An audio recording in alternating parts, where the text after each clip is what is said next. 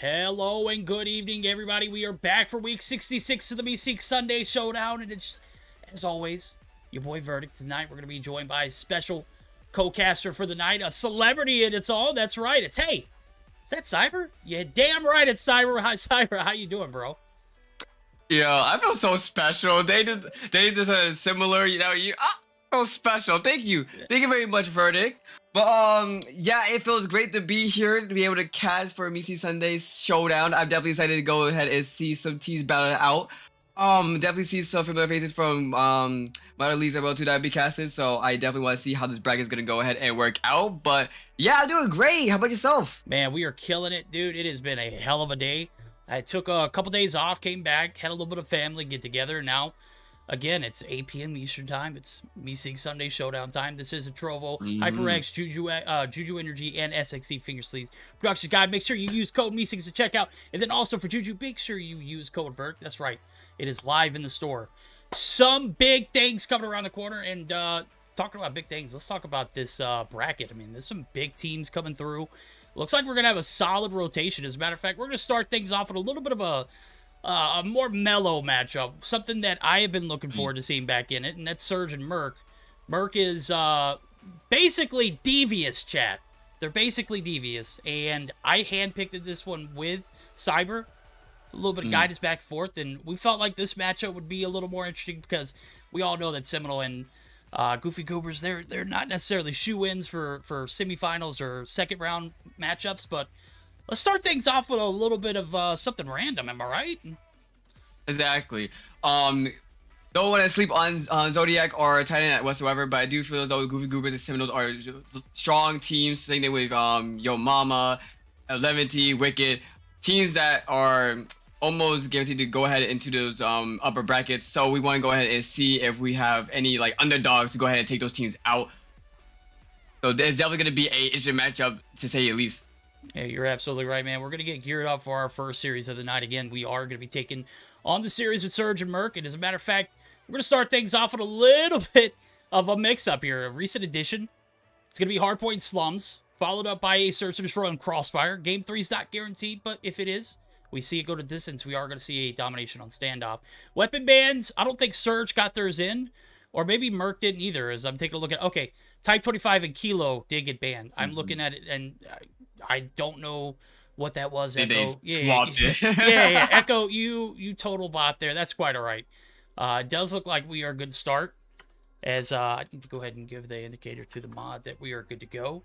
First round. This is the Meseeks Sunday Showdown, man. You've been a part of Mobile Mayhem now. You're getting a little taste of the Meseeks Sunday Showdown. You know, you've just had your fair share of big tournaments, haven't you? Yeah, exactly. All 1 week. It feels. I don't want to say it feels great. It feels amazing. I'm just excited to be here. Honestly, like I know I've been casting for a little bit. Of course, you and Day, Bobby. You know the big shows of the mobile community. Come down to casting. Yeah, I've been casting a way longer than I have, but you know I've been looking up to y'all. You know, so it's kind of nice to be casting alongside with someone I look up to when it comes down to the casting scene. But yeah, I'm definitely excited to go into these matches, especially Hardpoint Slums. Fun fact, I never casted a match in Slums before. This is gonna be the first one. So I mean, of course, I know all the points, all that stuff. But it's definitely gonna be an interesting one to watch because the points are definitely ones to go ahead and take, especially point 2 and point 3. We can also say point 4 as well. It's going to be a hefty matchup to basically take those objectives. So we gotta basically watch out for those rotations. And for the weapon bans as well too. Try 25 and Kilo. I've been seeing the Kilo pop up here and there when it came down to you know, AOS be using the meta. Of course, the Type 25, arguably the best AODs right now. But me personally, I picked the M15 when it comes down to, you know, my daily rank sessions. But Merc definitely an interesting pick with the Kilo. Solid weapon, great damage, great iron sight, great range as well too. Amazing range actually. So with that being banned as well too, I'm expecting to see a lot of M15s, and for SNGs, probably P90s, maybe a PP Bison, but we are about to get into our match right now, so we're about to go ahead and see. Yeah, we're going to see indeed. Now, I know that the P90 is a little more popular in the, you know, the eastern portion of the world, in the West. We haven't really adapted to that, and, you know, I think Path was mentioning that this gun was absolutely the meta at one point. I think he still stands by that, and I'm taking a look at all of Team Merc.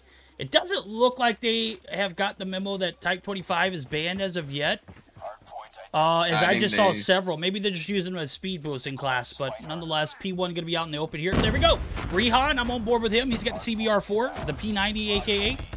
Is going to get taken down off the rip, but a big hold here on P1 here for the side of the red team, which again is Merc. Surge is the blue team. So guys, if you're wondering who is who, I don't have the bracket, or not the bracket, but the overlay updated for us to take a look at it. But I do know, in fact, that team, Merc, is actually a former Devious roster. Basically, the old Stay Devious roster. So, in for a Devious night. Well, definitely, though. And yeah, like I was talking about as well, too, you just see a nice little battle in the first point as well, too. You do see Merc basically holding it down, trying to push back Surge, using the choke points as well, too. We do have one play that went ahead and spotted on the other side. Is going to get annihilated right there for himself. But overall, though, it's going to go ahead and hold it for a little bit. We do see Surge making a nice little break. Is going to be able to get the scrap time. But Merc, nonetheless, will be going ahead and rotating to the next objective as well. So let's see how well they're going to be holding this down. This is about as even as it can get now. As you can see, P2 going to be a little bit more of a money hill. I wouldn't say it's a big money hill. As a matter of fact, I don't think anything besides P3 is a money hill here, because it's so easy to get the breaks from any point. When you've got like 5 points of entry on one hill, it just makes it that much more difficult. Like that P1 site is literally a ring site, like a fountain site that has a 360-degree angle that you got to cover. And right now, it does look like the side of Merc are actually going to be able to run away with that lead now. I was talking about not being a money hill, and sure enough, they're coming through and showing off a lot of money. Oh yeah, definitely. This hill is really difficult to take. I mean, yeah, you do have a lot of entrance points, but the fact of the matter is, though, you also gotta go ahead and either go from stairs, go around. There's a lot of angles that Merc can go ahead and hold down. They are still hanging on to it, but it seems like Surge is about to make the break that they need, even though in reality they should be going ahead and making rotations, which you do see right now. This one, point number 3, and including point number 4 as well, that I would say is a nice little money point. Could cover only 2 entry points, and honestly, you do have good spawns as well too. So with that being said, hopefully they do hold this down away from Merc, because Merc do have a bit of a lead for this. Yep, they got a 42-point advantage. You can see the spawn site's going to be settled in.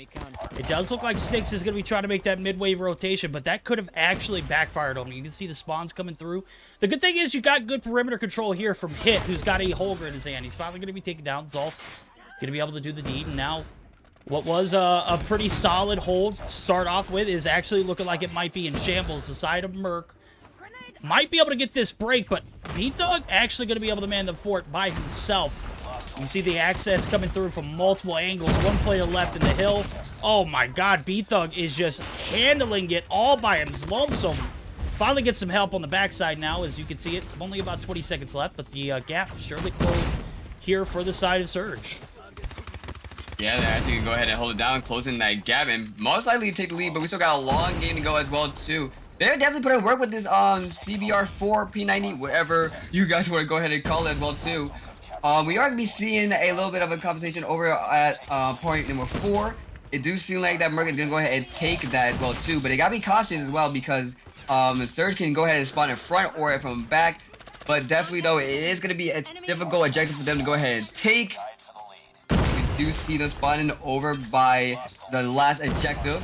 Guy is going to try to go ahead and push from the alley, not going to find success whatsoever. Neeks picking up 2 as well.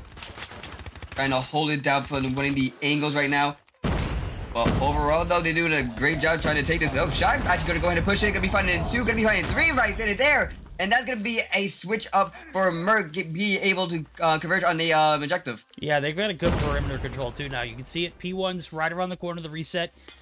And everyone for the side of Surge are actually kind of spread thin. You can see it. There's 2-2 stack here coming through on each angle through the front side. Nobody coming through the back side. There's a lot of control here on the back side, too. So all angles are pretty much covered here for the side of Merc. Surge looking for this break. There's only about 10 seconds left, so they're really only battling for scrap time at this point. P1 reset coming through. You're definitely... Oh, Ishii, that was so disrespectful, homie. Pulled out the katana and just absolutely wiped one. And you can see it. P1 setup going to come through nice and crisp, but there's nothing nice or crisp about this objective. As a matter of fact, this is about as open as it gets on this map. Most certainly, though. And the people do have their specialists ready as well, too. So this is going to be definitely a battle to see which team is going to go ahead and take it. It's really difficult as well too when you keep in mind that these spawns love to flip. You can be spawning from one side, you can be spawning on the other side. Nonetheless, though, it seems like Surge is holding it just for a little bit right now. Ray is going to be able to have the Sparrow, going to be picking up 3. Hit as well as going to be having Annihilator, going to be picking up Zell as well too. And with the Vortex, so they popping all their specialists right now. Yeah, this is basically all the money on the table right here, right? They're investing a lot, and right now it's paid off. I can't really be mad at it, but at the same time, P2's right around the corner. Can they hold that Can they hold this this objective, this spawn site now? As I can see the early rotations coming through for hit. 2 players on the right side. I think this is a perfect opportunity for a quick HyperX listening for the side of Surge. All right, let me see if I can get us in there real quick. So I got the listening page. Surge is in the VCs. Question mark? Do I see them? If I do, I will drag you there. Yeah, Surge is under Seminole. There we go. Perfect. All right, HyperX listening with Surge. We'll see how they do on this P2 rotation. No, you're right. You're right. Nobody. They have Vortex. Alright, what the fuck? How did I die to that? Right side. Let's side. Pushing up. Nice. We spawned out. I spawned out. Spawn. Oh, I spawned. Good news. Stop playing. Play new. Let them get this. Enemy go next. I got straps. Go in there. I have 4 streaks. Oh, I used my card already, guys. One's core. Core dead. We're still spawning up. I mean, use my cluster for new once we get there. I was in a corner, bro. Use my cluster. Play fun. I got trophy. Just pick up time. They're spawning one. Oh, one is spawned. One more hit.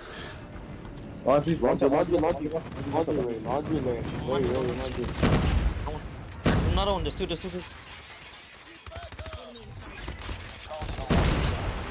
All right, I gotta say, for a team that doesn't, I mean, I think they've competed a few times in the Meseeks Sunday Showdown, but I don't think I've seen them on a tier 1 platform. They had some pretty solid comms. It wasn't anything eccentric. It was just handling the basics. I got old. I got your scrap time. I've got full streaks. I used a predator. Some very pertinent information coming through, and a massive lead they've racked up. So, Cyber, what were your thoughts? Definitely, classic. It wasn't chaotic whatsoever. Clean, crisp. I mean, it's really all you want in a actual comms. I mean, you just want people to talk and making sure that you have any type of information to help with the map whatsoever. So definitely, it's up there for being really good comms. And like I said, it is working as well too. They are trying to go ahead and make the rotation over to the next objective. Thug is gonna go ahead and find one, but the Purifier was in right there is gonna at least pick up one. Still gonna be over in favor for Merc right now. Choices is also gonna be coming down. Hopefully they are going ahead and make the break. This shouldn't be enough for them to get the lead, but if Surge would go ahead and make the break, this still would help them overall, because the fact of the matter is, though, if they go ahead and get close enough for the actual lead, they could go ahead and actually just win off scrap time if they were to go and switch to the next objective. Yeah, P1 right around the corner. Reset is 100% guaranteed. I can see it now. As Surge don't have enough to win off this objective, but have allowed their opponents to kind of close the gap. I mean, it's still 60-point deficit. As you can see it now, Beetle going to be taken down. Hit is on a bit of a spree, man. Is popping the hell off, and I'm expected to see a lot more P90 usage after seeing Type banned, right? He is, you called it earlier, it's definitely a viable option, and here we are. Bro's got like 38 on board. 37 and 27 so far as I'm taking a look at the scorecard. Only one person close to him. That's going to be Dane with 34 and 21 as we see P1 reset comes through. This is a toss-up now. The last time around we saw it in the P2 reset, it heavily favored the side of Surge. So I could definitely see them closing it out here. But I would not be, you know, I would not be surprised if we saw a P2 reset coming through as well. So big shots coming through for Ray. He's going to find 2. And now there's still one player left to deal with on the contest. He is going to get the kill, but he is going to be taken out. Surge only need 18 points to close game 1 out. Yeah, and even if they were to go ahead and lose it, like I said, all they gotta do is really go ahead and make the rotation, or they can still play for the scrap time. But nonetheless, though, I don't believe that Merc has any streaks to help them with this. So they're gonna have to really make a hard push. But Sneaks, though, picking up 3 right then and there. And I think that's it. 3 points away with a big play with the P90, and it's gonna close it out 250 to 172. That is all Surge right there, picking up game number 1. Yeah, that's a big one, man. You pick up those 3 kills. You're able to spread your opponents out. No one's there to contest. I don't even know how those guys didn't just... I mean, they literally walked right past them. Right, yeah. And the business was just handed right to them. That's going to be a massive game 1 there for Surge. They took just a hell of a beating early on. But after they got settled in the first, few points, they were able to turn the tables around and pick up a 250 to 172 win over this Merc squad, who again is formerly known as Devious. Rihan, he picks up 40, but on the flip side of things, I think someone did it better. That's Hit, who went 40 and 28. So 28 seconds on the hill for him. 2 minutes and 20 on the board for COD Mobile player. Don't know who that is. Very generic name, but the gameplay absolutely on point in the objective. Yes, most definitely, though. It was definitely a fun match to watch, nonetheless, though. Surge picking up that second win, able to go ahead and clutch it up, but now we get to go ahead into the S&D, which is Crossfire, one of my favorite maps to play S&D due to the sniper angles you can go ahead and use in the map. Really excited to see who is going to rise up to that role. But yeah, let's go ahead. Let's see if our players are going and ready up. Yep, they are just about readied up, and as Cyber just mentioned, we are getting geared up for a game 2. It's going to be that Search and Destroy on Crossfire. What about this map do you like so much? I know I prefer it for only Search and Destroy. I don't feel like it's a viable map for Hardpoint. Right. It's just way too big. The 5 points kind of give it a little bit of an appeal, but when you're looking at the grand scheme of things, it doesn't really fit in the COD Mobile playstyle. Am I right? Well, for Hardpoint Domination is big, big, big. The map is just... It's a hassle to go ahead and hold... let's say you were to go hold A or even really C. It's just a hassle going back and forth trying to hold down those objectives. That's for Domination. For Hardpoint, to make the rotations, you gotta make the rotations really, really early as well, given how far you have to go ahead and move up and down the map. But for S&D though, I mean, I don't know if you know this, but I love to snipe. I'm not a sniper main, but it's Call of Duty. I love sniping. Dude, I've seen you with the Outlaw, bro. I know how sick you are with the shots. Okay, Outlaw, don't try to downplay. Okay, we know you're cracked, AF, bro. All right, I've seen it. If you don't have if you don't follow Cyber, for one, you're missing out. And 2, if you don't follow him on Twitter, you're definitely missing out, because I've seen so many TikToks of yours that just, I mean, blow me away. It's one of my favorite ones was the one, the Outlaw, that you posted a clip of. And I was just blown away that anybody could use that gun. I was so invested. I think that was my first legendary weapon. I know that's sad to say. Oh, really? I thought it was going to be the meta as soon as it came out, and sure enough, it came out shooting peas. Yeah, it came out like that, and then I think they buffed it before. It was okay, but then it was never like, it wasn't never, up there. Yeah. I was so sad, bro.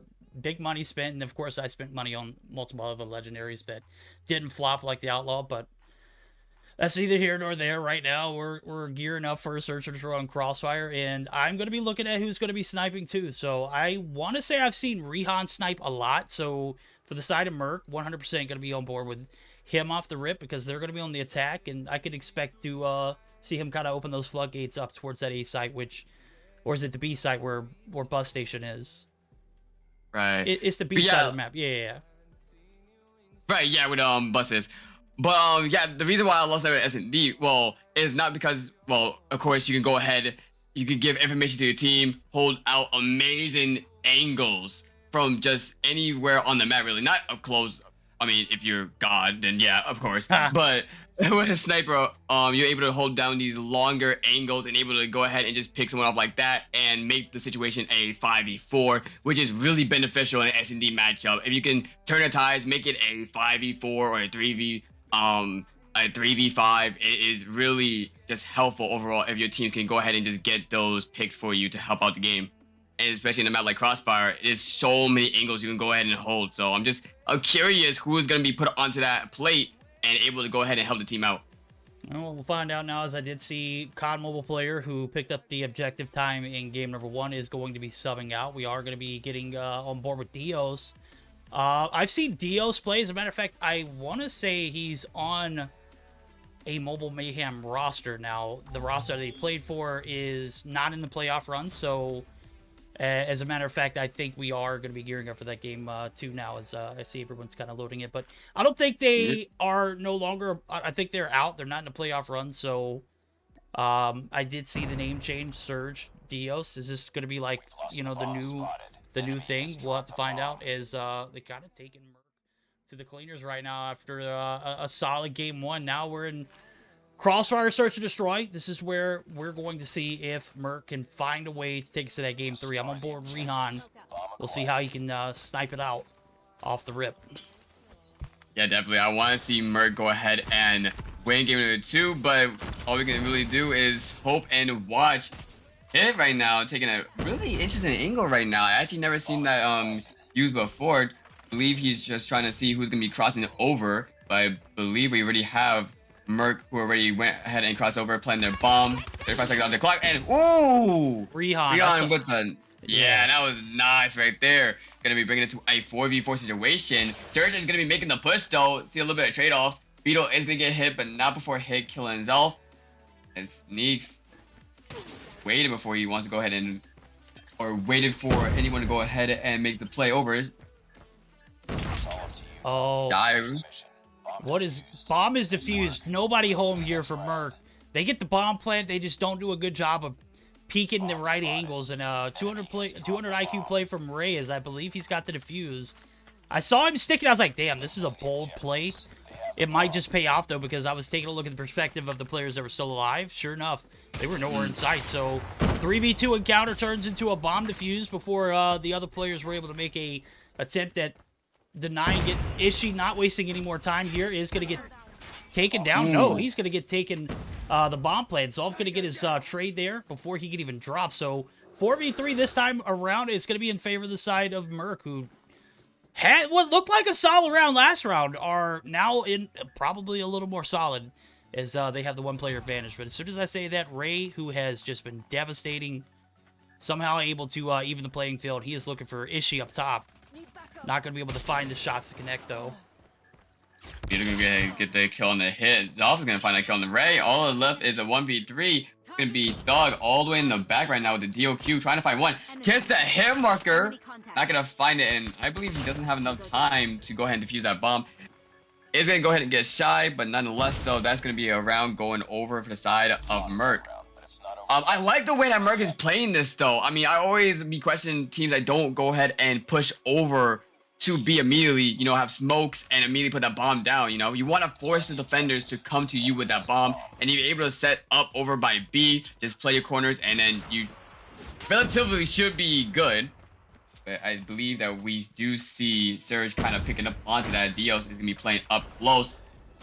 Neek's hit is going to be picking up too. That's going to be a 5v3 situation, and that is definitely not looking good inside over for Merc.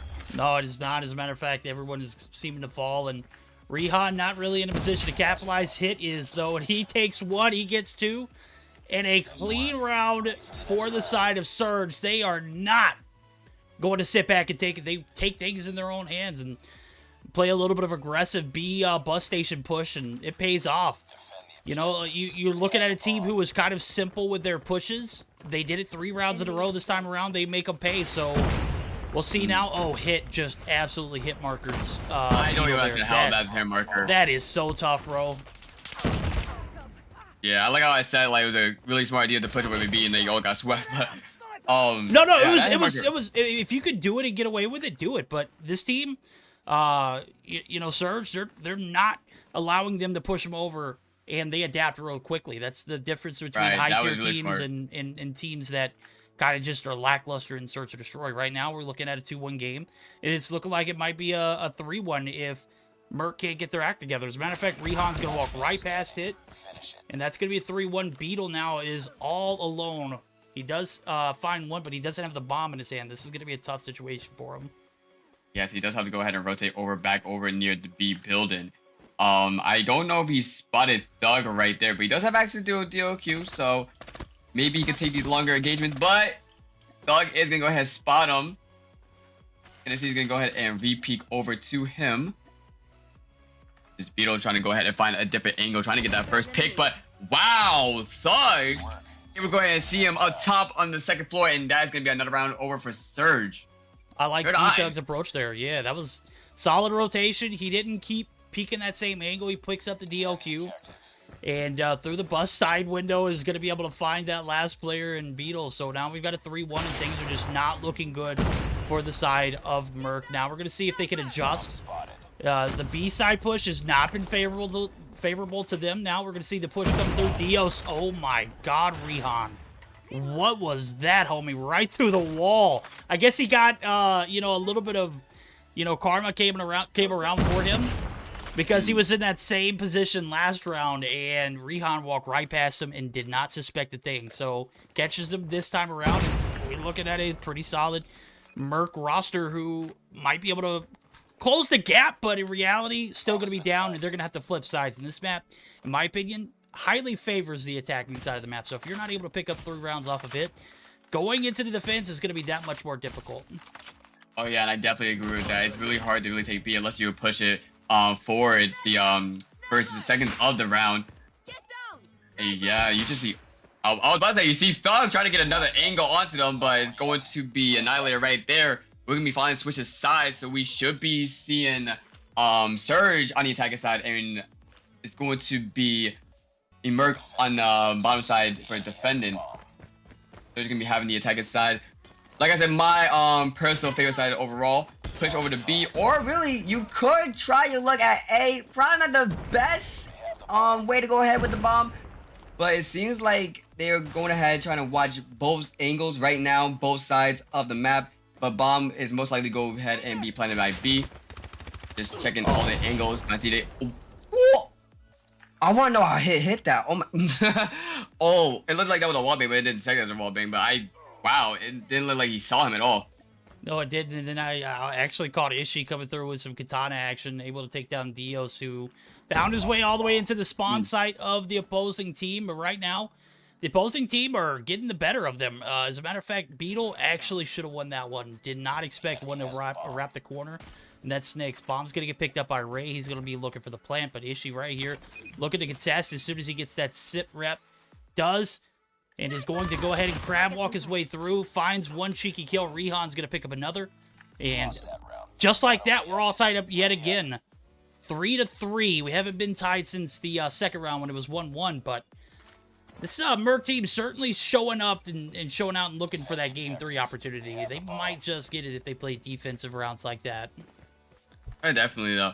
Me personally, I feel as though S&D is just that one game mode that a lot of teams really just specialize in. Like, of course, you got those teams that definitely play well in Hardpoint, Domination, you know, the respawn matches. But S&D, I feel as though would be the closest games out of all of them. I don't know, I just feel as though it's a lot easier for these teams to go ahead and pick up and adapt and just really specialize in. Third right now, we're going to be able to pick up 2. Sneak's going to go ahead and put the bomb down. 45 seconds onto that clock. Merc right now is pretty separated. We do see they and Beetle kind of close to each other with the the builder on the left. Guy was on the right. Thug is gonna go ahead and pick that up. So all that's left is those two right there. And again, Thug's gonna pick up another one to Beetle. He's gonna be the last one left alive.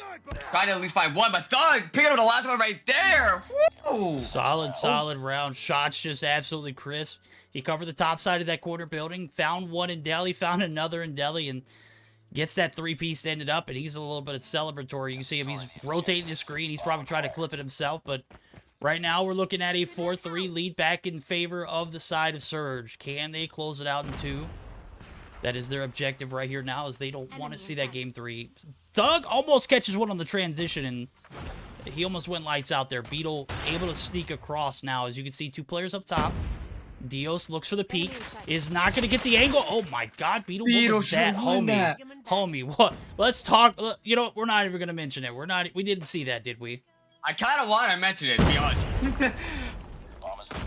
It's tough, dude. That is tough. Bomb's going to go down, and look at it. 2-player advantage, make it 3. His hit is just not missing right now. With only about 34 seconds left on the clock, Ray's going to find another. Zolf's going to be left on his own. He's going to find 2, but Ray right there up top is going to be equalizer. Now, here we are. Game point. Series point, technically. Can Surge Right, close it yeah. out too? And can they resemble the name of the team from the CDL who has been so dominant? Today, not so dominant, or yesterday, not so dominant, but Seattle Surge have been hot this new season. Am I right? Anybody who watched CDL probably, yeah. Yeah, I mean, I used to. I kind of been busy, so I haven't been really up to date with CDL, even though, you know, NYSL, you know, Foster, my favorite player, you know, shout out to you. But, yeah, like, honestly, hopefully they are able to. I mean, they are up 4-3. Bomb is also going to be going down. I love, like I said, I love how teams just play that B. All you got to do, smoke down, push over to B, put that bomb down, play it, or you go ahead, push up. I mean, shoot, Zolf's down. Rehan's down as well too. All that's left is Beetle with the PB Bison. We're only 30 seconds, and with 4 people still on the side of Surge, this doesn't really seem like a game to clutch up. He's probably gonna go for the melee right here, and is gonna find Thug before going down to Sneaks. And ladies and gentlemen, that is 6-3 to S&D. That is 2-0 in favor over for Surge. Yes, that is indeed 2-0. It started off a bit back and forth, but sure enough, after that first round on the attack, they bite the dust and then find 3 rounds of their own back to back to back. And solid game for them. Now, as I'm taking a look at the bracket, I think their potential for next... Actually, it's a 100% guaranteed. I said it's not a guaranteed thing to see Seminole or Goofy Goobers at any given point, but we all know those teams are OP. Well, sure enough, Surge find a 2-0 win over Merc. They're going to be moving on to face off against the Goofy Goobers. So, take a look at the post-game stats. Pretty solid. Oh, Ghosts of Encouragement. What a bloody fight. Reminds me of Rot. Here, have a double weapon and character XP for the next 30. Thank you, Ghost. I appreciate you, homie. This is my casting account, but I appreciate the offer. 13 kills on board for Hit. As I mentioned, I was talking about Rehan being a sniper talent. I did not even know who Hit was, and sure enough, the asterisk should have let me know, and he was something else, bro. 13 kills on board. Only the elite have asterisks in their names. I'm just saying. You know. That's true. Yeah, it is proven facts, right? Verdict asterisk. Yeah. That is my main account. And all right, I'm done. 13 kills on board for the man. Solid rotations in the hardpoint, solid holds, and solid attacking strats coming through in the Search of Destroy. They're going to be moving on to face Goofy Goobers. This is certainly going to be making out to be a great series. Oh, most definitely, though. That was really interesting to watch. 2-0 in Merc. They did really good in Hardpoint, and they did really good in S&D. But is it enough to take out Goofy Goobers? In my opinion, maybe. Maybe we could see a 2-1. But Goofy Goobers, in my opinion, and I'm probably biased because I love Goofy Goobers.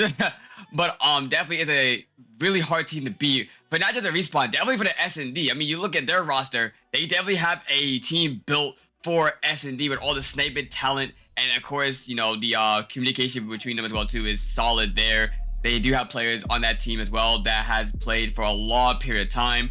So, Surge, I mean, you had a great round number 1. I just hope that your momentum for this game could carry on to round number 2, and hopefully you give us a great matchup against Goofy Goobers. Well, we'll see all in time now as we're going to get geared up for that next series, guys. We're going to be right back as soon as we are able to get this lobby set up. So, guys, don't go anywhere. We got Surge. We got Goofy Goobers. They're right around the corner. Will Surge be able to, you know, continue their reign of terror here as they've taken a 2-0 lead and move on to the second round? Well, we'll have to find out. It's just right around the corner. So don't go anywhere. We shall be right back.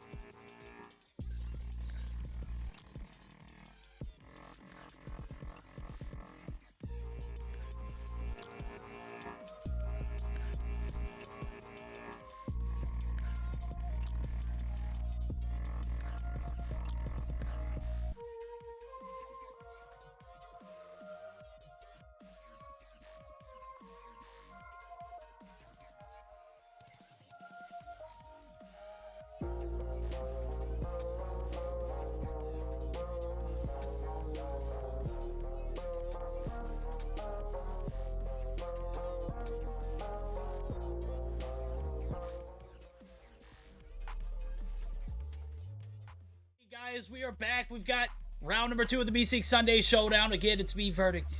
Hi, hey, how you guys doing out there? You doing all right?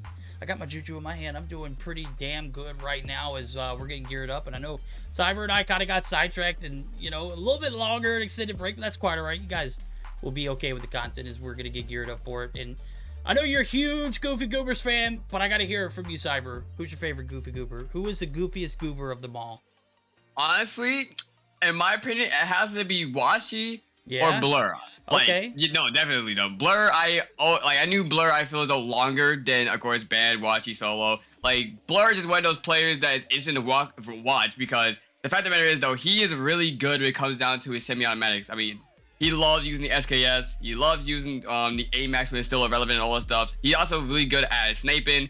He's just an overall instant and solid player. But of course, in my opinion, I think the better sniper on this team is Washi. Definitely someone to go ahead and watch, especially for S&D. But the reason why I brought that up too, because it looks like they have went ahead and banned the SKS, which is really, really weird. I don't know if they're doing that for troll reasons, but like I said, Blur is the type of person to go ahead and use really any weapon and still shine with it. So it's definitely gonna be interesting to watch them play. But I'm not going to go ahead and sleep on Surge. I feel as though Surge could go ahead and definitely bring us into a game number 3. But it's going to be a challenging fight. Bringing us into Hardpoint Summit. S&D should be S&D Meltdown. We haven't seen that in a long time. And Domination Standoff if we do get into a game number 3. Yep, and that's it. We're going to be jumping right into it. Not going to waste anybody's time. Going to go ahead and jump right into game 1. As Cyber just mentioned, we're going to be firing it up with a little bit of a snowy side map. That's going to be Summit. Hardpoint, ice cold transition is going to be coming through in Surge. You look good in the first round. Well, guess what, homie? We are in the big show because Goofy Goobers are one of the best teams in NA, and right now they're going to be having the advantage of having the top side of this control building now. You can see P1's out in the wide open on the bottom side of it. Getting that top control is crucial, but doesn't necessarily rack up points now. We can see the objective held. Washi pulling out the M13. The type was banned, if I'm not mistaken. If I'm taking a look at that right. SKS and type. SKS. So, a little bit of improvising here. The M13 certainly a great option, but for this map, I would expect some more CBRs, maybe some PP19 Bisons, but right off the rip, Goofy did a solid job of holding the hill. Right, and another weapon we actually have not talked about, which not recently came out, but definitely the PPSH. I mean, decent max size. Iron sights are really good as well too, and the kill time is good as well. Like, it's honestly a solid SSG for those close engagements. You see Ray over here using it as well, but definitely coming up on top is going to be Goofy Goobers, able to go ahead and hold down the objective. It seems like we do see Surge trickle in here and there, but nonetheless though, Goofy Goobers is definitely taking up some big points. They'll be going ahead and rotating. We do see Solo already drawing the trophy system down and pushing over. But I do gotta be cautious as well, as Surge is gonna be taking a high sector 2 on second floor. Black right now, honestly, is using the HVK, which is another AR I have not seen in a minute. And I'm not gonna hold you. That gun takes a little bit of skill, given the fact that to really get that sweet kill time that it does bring, you're gonna have to hit that head at least once. I do believe so. So definitely gonna be interesting to watch that as well. But nonetheless, yeah, like I said, we do see CBR, we do see the M13, my personal favorite AR. But yeah, so far Goofy Goobers is really just running away with this on P2. Yep, they are handling business as normal. They got a not so normal player in the rotation as of right now, but still early in the night. Cammy, I'm not 100% sure if it's just a sub or if it's a trial, but as normal, you see Envy, you see Solo, you see Washi, you see Band. No Blur right now. Maybe we're giving Blur off the night. Maybe Blur is actually Cammy. Who knows? Yeah, Blur is Cammy. Blur is Cammy. Because I believe when I was casting Mo Mayhem, the reason why is because their cast was banned. Yeah, so yeah. If my memory serves me right, I believe Cammy is Blur. That's why I was so shocked that they banned the SKS. There we go. There we go. Well, Cammy is certainly Blur now. As I'm taking a look at it in Discord, that is absolutely the case. Right now, we're going to see P3 transitions coming through. And the side of Envy, the side of the Goofy Goobers, they are not backing down. As a matter of fact, they have racked up 70+ points. The Annihilator comes through for Blur. Is going to be able to find 4 in the feed. Is looking for that 5th. That's 5. Yep, 6 wasted, but nonetheless, the M13 is going to be able to win that gunfight. And with still 30 seconds left on the point, he's got to give it up and started heading for the hills. He's like, Envy, you guys can hold down the fort, right? Washi, you guys can hold it down. Well, they're going to get taken down, and some much-needed triple time going to come through for the side of Surge. Now, this is, again, we saw how great Surge played in game number 1 in the first round. This is no first round, and this is no Merc team. This is the Goofy Goobers, and they are just absolutely steamrolling at the moment. Yeah, if I can really give any advice, though, they really got to step it up when it comes down to winning gunfights. Blur right now is set at 15-5. Washi right now is 18-8. Ban 13-8. Look at the other side. I mean, they kind of struggling. 9-12, 1-11, 6-13, 6-14, 9-13. It really just comes down to winning that initial gunfight and trying to hold down the objective as best as possible.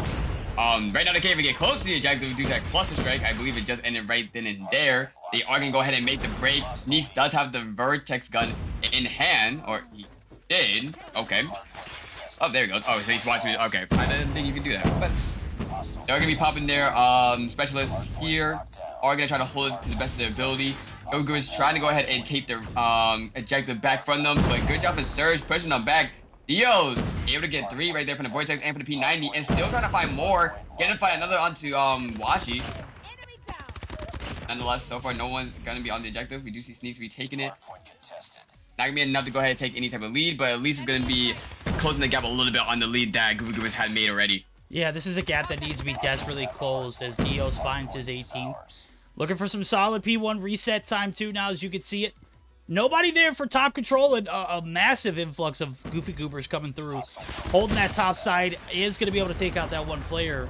Ray's going to be dropped, B-Thug, and now everyone's going to be funneling in through the green side of the map. Now, rotation through the bottom side. Cammy, a.k.a. Blur, going to be able to find multiples. This is just absolute domination. As we see it, P1 reset comes through, and it's looking exactly like we saw it earlier now. As I'm thinking maybe a little bit of a quick HyperX listen with the side of the Goofy Goobers and hear how they sound on these comms for this P1 to P2 reset. I agree. Yeah. Nice. I'll push you. There's one in green. There's somebody. They have flip spawn. They have. One more bottom, one more bottom. Thank you, my brother. You fucking left me. One more bottom. I got top right now. I'm watching top stairs. They top. Top is dead. Top is dead. Corner. I got one of them. Bro, got that one. Corner. One side. Holding spawns. One more in here. Old. Top. One next. Oh, he's con. One next. Next is. Oh! Still. Wait. He just jumped over my annihilate shot. Oh, I got naded. You bad? Con is dead. There's one more. Con one side. Absolute con. He's dead. Top. One top. One bottom. I played like a rat. Didn't work. Is Ben barrels? Nice. Bottom. See him jump out. I love you guys. You're Grab gun. I'm dead. And he has that shit again? God damn. P90 should not be outgunning me like from that range, dude. That's crazy. He's not top. He's not top. belong bottom. You best one second, Belong bottom. We slip. Top. I'm lose spells. Watch con. Yep, con. Con. Bro.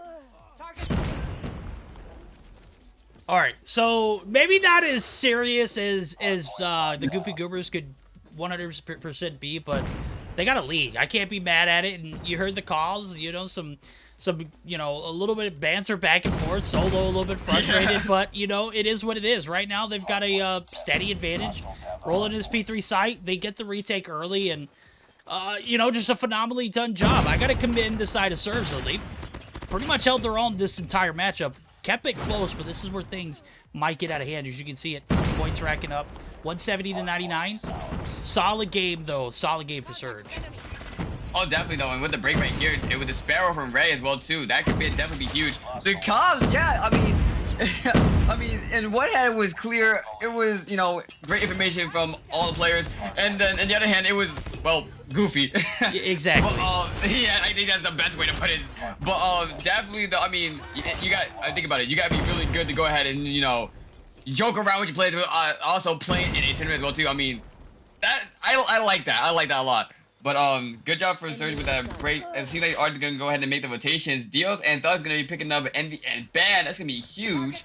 Given the fact that we do see Goofy Goobers trying to make that rotation over to the next point right now.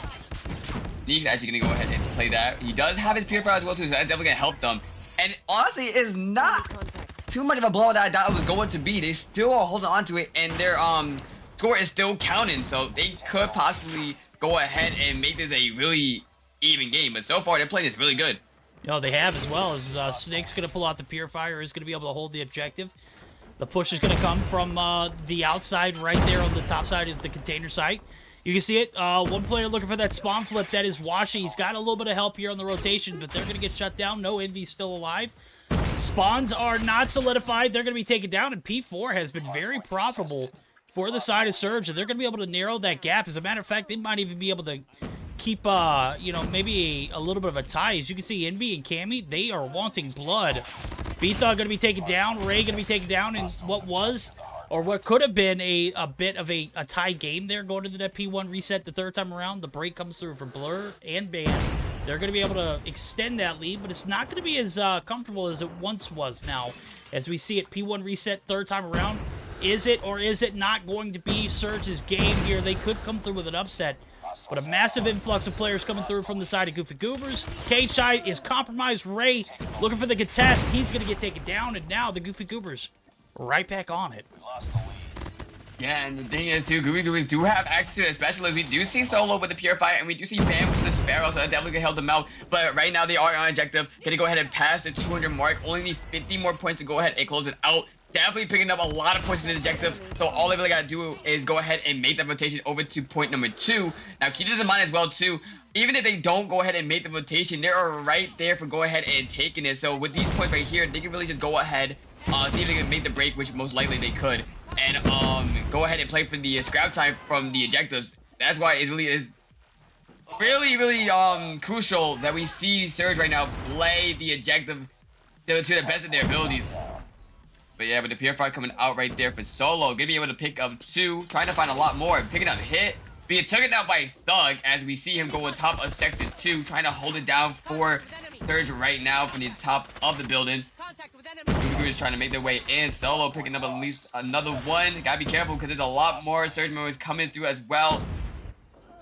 Yeah, trying to at least push him back. Surge trying to extend this game, but this is Washi putting the nail in the coffin, dude. You pull out the streaks later in the game, definitely going to make a case. But the bad thing is there's no one there to capitalize on that cluster strike. The kill does come through. He ends up picking up 1, but the more important thing was clearing off the objective for the time being. Now, only 13 points needed here for the Goofy Goobers.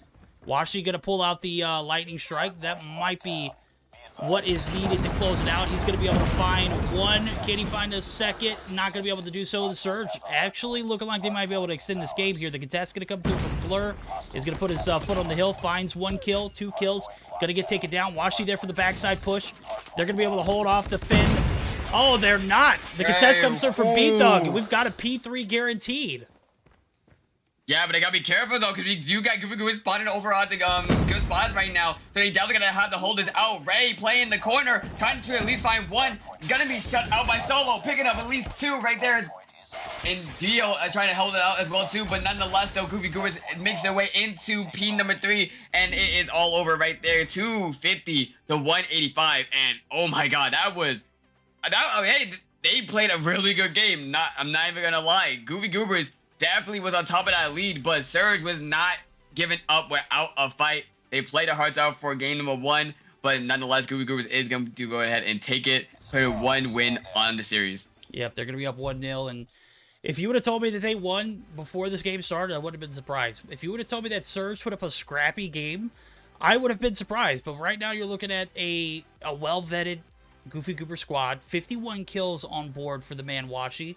This is a guy who will put up 51 kills, and then after the game, will put his feet up on the chair and just start playing ukulele. I am dead-ass serious.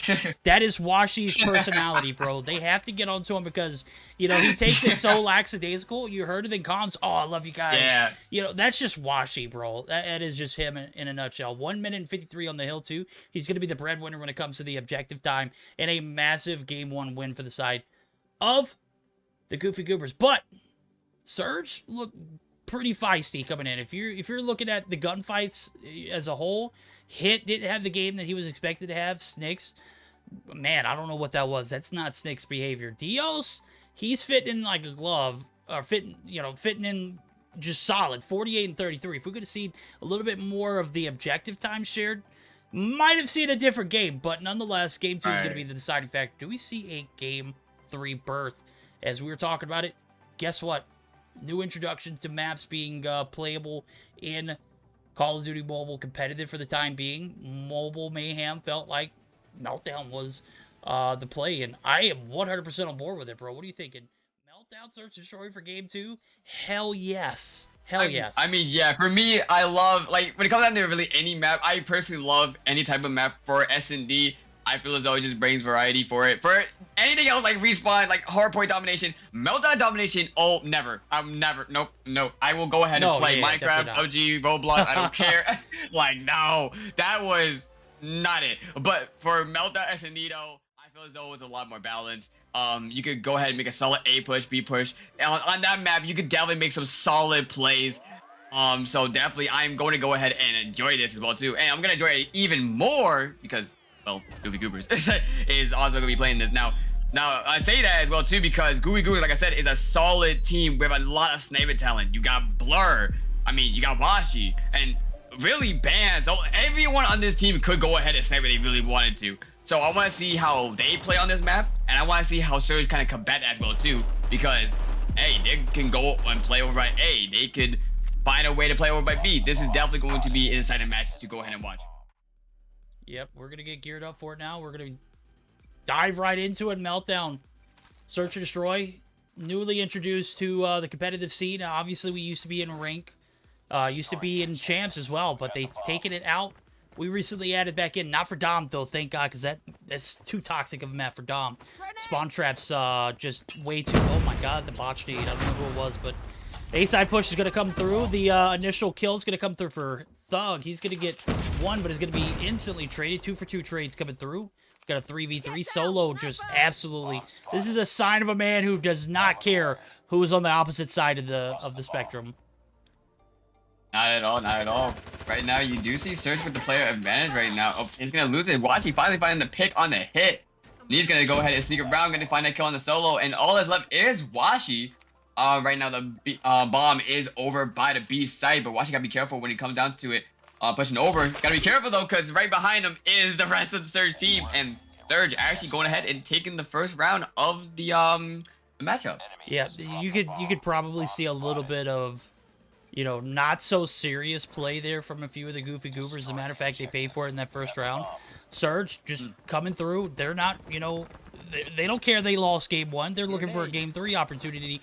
They want to see if they can make it to the semifinals. And right now, putting up some solid Surge games. B-Thug actually going to be able to find a kill there with the nade. Snake's going to be able to clear off the A site with 1, make it 2. Nope, Dio's going to get the credit for the kill. Envy going to be left in a 1v5. He's going to find 1, but surely going to meet his demise as Snake surrounds the corner. He picks up his 5th. And good night. Cyber, we're 2-0, and it's not Goofy Goobers. I know, that's actually... No, wasn't that shocking? In my opinion, I think Surge is taking this a little bit more serious than Goofy Goobers, nonetheless. But, I mean, hey, good job for them overall, though. Making a nice solid push, able to win their gunfights. That's something they was not able to do in the Hardpoint. But over at S&D, though, for the first 2 rounds, definitely able to go ahead and just convert onto those. Good job for playing as a team on Surge end. But as you see here, Goofy Goobers is going to go ahead and switch up things. Ban is going to be eliminated. Bomb will be down over at the B side. Oh, Ray. Oh, yeah, Ray's going to be able to pick up 2. Envy is going to go ahead and get the kill on the hit, but it will be a 4v2 situation. Oh, right now the Surge is... Wow, Ray. Okay. Yo, Ray shot. Oh, my God. Ray with the 4-piece. Didn't have a single kill coming in this. He said, come my way, baby. They went B, right down his alleyway, gets the bomb defused. In 3 rounds in a row, just an absolute dominant performance from this Surge team. Goofy Goobers, are you guys home? Is this upset season? Or are we going to see some more serious gameplay? I felt like that push was a little bit more serious compared to the A-side. The A-side, all they wanted to do was manhandle their opponents and just force that A plant. Right now, they're playing conservative. Look at it. They are going to fall for a B push yet again. Will they be more successful this time around, though? Well, it did take it right there. Ban gonna be able to go ahead and push up.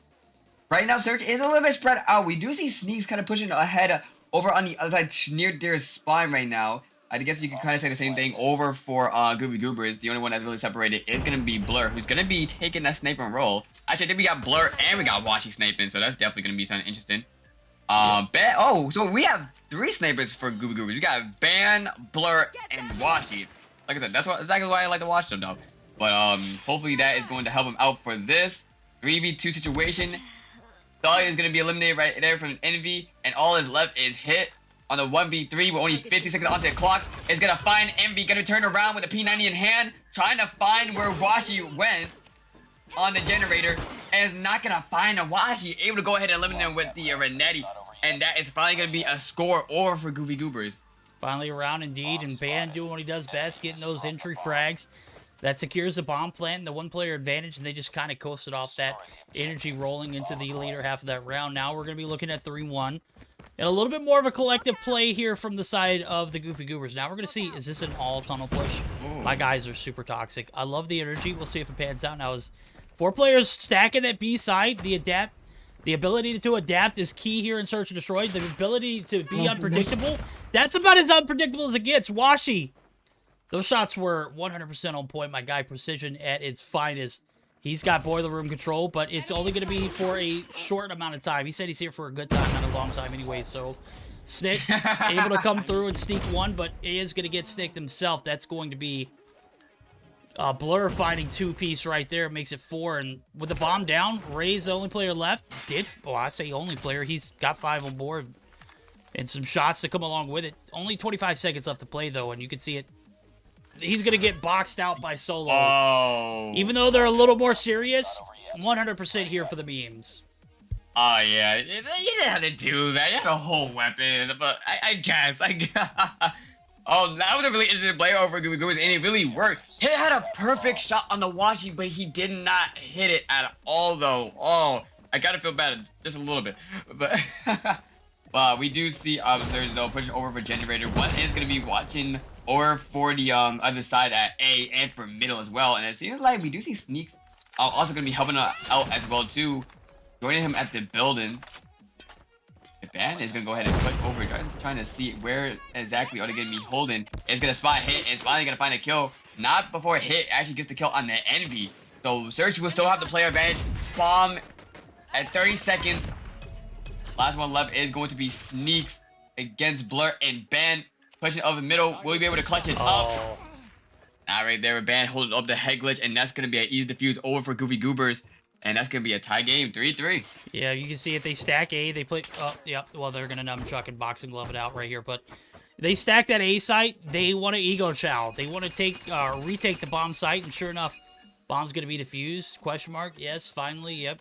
There you go, Blur. Go ahead and seals the deal. But not if a little bit of memery comes through along with it. So the ability to retake that B site is such a powerful play, because if you force your hands of your opponents to go A, you know, and you're already there, you're going to have that early advantage. You can see it now.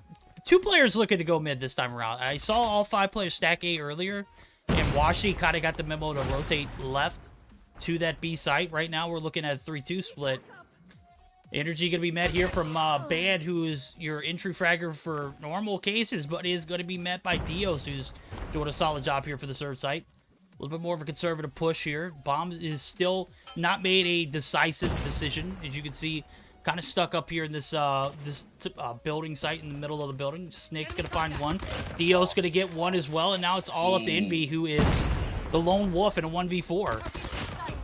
Yeah, Envy is going to find Thug. He's going to find Hit as well, too, bring it to a 1v3, but there goes Dio sliding over, and that is going to give back the lead over to the side of Surge 4-3. Yeah, I love the way they play that, though. I mean, they played it really passively. Waited for them to go ahead and make the push. You saw Washi coming through the generator, trying to go ahead and try to see if he can get a peek of anyone playing an angle on the other side of the A bomb. And it did not work. So he was able to go ahead and pick up that kill and overall help the team out. That was a really smart play over for Surge side. Hopefully they're able to do something similar to that again. It does seem like Goofy Goobers, especially Washi, trying to go for the same angle as well. Playing a little bit further out.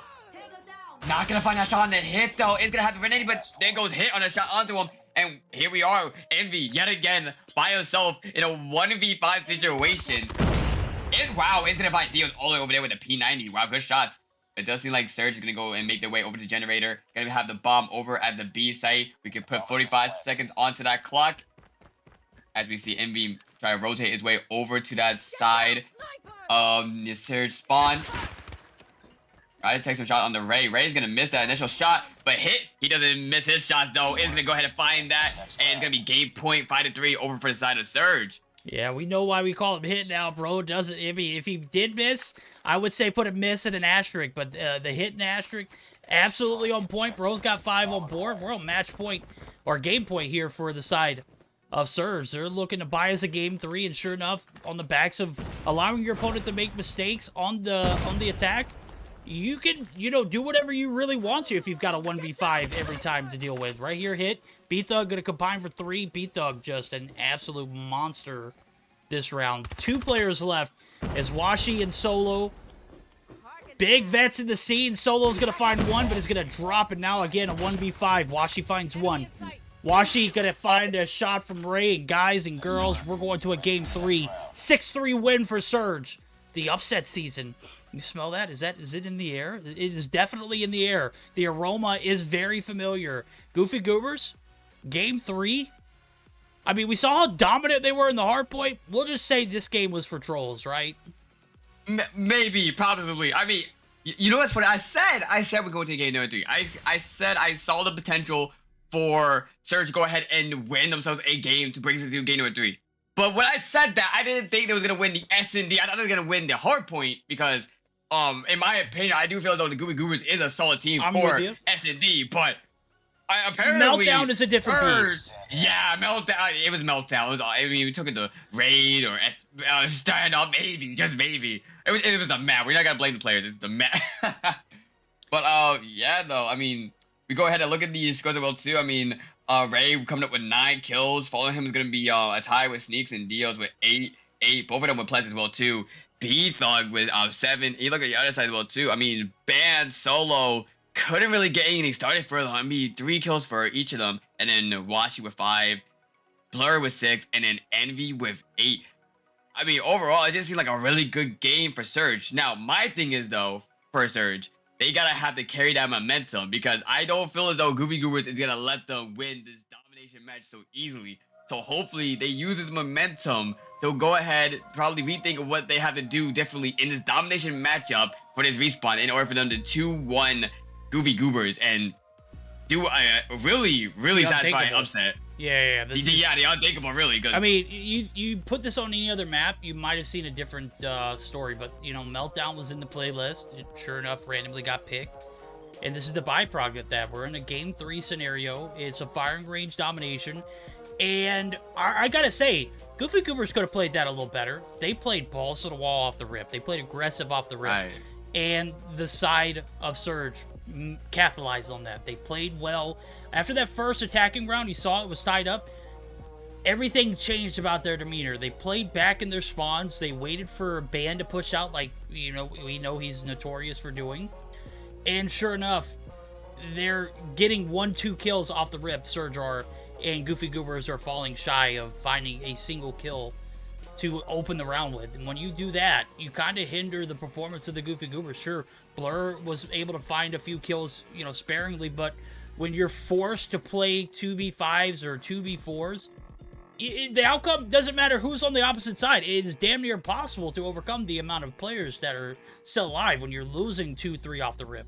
So right now, can Surge pull off the upset in game 3? As I was taking a look at the best of 3, we've got it wrapped up right around the corner. It is going to be that firing range search and destroy, or firing range domination.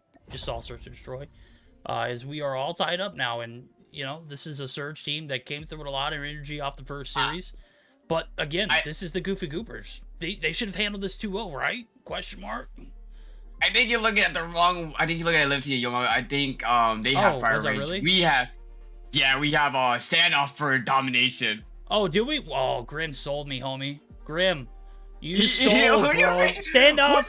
Look, standoff dominate. Well, I didn't check Discord. I checked the the graphics that we had in firing range was tossed in there. Ah, that's Yeah. right.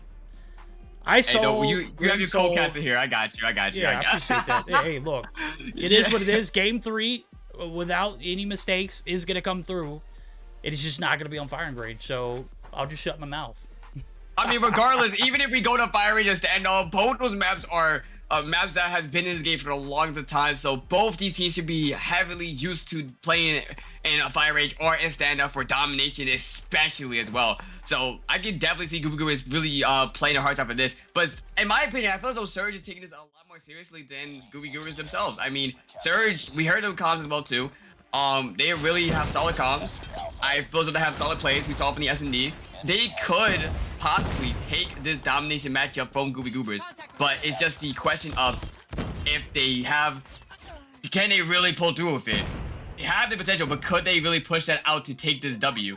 And the game already started, so let's see. I mean, we already see, of course, both of them. Goobers taking C, we see Surge going ahead and taking A, respectively. We do see a little bit of progress coming over from Goobers onto B just for a little bit. It kind of looks like my game is lagging a little bit. See, like Solo was running in place, but yeah, we do see Goobers going ahead, trying to get onto B. This is gonna be the only one over for Surge, trying to get onto it. Has a little bit of progress onto it, almost halfway, but it just seems like Goobers are trying to go ahead and push them off before they go ahead and make any solid pushes onto B right now. But overall, it's kind of even Steven right now with 13 for both teams. It is indeed. Now you can see that mid lane was hella control. You take down Hit, who was up top in blue. Certainly a big factor. Bane going to be able to win one big gunfight. 2 players going to be able to seal the deal. B is going to be finally capped. And the side of Goofy Goobers is going to have a little bit of an advantage. Now you can see Bane wrapping around looking for that play. Come through back alley. Going to be able to find one. A side cap might come through along with it. But there's one player there to contest. Can he find the kill? That is going to be Hit. He cannot hit his shots here. We saw how well he could do it with a sniper, but regular gun in hand, looking like a fish out of water right now. And the triple cap comes through massively early. As the Predator missile is going to come along with it, the streaks are already coming through. And Goofy Goobers, if there were any doubts prior to this game 3 starting, they're well behind us now because the triple cap has been through already 10 plus seconds. Snakes looking to contest there on the A side. C still not maintained. Is finally going to be able to get there. Ray looking for the seal. Is finally going to relieve the pressure, but the damage is done. The lightning strike comes through. The streaks have been earned. Band's pulling out the Tempest, and I'm not a huge fan of it, but he seems to enjoy it, so he's got 14 on board. I guess I won't question him. Yeah, me personally, I never really liked the Tempest for as specialist, but if it works for him, it works for him. They really cannot afford for Goobers to go ahead and streak up. I mean, they go ahead and save up the streak, save up the specialist for their round number 2. It's going to be an easy triple cap in favor for Goobers. Good job, we take a C. Now you just gotta figure out if you want to go ahead and push over to B still, or maybe you want to go ahead and play alley or play near on tractor to maybe rotate over to A and maybe cap A and C to try to force Goobers to go ahead and maybe want to cap C and A to really keep that to really keep it on their toes. But right now, though, it just seems like that Goobers is doing a solid job, not only just holding B, but holding A. I mean, you do see Envy right now playing back over at A. Same thing with Blur, using the M13 as well, watching both windows, watching alley and the front of B. So good job from Goobers right now, having an impressive lead overall, and they're just really just going ahead and streaking up on Surge. Yeah, they are. They held complete dominance since the first triple cap came through, and right now we're looking at a 45-plus point advantage. It's going to be a little bit more than that as I'm taking a look at the scoreline. Big kills coming through early for Ban. He's 18-5, 15-4 for Solo. Scoreboard looking solid for this Goof Troop roster as they have put a lot of play into this matchup so far. A lot of competitive pushes towards getting that triple cap. They were able to seal the deal for a long time. There was no fluke. A cap is going to come through, it looks like, potentially, as Ray is going to be the only player there. The Predator missile from Solo is definitely going to hinder the push through the middle side of the lane. The A cap does come through, but A and C split, not going to matter. We've got second half coming through. 100 to 49. And the Goofy Goobers, they took that L, and it was personal. And now we're in game 3, and we're looking at a just all around. I'm sure the comms are still like game 1 vibes, but the gameplay to go along with it, just an absolute beast of a game for the Goofy Goobers. I think that's why they call the Goofy Goobers, because you know they act goofy in the comms, but when it comes down to the games, they take it seriously too. I mean, Goobers is definitely a team to go ahead and reckon with. I mean, Blur right now with the Annihilator going to be able to pick up 2. And mind you, keep in mind, Ban does have a cluster strike under his belt, so they're just setting up for the ability to go ahead and triple cap if need be. Ban right there is going to go ahead and pick up 2 on the Surge, trying to find a lot more, but didn't notice Dio's still playing the tank, but doesn't worry as Solo goes ahead and get that trade-off for him. Good job in Surge though, able to go ahead and tackle onto C and tackle onto B, trying to hold it the best of their ability, play in your store and in front of Granny's right now. But as we do see, Goobers is trying to go ahead and have more map control over in the middle. Washi able to go ahead and pick up 2 before going down to Ray. And nonetheless, Goobers is going to go ahead and spawn over by gas station about 2, so they could actually go ahead and cap over onto C, or Surge to go and cap either A or C, and that's really going to interrupt their little positioning they have right now, and it could be all over for them. It could be, but you can see the A side cluster strike going to come through. Not necessarily a streak you wanted to use at that particular time, but as a matter of fact, it's going to hinder the progress for that A side cap, because the C side looks like it might get traded now. Snakes has been a little bit of a demon holding off, you know, the backside of the spawns. It is forcing that spawn site over for the Goofy Goobers. Now they're kind of spawning in boxes. The double cap is going to be halted. No, A is still up in the air for the side of Goofy Goobers. So the C side going to be rejected. The lightning strike comes through. Big kills coming through on both ends. But now the spawn's going to be a little bit more finicky. But that doesn't change anything for Snicks. He's able to win big gunfights right there. But the C site is going to be traded for the time being. It's going to be quickly recapped. Solo, oh my god. Snicks has been in the top blue building for so long. I think people forgot he was there until finally he was taken out now. And you can see the mid lane shut down for the time being. The cluster strike is going to come through. We're going to go ahead and do a quick listen in to see if the side of Surge comms are matching as the double cap continues on. Can they close out this game 3 with that B site? Quick listening. Again, HyperX listening for the side of Surge. You'll find out.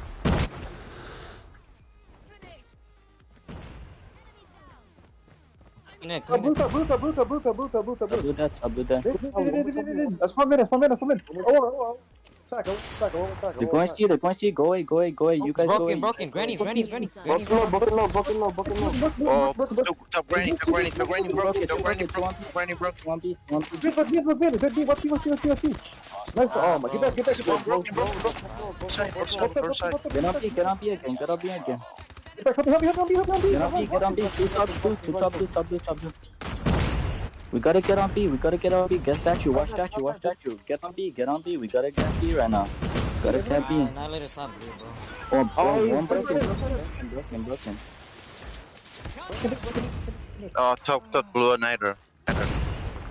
Broken. Don't be top blue. Annihilator top blue. Don't be top blue.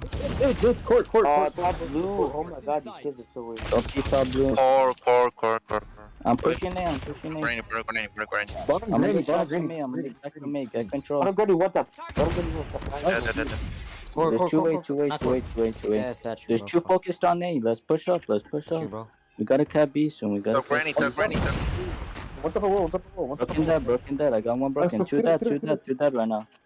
Last one. Statue dead. Let's get on B. Core dead. Last one top blue. Go to. All right, that is it right there, man. The B cap does come through for the Goofy Goobers. They're able to solidify the lead, and this is well beyond triple cap territory, and you know, pending the time as well. Certainly without reach. So I gotta commend Surge. They played hella great, even in the backs of B and triple cap early on in the first half. But the Goofy Goobers just doing what the Goofy Goobers do best, and that is just dominate. Right now, they are looking at a semifinals berth, regardless if anything happens for as triple caps go. There's no way Surge win now. Goofy Goobers certainly taking this game 3 dub. Yeah, I feel like their comms was really good as well too. But I feel as though listening in, it kind of feel like they were kind of confused on which one to really go to. You heard a lot of people go over with B, but it seems like a lot of people also want to go ahead and see if they want to flip the spawns or for A. So it was kind of indecisive of where they wanted to go ahead and cap for a little bit, but even so, it's a little bit too late. As we can see here, 200 and 157. Goobers winning the series 2-1. A good job for both teams, honestly. Like, Surge put up a great fight. I mean, honestly, I kind of wanted them to take the W because I want to see where they also went throughout this tournament. But nonetheless, though, Guru is able to go ahead and just clutch it up in the last game. GG's to both teams. Oh, GG's to both teams indeed. I'm certainly looking forward to seeing what Surge produces in the future because they have a lot of raw talent. They have a lot of potential, but as you mentioned, the comms kind of washy towards the end, and that was not a pun intended towards washy, even though he did go 25-25. That was just, you know, just a reality of the case. A lot of split, a lot of undecisiveness on what objective they really wanted to focus on, and nobody really executing. So a solid game 3 for the side of the Goofy Goobers, but right now they're going to be moving on. It's only to face Seminole. So they thought the challenge here in that game 2 was not enough. Well, guess what? You got a best of 5 right around the corner against a Seminole team who has not lost a map tonight. So they took the last week off. They met up. We saw the cute boy band pictures that came through on Twitter. Absolutely loved the energy. You know, I'm just taking cheeky shots at them while I can. So I know these guys, you know, Bolo was the one who said, hey, let's take this picture. And Bolo was the only one who didn't look at the camera. So, homie, come on. We need one picture where dude looks at the camera and we'll all be like kind of satisfied. But right now, what is satisfied is we've got the the semifinals lined up. It is right around the corner. And so far tonight, you know, I felt like we're vibing. I felt like we're having a good time. What is your Meseeks Sunday experience like so far? Amazing. Awesome. Like, honestly, I love the vibe. I love your vibe. I love watching the games. The game, like, honestly, really 10 out of 10. Love it here. Want to stay here. The nights are not going to last very long, so we got to make it count. You know, well, for me, it's not going to last long. You know, Day will probably be back really soon. Look, I'm going to be honest with you. You know, Day has a lot coming up. I know Day, you know, made a commitment, I want to say roughly almost a year ago. I think it was maybe like 7 or 8 months ago. He's filled in, but he's not always consistent with being here every Sunday. So, you know, there are times where I have to solo cast, and, you know, between you and Mod 6, I know Mod's going to come through at least 1 week of the weeks that Day is not available. Anytime I need a co-caster and one of you guys are available, you know, I'm definitely going to be reaching out. So it's not a one and done thing. I've enjoyed the energy. I know you've enjoyed it, dude. We're chilling. You know, it's been a hell of a night, but guess what? Semifinals are coming up, and then grand finals are coming through. Holy smokes! Yeah. Get your snacks ready. Get your beverage of choice ready, because this is where the action starts. I thought it started last matchup, but we saw game 3 was a blunder. Now we're getting ready for the big dogs. Seminole and the Goofy Goobers are right around the corner, guys. So we're going to get geared up for that. We're going to get that room set up. As a matter of fact, I've got the graphics set up for the next series. That'll take us to our second break of the night. We're going to take a short intermission because I damn sure got to use the restroom. So old man bladder just doesn't stick. Yeah, it doesn't hold up like it used to. All right.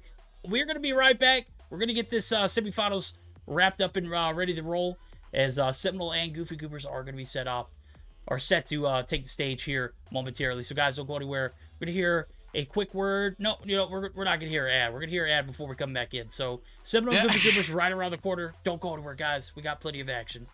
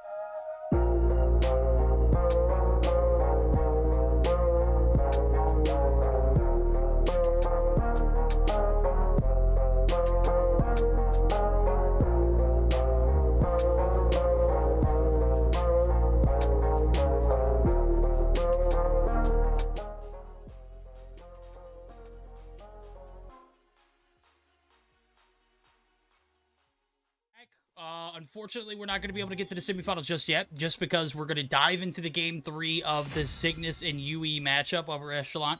Have taken it to a Game 3, and so we're going to catch this action live until the semifinals actually start. So, just like Echo said before we got back in, we're not going to waste any time. We're going to go ahead and dive right into it because we're kind of on a time pinch. So, we're going to be on board off the rip with Jesus Could Save You. He has been a massive player. Stage 5, you know, just an absolute champion in his own. Did finish in that second place spot with ARP, but now with Roster Mania around the corner, finds himself on a team upper echelon, which, you know, Cyber and I were talking about. Definitely one of those teams that, you know, look like one but could be the other. I think we had talked about it maybe being explicit, maybe being an old Status Quo team. But Status Quo is a different team now. Yeah, that is, yeah, I do realize it could be XPL. Memories starting to come back a little bit. Hey, look, we all make, you know, memory errors. If anybody does, it's definitely me. My short-term memory is shot to hell, bro. I've had so many concussions, it's not even funny. Oh god. But yeah, so it basically is XP and Cygnus. But overall though, this is a solid wrestler for both teams. Both of them have one win under the belts, win the Domination, of course. Right now we do see, oh crap, I was at XPL anywhere. We do see UE with the double cap right now at A and C. Right now, just Cygnus trying to just hold out onto B right now. We do see a little bit of a squadron trying to push over to A. Tadil is going to be going down. Same thing with Zay and same thing with Kim Wax. So good job for UE.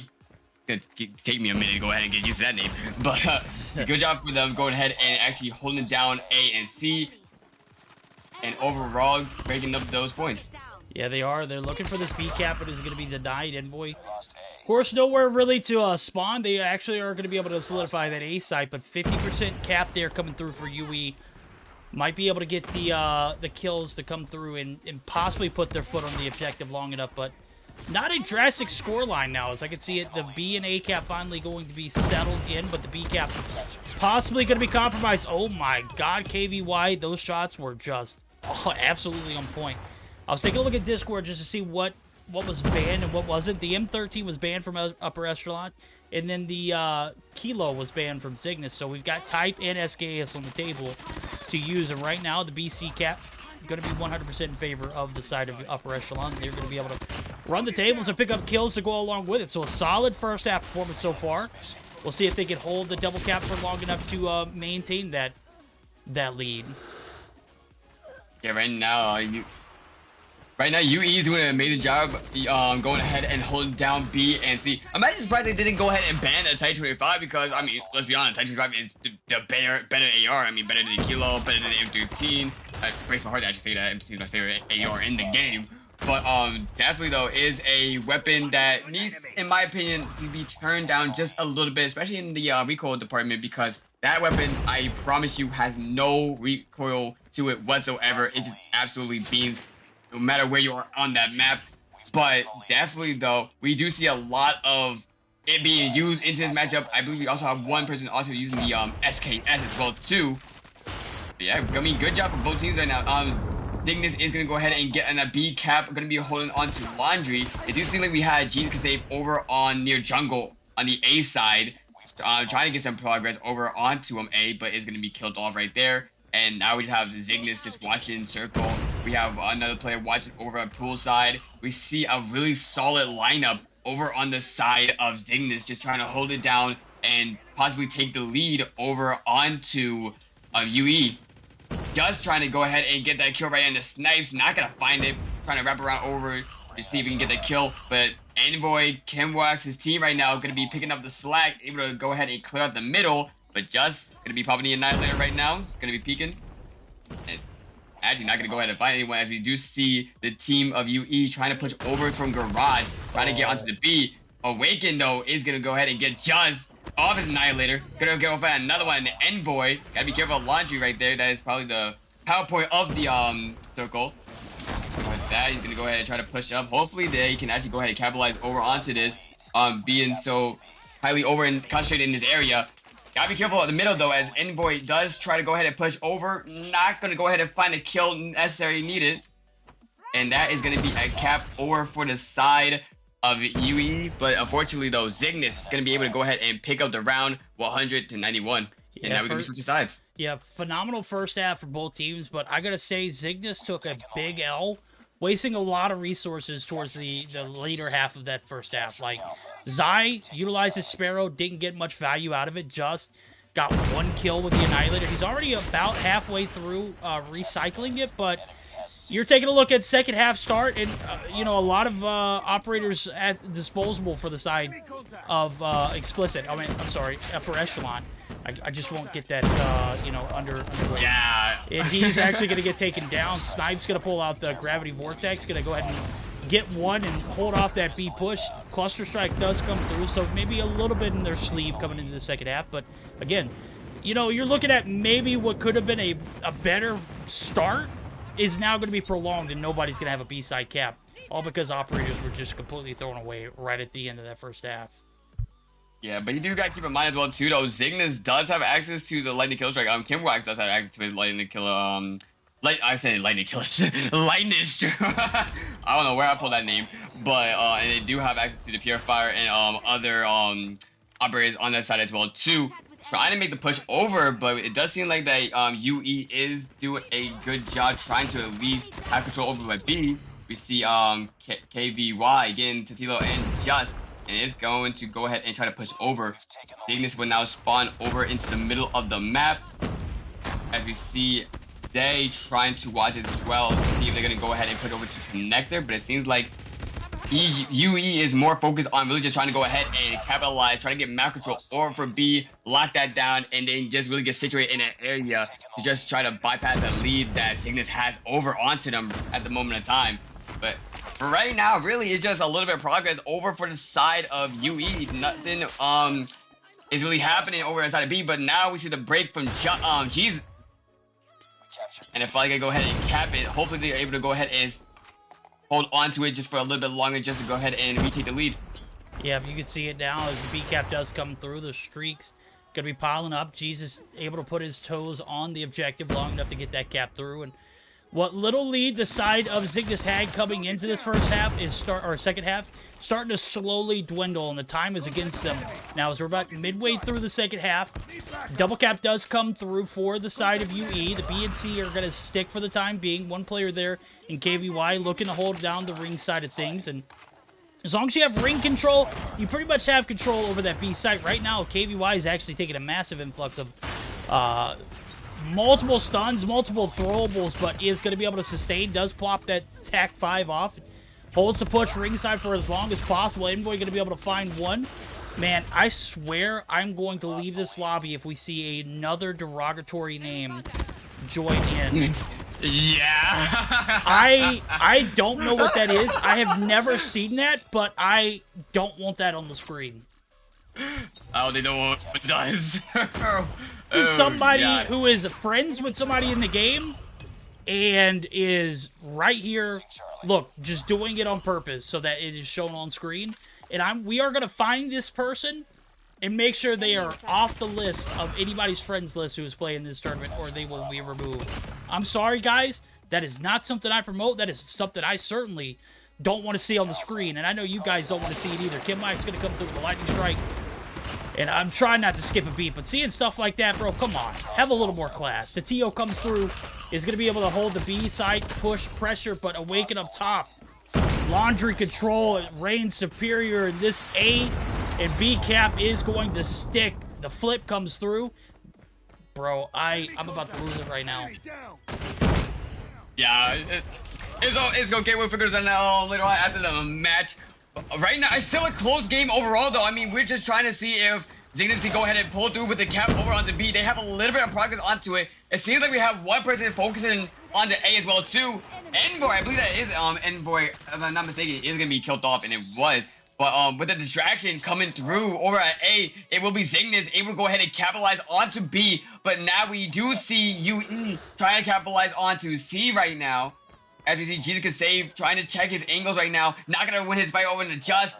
Just actually going to go ahead and lose that gunfight as we see Energetic go ahead and get the refrag onto him. Going to go ahead and get the double cap on the A and C. And we're only 12 seconds onto that clock. I don't think Cygnus can go ahead and come back from that simply due to the timer itself. I think it's all over right now. UE still trying to go ahead and hold on, able to go ahead and capitalize on B as well too. And with 5 seconds left, that is pretty much GG's for the whole series, ladies and gentlemen. That is UE 2-1-ing Cygnus for round number 2. That is certainly the case. 194 to 184. Game 1 went in favor of UE. Cygnus able to win the Search Destroy. Game 3, you just saw it on the screen. 194 to 184. Certainly a close affair coming into this last Game 3. Cygnus, GG's to you, homies. But we will see you guys back next week. That means UE are going to be moving on to the top side of the bracket with none other than Yo Mama. So Yo Mama looking for another finals berth. Guess what? They're going to have to face off against the uniqueness of this UE squad. Certainly a roster that we are familiar with. We see them as explicit at some point. Some of these players played under status quo when that was the thing. Arsenal, I think they went by at some point too.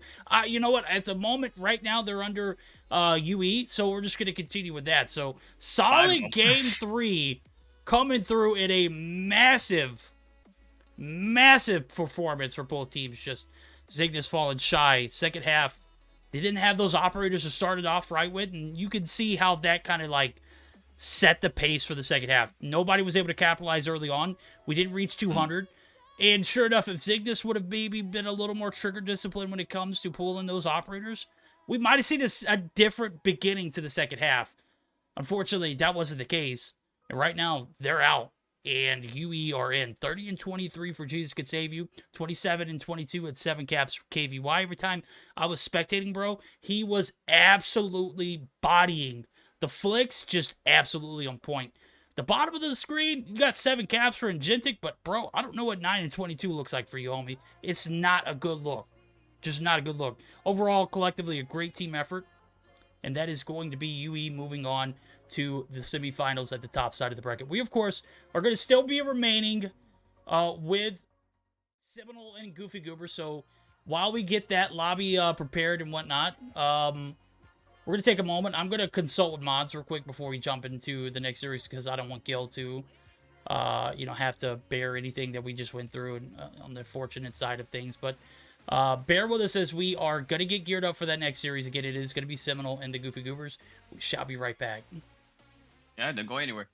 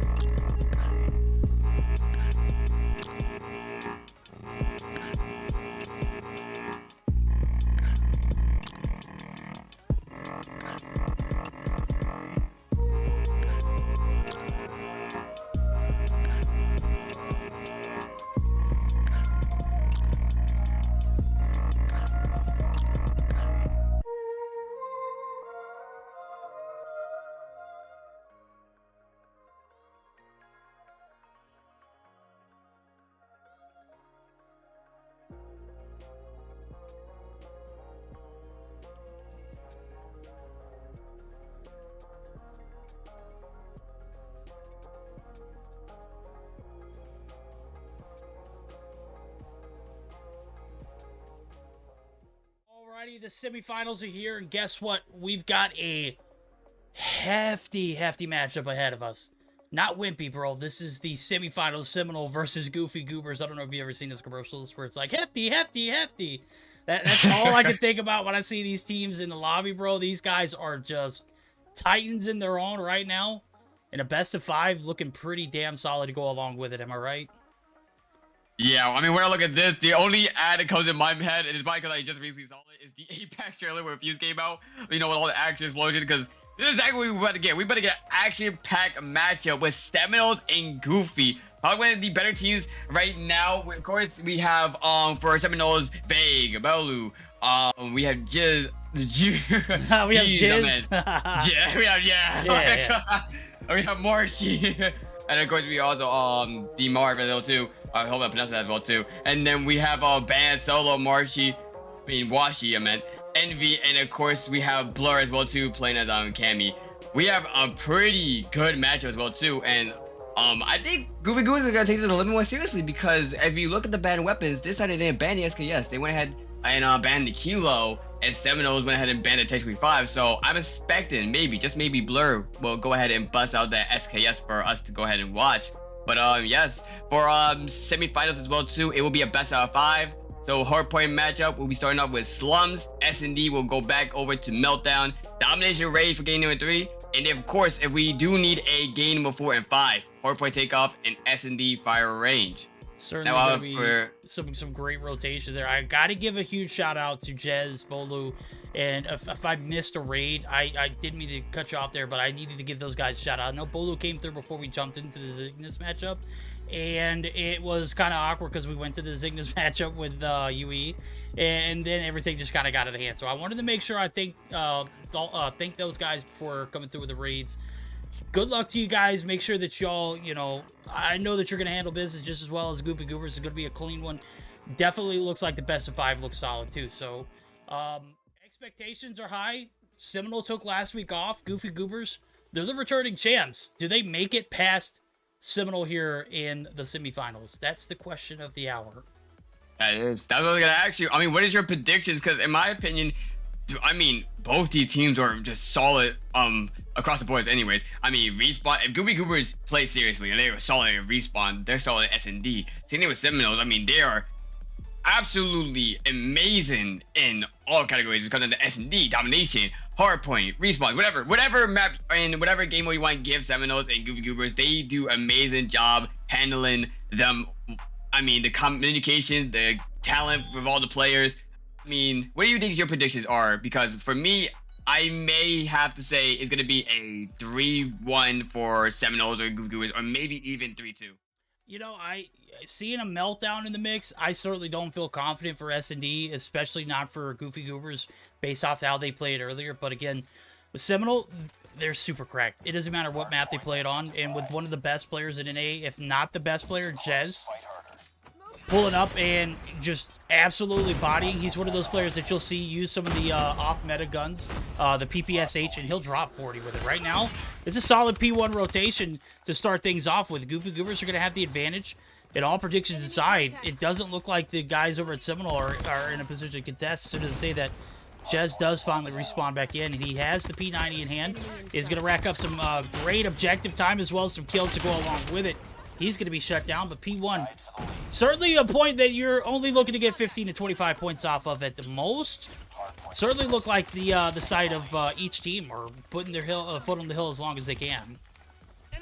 Yeah, we see a lot back and forth. We did see Goofy Goobers able to hold on to the objective just for a little bit, but nonetheless, though, Seminoles able to go ahead and just, break the door down for the objective and absolutely just, take it over for a little bit. We do see Goofy Goobers get back on it for the scrap time. Nonetheless, Seminoles will go ahead and make the rotation. We see Belu already setting up with M13.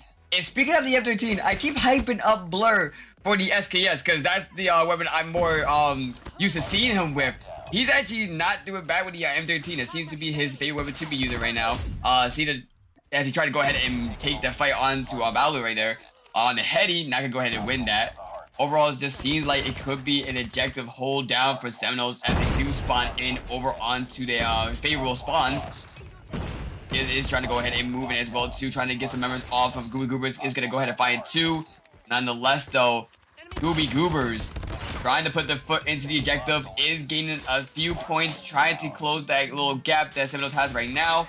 But all in favor is right now just Seminoles able to rack up those points on P2.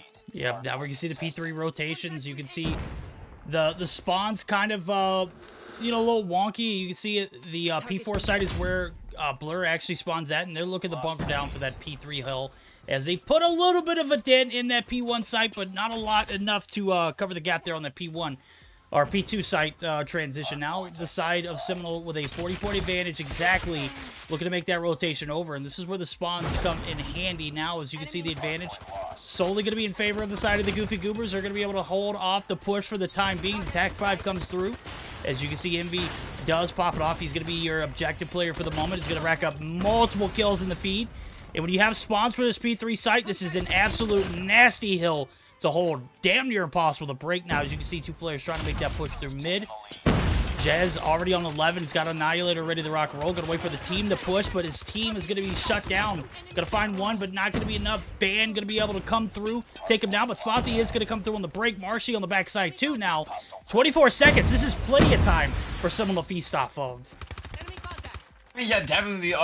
I mean, you see an amazing, when it comes down to breaking into the objective, hold down the objective, both these teams are not really doing as bad. Of course, Seminole is coming out a little bit on top, but yeah, if you do go ahead and look over on the side of Goobers, they're not actually doing too bad when it comes down to the KD ratio. I mean, right now, Jizz right now is 16 and 8, basically, double positive over his side. Definitely is putting up numbers, but Goobers is not giving up without a fight. They are going to try to go ahead and make that rotation over to P4, which is arguably another money objective as well, given how hard it is to break into that room. But nonetheless, they are going to go ahead and try to go ahead and get some buys onto there. Lightning Strike was out, I believe it got, I don't think it got anyway. I wasn't sure. I couldn't see the kill feed. But Ban is going to be on the point with the Tempest. Is going to find one at least. And is going to hold down the corner, trying to find a lot more. And overall, just trying to go ahead and get the lead over on Seminoles. Yep, Seminoles still be able to get that break in. Marshy doing Marshy things. Finally going to be taken down. Ban comes through yet again with some objective time. We saw he popped off. Did actually pretty well with the Tempest. Is a operator that I don't necessarily recommend for you know, players who are not used to, you know, the style that the Tempest brings to the table. Ban certainly making it his own. Now, Blur does have a cluster strike, is going to go ahead and drop it there right on the middle of the ring site, kind of favoring the left-hand side of the screen. As you can see it, the push comes through. Solo going to be able to remain on the objective. Going to push out, look for some perimeter control. Multiple players in the broken wall area looking to make that push over. They don't really care too much about this P1 site. They'll contest when they can. What the most convenient thing for them to do here for Seminole is to set up for that P2 site. You can see it, the spawns are going to be defended as of right now. You can see Marshy kind of spawning in. The only player really holding in for that P2 site where the money is, you know, where they found a lot of success earlier. Can they continue that same success now as they look to push through the broken walls area? The building site going to be compromised though, because Solo has a nasty purifier skill. He is definitely making his on, and the break comes through with only about 15 seconds. The advantage still going to be in favor of Seminole for the time, but it's not going to be enough. As you can see it, Goofy Goobers prevailing, and they might be setting up for new too, as I see Blur right here. This is a perfect opportunity for a quick HyperX listen-in with the side of the Goofy Goobers. I do agree. Let's go ahead and listen to what they're talking about. Contact with enemy. Enemy down. Enemy contact. Hostiles have the hard point. I got another You one. one shot. Tempest Nice. dead, Tempest dead, Tempest dead. Nice, nice. Good win, good Quick win. grab it, quick grab it. Driver dead. Oh, nade hill, nading left side, nade left side. Nading right side. Right side in, right side in. I got full streaks again. I got full Flanking, streaks. left side, Pushing left side now. Left side, one shot, left side, one shot, left side, one shot, left side, one shot. He's dead, he's Hey, dead. careful, Behind, deep. Deep, Careful, deep, Nah, deep, they're yellow, deep. they're yellow, they're yellow. Yellow dead, yellow dead, yellow dead. I'm hurting. Yellow. They're Upstairs. playing deep, they're playing deep, left Yeah, side. the Gotta two, go the deep, two, deep, left side. They're You just put it, you just put it. blue. One next, one going next, they Nah, going there's next, two they going yellow. next. Just rush it. Raise your next. I'm going through sequence, Oh, one I side. didn't die. Just one more, one shot, one shot. Milo died. Yeah, umbrella, ping it. Hold one shot. Yeah, there's one laundry, and two new, one laundry. Yeah, one middle. Yeah, he's watching blue. He's watching blue. Enemy in Smoke. Court. I still gotta. I'm gonna let you check it. Laundry dead. But they spawned fountain. Hey, they're holding driveway. Two driveways. Yeah, from blue van. Okay. targets. He's dead. From blue van. I'm better letting you. I got deep. Oh, one more laundry. Enemy. Core one side. Is that one laundry? Wait, this He's going middle. P1. He's going middle. Pop. What's your phone? Oh, he's lagging. He's fucking Yeah, lagging, bro. you got a nice shit. There's one laundry side. That machine hill. Smoke everything. Yo, I gotta say the comms a lot more serious than we expected and a lot more serious than we heard in either of the matchups that we saw them in with earlier. Right now, it's a 12-point deficit right now. It's gonna be recovered even on the backs of not having the spawns. And Cyber, what were your thoughts? Comms compared to the Surge series? The comms compared to what we heard last time, they, like you said, it was a lot more serious. They seem like they are. I mean, they already know what they're talking about. I mean, when it comes down to just bringing information to the table, telling the teams where they at, where they're gonna kill, where they got killed. It sounds a lot more clear, in my opinion, a lot more just serious for this, and rightly so. I mean, Seminoles is a really serious team to go ahead and take out. It is such a close game as well too. It was just 162 to 162. Seminoles on the point right now, increasing the lead. The cluster strike is going to be in favor over for Goobers right now as they try to go ahead and make the push in. Blur with the M13, not gonna find anyone. Marshy actually gonna go ahead and get that kill. And actually, he's gonna be killed as well too. We just see a whole bunch of back and forth happening into that objective. No one's really gaining anything besides Seminoles, who's trying their hardest to just get Goobers off of that objective. Marshy, 23 kills right now. That's back to the Sparrow, but it's gonna be taken out right there by Blur. Blur will now make his entrance, finding one more. It's gonna be taken out right there by Sloppy. And with Goobers finally going ahead onto the objective, they're gonna now pick up some of the scrap time. But right now, Seminoles is going ahead and making that rotation back over to P1. It will be Washi, the only one really over there trying to get onto P1 as well too. I believe Solo as well is trying to go helping out as well, but nonetheless, Seminoles is going to be taking that P1 and trying to hold it down just to increase that lead they have. Yeah, this is going to be a massive P1. You can see Blur going to pull out his Annihilator. The initial hold was in favor of Seminole, but guess what? Goofy Goobers are right back on it.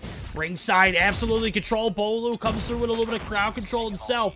Is going to get taken down. It's not going to be enough. I gotta say, I am not 100% fan of Blur's Annihilator usage. I don't think he got too much value out of it. But guess what? The objective's still going to be in favor of the side of the Goofy Goobers. They got to do a good job here on P1. Hold off the push, as well as set up for new now. Solo looking for the kills there. Slothy there to contest. He's going to get taken down. Vague looking for the transition. Does get dropped. Bolu looking for some mid-action. He's going to get dropped, and this is all Goofy Goobers. Here in P1, Marshy going to be taken down.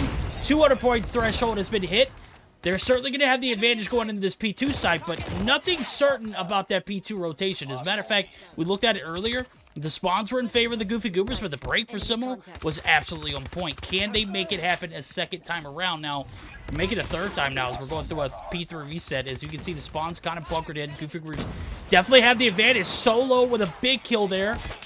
And only about 40 seconds to close game one out for the Goofy Goobers. Yeah, Goofy Goobers, I mean, if you look at the KD as well, too, I mean, Blur, 41 and 22, 38 and 28, 43 and 28. Washi right now, 41 and 34.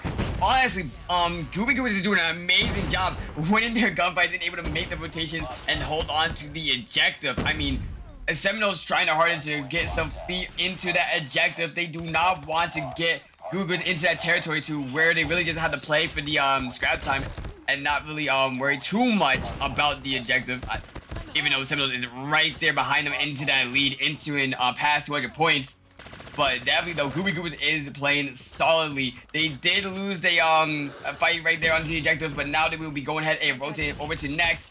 Solo is gonna be picking up Vague. Blur is gonna be picking up Malu. A lot of back and forth still happening as well too. P3 is about to be open in about 3 seconds, and it looks like it could go in favor over for Goofy Goobers, as Ban does have access to the Tempest. going to go ahead and find one, but Marshy picking up two, and that could be huge right then and there. Gonna be able to go ahead and play the corner, making the break for his team. Kanay's gonna go ahead and find Washi as well.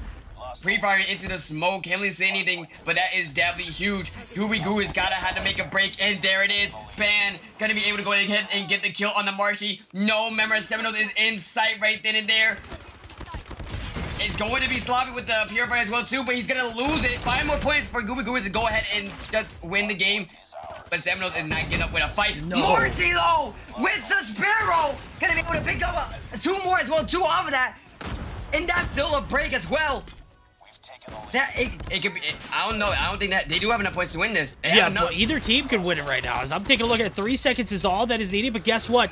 Game 1, 250 to 247. No one here for the Goobers to contest. That is tough. Jazz picking up the last 2 kills. 250 to 247 in a P3 break of a lifetime. That was a scrappy, if I've ever seen a scrappy matchup. A slums hardpoint to go along with it. The beautiful streets of Panama. As you can see the flag in the background. Big shout out to the wife. She is 100% Panamanian. She is 100% a Panamaniac. And that was a Panamaniac of a game indeed. As I'm taking a look at it, big kills coming through on the backside of that last push. And Jez shutting it down there with the Annihilator. But I got to commend Marshy. If he didn't pull out that Sparrow at that exact time and pick up those 4 kills in the feed, wipe the hill, that would not have been possible for the side of Seminole to scrap up that P4 or P3 rotation and get the bunker downhill.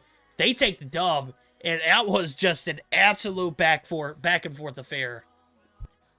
Yeah, I mean, I don't think it's either Marshy popped the Sparrow. I don't think he knew there was any choices onto the objective, but I think, and in the back of that, he knew it was so chaotic for Seminoles and for Goobers to really focus on throwing any trophies down because it was so worried for the next person to push onto the objective. So with that in mind, it was just free reign for him. I mean, I think he's able to go ahead and pick up at least we'll clear the whole hill and then pick up 2 right before he died. But due to that, his team was able to go ahead and piggyback, go ahead into the objective, hold it down, and able to clutch it up 250 to 247.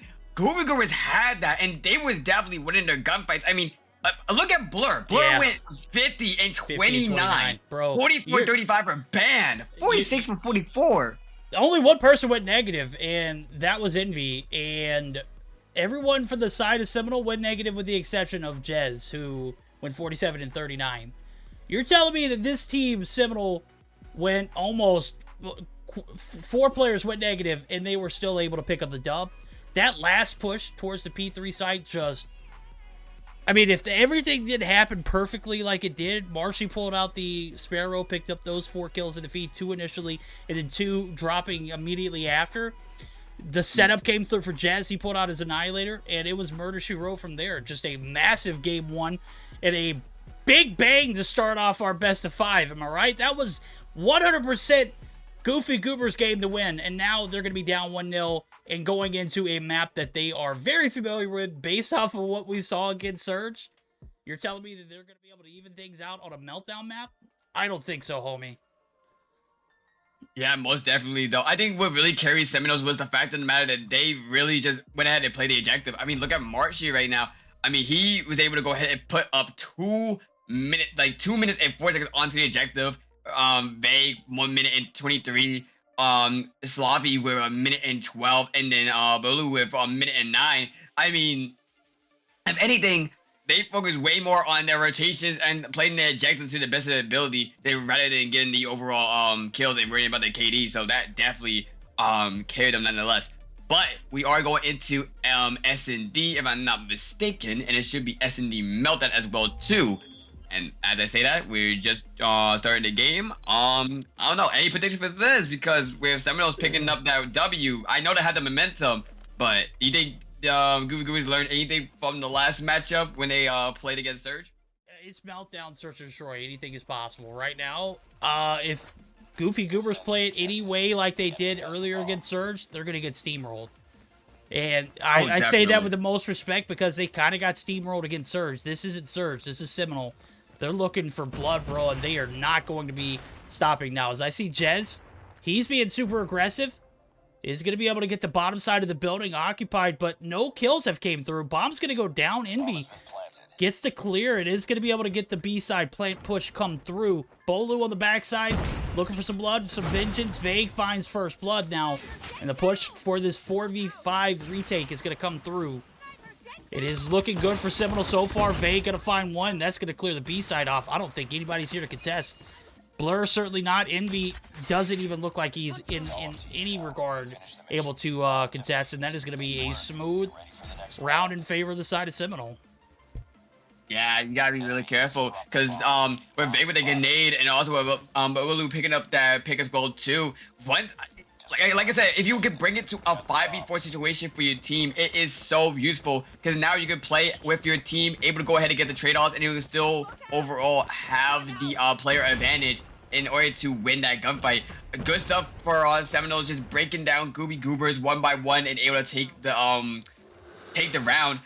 Goobers also good job for just able to go ahead and push over as a team to be Vague with a nice grenade onto Envy as well too as he was about to plant the bomb. But like I said, you gotta be really careful just setting up for defense because as soon as you get that bomb down, you gotta lock yourselves in a way to where you won't get you won't get picked off so easily like that in round number 1. But I think it's too soon to really say that as we see a 3v1 happening right now. Van by Losel gonna win the gunfight right there with G's, but is not gonna win that with Sloppy as he's too low, and that's gonna be another round goal over the side of Seminoles. Yeah, Seminoles did a great job there playing their twos. Sloppy able to get the scrap there, and that is going to be 2 rounds in a row. They are looking pretty solid. Off the back of the first 2 rounds now, we're going to see the A-side push come through. This is when the aggression hits. Can they win the big gunfights that takes this A-side advantage? Vague looking to contest. He's going to get flamed. Oh my god, Slothy there for the quick refrag, but he's going to get taken down. Maybe the aggression is what was needed. No, maybe not. 3v3 making it 3v2. Jez and Marshy combining there for 3, and that is going to leave... Oh... That's going to leave Blur, who has a DLQ in his hand, all on his lonesome. Is he possible? Is it possible for him to clutch it? Yeah, I mean, in any kind of sense, possibly. But against a Seminole team who have not only played their twos well, but have a great deal of playing their ones super solid too, it's going to be a hope and a dream. Maybe a nightmare for Blur to clutch this up. But you can see it. The deed is done. Marshy and Jez, they get their kills. They fall back. No harm, no foul. Bomb is going to be collected. That is going to give the set ret off. Now, Jez looking for the shots. He's going to find it, and that is another round in favor of Seminole. They are just handling it like another day in the park. This is just a casual stroll for them so far. Goofy Goobers haven't looked solid yet on Meltdown. Oh, I mean, Solo 0-3 right now. Washi 1-3. Envy 1-3 as well too. I mean, right now, we're seeing a different Seminoles will come down to winning the gunfights. I mean, of course, in their last matchup on the Hardpoint, they were more focused onto their KD rather than they were more focused on just playing the objective. But for S&D, really, if you get 1 or even 2 picks, you're doing your job. You're helping out your team nonetheless. And you can just clearly see it right there as Jesus is going to go ahead and pick up 3... Wow. They let me finish the sentence. Wow. Yeah, they just really let mans just run through rampant. Jez, I said it earlier, bro. I'm going to stick by it firm. Dude is one of the best players in NA, if not the best player. You can't put anything in front of him that he can't devour. Bro is sitting on A right now. Had a hell of a game in the Hardpoint. Literally the only player that goes positive. And you're looking at a completely objective-based team right now. They're looking solid on the search. Washi finally able to open up some... Oh, my God, banned. Homie. Gets one, but Vague there to quickly... Yeah, the disrespect with the prize fighters. But sure enough, it's a 3v4. The man advantage is in favor of the side of the Goofy Goobers. They got the bomb plant down. All seems right in the universe, right? We'll see if they can hold it. Envy going to find one. That's going to make it a 2v4. And now it's about 27 seconds. The push has to come through. I mean, they do have the player advantage right now, though. We do see Sloppy be taken out. Big, really low right now, but is going to go ahead and get the trade-off. It's a 1v3 with 15 seconds. I do not believe he's going to be able to go ahead and clutch this up, but you know, miracles do happen, but it's not going to be a miracle tonight. It's finally going to go ahead and be a point over the side of Goobers.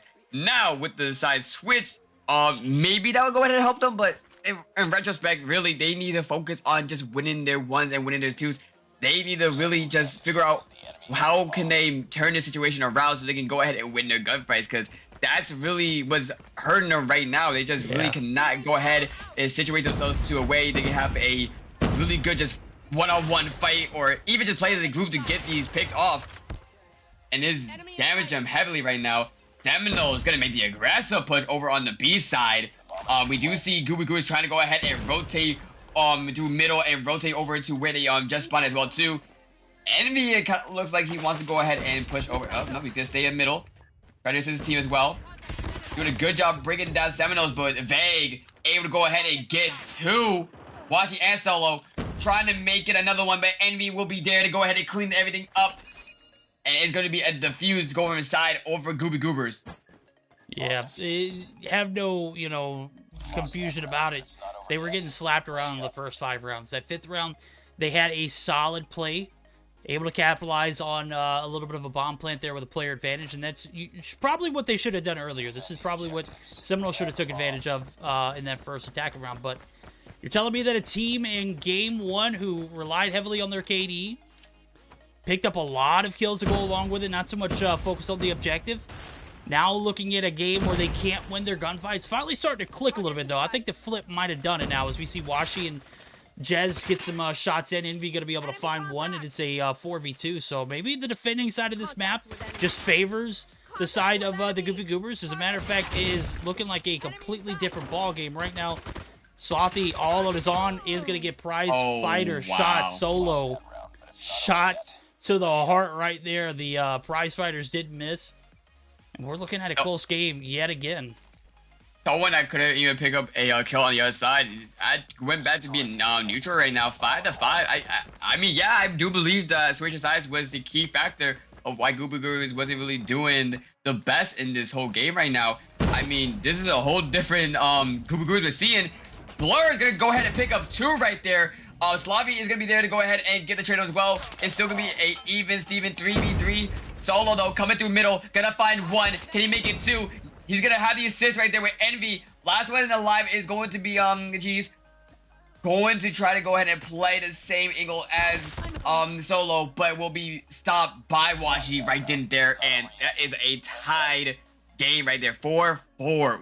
What is this Goobers we're watching right now? They definitely changed things up. I don't know. Maybe the pace, the intensity. They know this matchup serious. They took a huge L in Game 1. They should have won that by a landslide. I don't know what the hell went wrong. Seminole just doing Seminole things, and they've always been able to manage to do things like that.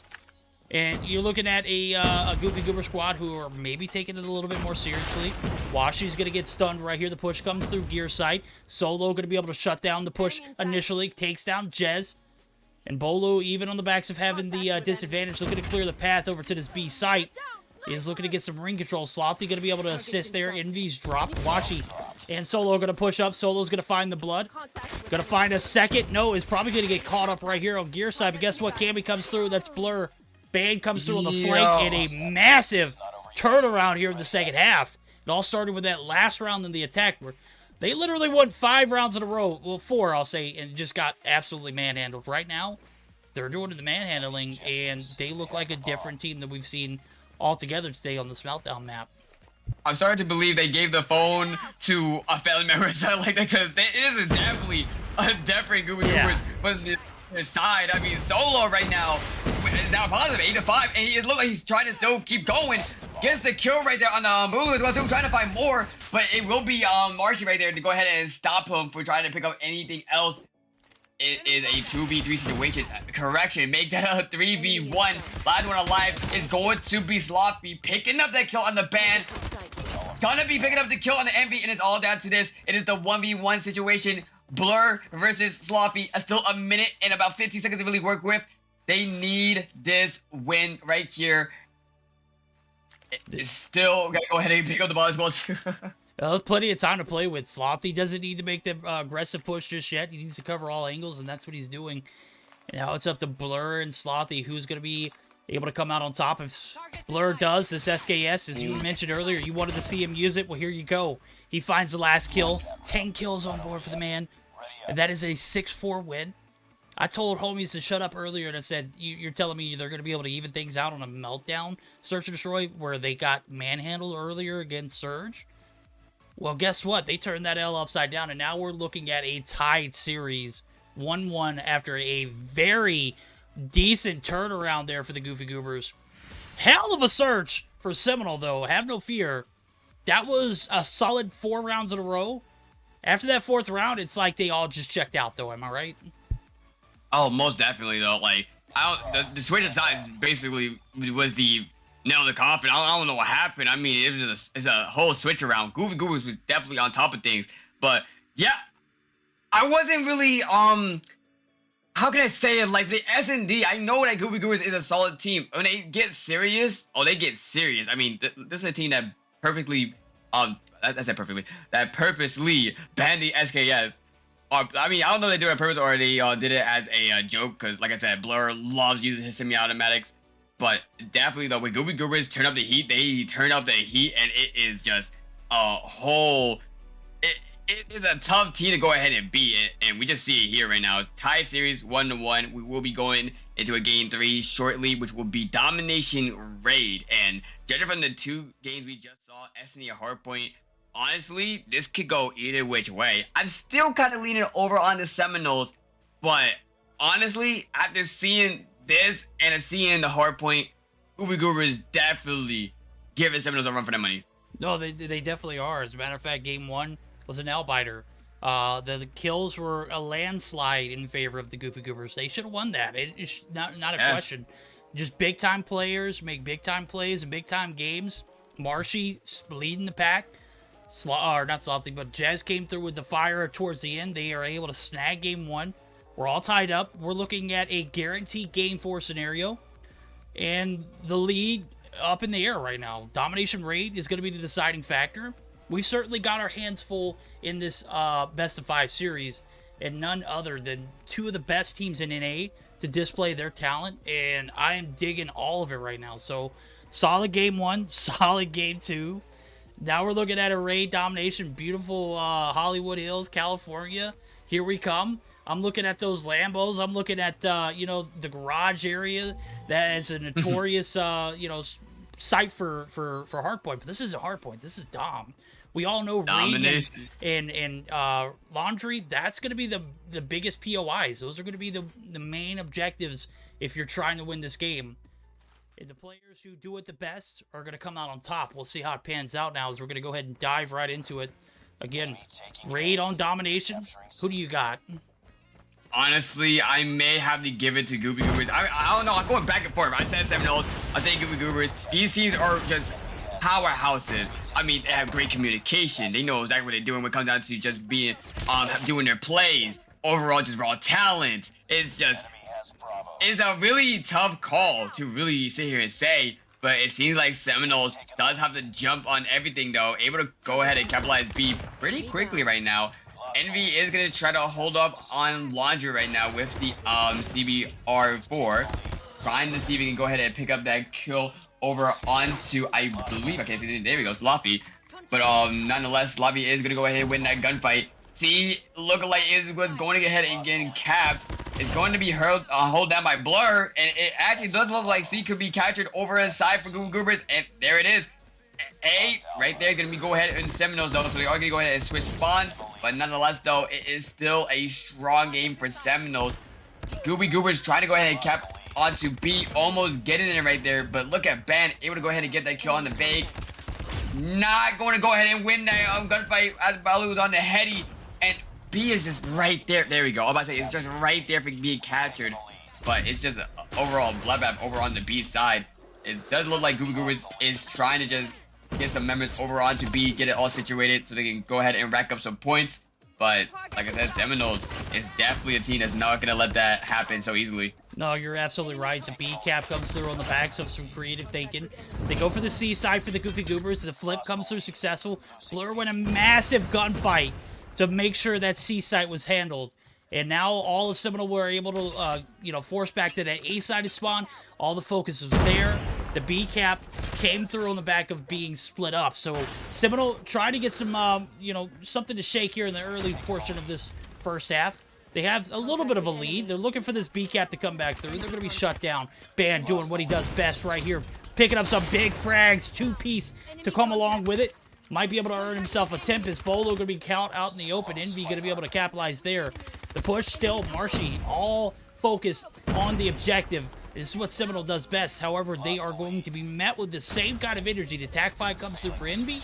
Certainly usable here. Now, when we're talking about, you know, operator usage early in the game, definitely don't want to use anything towards the end of the first half. We're about midway through, and only a 5-point lead in favor of the side of the Goofy Goobers. They're going to be able to solidify the B cap hold.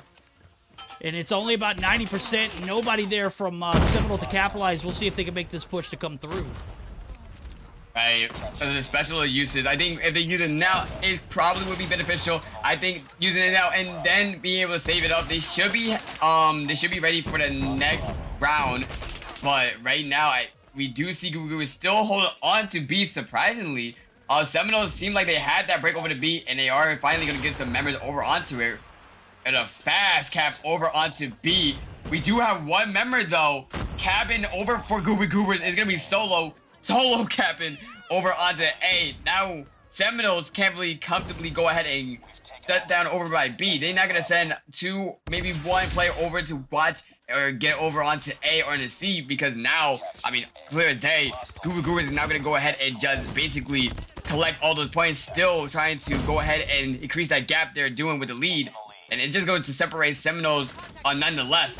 So, I don't know how they're going to go ahead and try to go onto this. It seemed like they went ahead and they kept on to C. We do see Sloppy over near A is gonna go ahead and get annihilated by Envy. Nonetheless, though, A is going to be in favor of Goobers, and we're about 10 points away from the Hardpoint. I mean, 10 points away from the half point. That's what I meant to say. For the half point. There we go. There we go. You know, hey, it's getting later in the night, bro. You know, we were here. I totally did not know English whatsoever. What's English? We don't know English. We know how to speak. And speaking right now, it does look like the B cap is going to be continuing to hold off, but without a triple cap, they're not going to be able to close that deficit. As a matter of fact, time is of the essence. 25 seconds left on the clock. A side push comes through. Swashy going to be able to come through and handle business, but A side not going to have enough time. They're not going to be able to close the gap. It's not a big deficit they have to overcome, but you definitely don't want to go into the second half with not a lot of operators to use and being down by 6. As I can see it, Bolo doesn't have an operator. Envy does, as you mentioned. If you used it at that particular time in the game, it was perfect timing. Washi has his Sparrow. Envy has his TAC 5. Purefire is ready to rock. Everyone has their Everyone who has something for the side of Seminole. That is going to be Vague. He's got a death machine. And he's got a lot of pressure on this B side. The Purefire comes through solo, able to make some big plays there. He's going to be able to get the kill there on Bolo, as I can see that damage is just absolutely buff, bro. That Purefire is nasty now. Yeah, most definitely. Though I don't know if Vegas don't hold on to Devastation right now. If I was him, I would definitely just hold on to it. Wait till my teammates communicate to me to go ahead and just save it. Wait for everyone to go ahead and get the specialist, and then go ahead and just communicate when to use it one after another. That way you could, you know, maximize as much damage and map control as possible to go ahead and cap onto B or cap on the C if they do want to do so. It seems like they're focusing on the C, trying to split up Goobers as much as possible. But speaking of Goobers though, they are gonna go ahead and pop those operators. The only one that's still on the field right now is gonna be Ban. Wow, good shot onto a Vague right there as well too. Still watching the connector over to C. Spots Bulu, but not gonna go ahead and get that kill. Washi is instead gonna go ahead and get that. But overall though, this team, Goobers, is doing an amazing job pushing back Seminoles, making sure they don't get on C, making sure they don't go on B. They're making it pretty obvious. These are our points, and they are nowhere getting near it whatsoever anytime soon. But it will be Seminoles though. Finally getting the operators. Marshy with the Sparrow. Vague with the Dead Machine. Will pop in the attack fight as well too. And like I predicted as well too, they're gonna go ahead and get onto B, pushing back Goobers over by middle side. Balu picking up a whole bunch of kills right there. I believe that's a 4-piece right as well too with the M13, and still looking for more onto the head glitch. Pushing forward into the smoke. Probably gonna lose his life, but nonetheless though, good job of Seminoles. able to go ahead and take on B, but hopefully they're able to hold it as Goobers do push over the circle. Yeah, there's a lot of pressure coming in now, as I'm thinking maybe a perfect time for a quick HyperX listen in with the side of Seminole. We'll see how they can handle this adversity as the B cap does come back through. We'll see if they can get back in the swing of things and maybe steal a game 3 just like game 1. We'll find out now. It's a quick HyperX listen in with Seminole. Yeah. Middle still, middle. One money. One laundry, one in laundry. He's in money, yeah. Yeah. Nice. Money top still, top one top money, top one money, top one top money. top top. What's the move? What's the move? Barrels, Still barrels, money. kitchen, kitchen. Stop up, stop up, stop up. He's pushing A. Let's see. They did. A. We gotta go for ring now because they're just holding down C. Try launching. Middle, Nice, dead. go launch. I have launching control. One middle. Zig side, Marshy. Zig dead. I have launching control. Two ring dead. One mid. Nice, nice. Good. I got trouble. They need to run. Horrible. One ring. We got for trouble. Run to A. Drive it somewhere. No, one fucking dude, I have no ammo. Alright. Kitchen, Cypress. I'm on C One somewhere. sniper, one in A. Red dead. C dead. C. Can I make it time? One Zig, bro. Zig. Nah, I couldn't get him in time. He's on A. We need trouble. Fucking always prone She's him. one. Help me. Go Fast, C. fast. One C. Alright. One kitchen. Oh, CC. I'm kitchen. Let's two pushing A. Hold it. One C. Up C. Losing There's two A. on A, one more A. One jungle. Gotta get C. Even in the face of being down, the comm's still solid. They had an objective, just not able to fulfill that objective now. As you can see, the time, again, going to be a factor. Blur going to come through with the Annihilator, and the streaks just reign superior. This is going to be the Goofy Goobers. I know you were rolling with them on the pick selection, and I got to say, they look pretty damn solid after Game 3. Is that something that, is fair to say? I mean, no, yeah, they're definitely solid, though. Seminoles seem like they know exactly what they need to do, and I do agree with them. They gotta have to get the triple cap, but even if they do so, it seems like it's a little bit too late. 197 to 183 is still counting with only 20 seconds onto the clock. This game is going over to Goofy Goobers. Good job for them, really. I mean, they was able to go ahead, win the gunfight, and hold down B solidly. And just the plays they was making overall was outstanding. I mean, good job for both teams, but nonetheless, though, Goofy Goobers is going to be taking another close respawn game, 184. Yeah, solid Game 3 there for the Goofy Goobers. They had a lot of control in the first half, had a lot of control in the second half. Those streaks really came in handy, and as a matter of fact, we're talking about operators' availability going into that second half. We saw it, just absolutely dominate. As a matter of fact, I think Vague was the only one who had an operator. He had the Death Machine, but he didn't even get to use it until midway through the second half.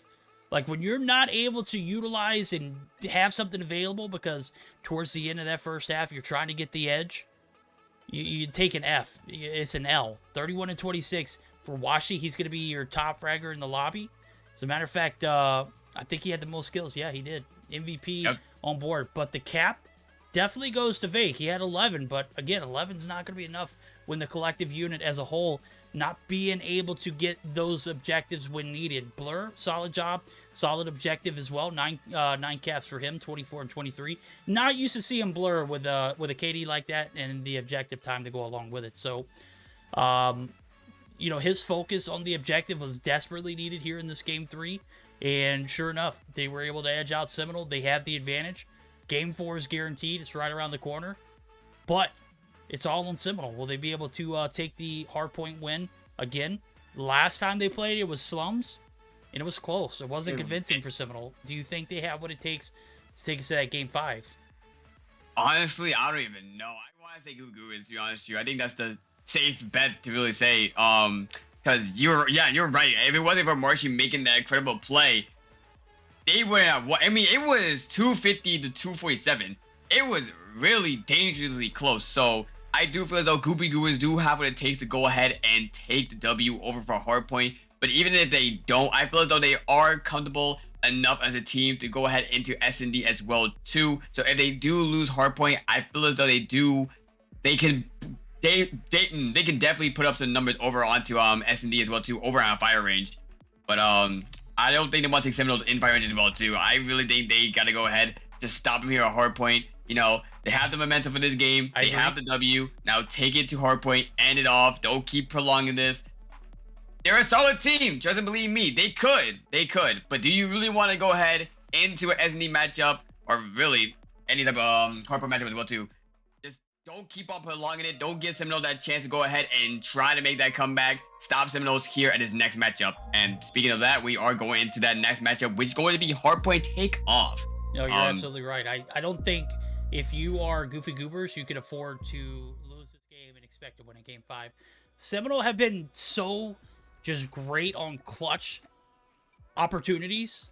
Game 1 was a clutch opportunity. We saw it there. Game 3, when you're focused on the objective, like all of the players were there in Game 3 for the side of the Goofy Goobers, you can't be stopped. Gotta have that same energy coming into this Hardpoint. Now, P1 gonna be out in the open. You can see it. The side of Seminole looking for that upper hand off the bat, but it is gonna be Band who's gonna be able to find a few kills or a few uncontested moments there. They gonna be looking for the contest. Oh my, Band, how did you miss him right there? They gonna get a free one, but it's not gonna matter. We got a 5-6 game. And the side of Goofy Goobers trying to, you know, hopscotch in the point. They're just trying to double dutch, trying to get it in and out any way they can get it right now. They're hanging in there.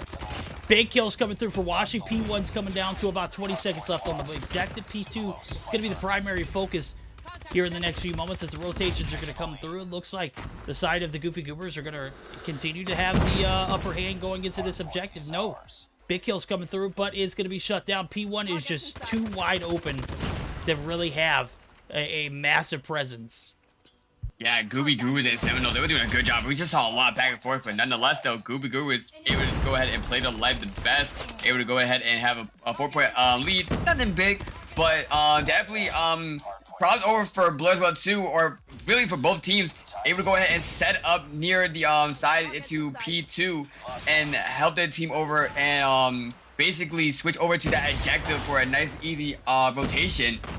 But nonetheless, we do see Goofy Goobers doing their best just to push back Seminoles. Don't really see as much Seminoles members pushing over. We do see Marshy right there on the window trying to get up. It's gonna be taken out as well too. Honestly, Goofy Goobers doing an amazing job just winning the gunfights. Yeah, they did a hell of a job of getting the retake there. The initial hold was in favor of Seminole. They had 5 players strong, and those 5 players dropped so quickly. When you're able to win those key gunfights on that staircase, it is a miles of difference right now. The objective going to be primarily held here for the side of the Goofy Goobers, and you can see it. Seminole are already opting ahead for the hills, and this is a very tough rotation to give up. You head over to P3. Obviously, this is a little bit more of a money hill in comparison to P1 and P2, but there is nothing safe about being in the bottom side of this building. Looking at Blur, he is going to be able to pull out the Annihilator, looking for some action, finds one, looking for the contest. Bolu right here on the backside, he is going to be, able to live. Big shots coming through. Blur missed one, and he made him pay the price. Washi there for the contest is going to find one, multiples now, as he finds his second in the objective. 8 kills on board. You're heading for new. You set up early, and you don't get a piece of the pie. Goofy Goobers are just manhandling Seminole right now, and things are starting to get a little out of hand. 35-plus point advantage now in favor of the Goof Troop. Bolu finally starting to pick up the slack, finds one up top, but I don't think it's going to be enough for the break here.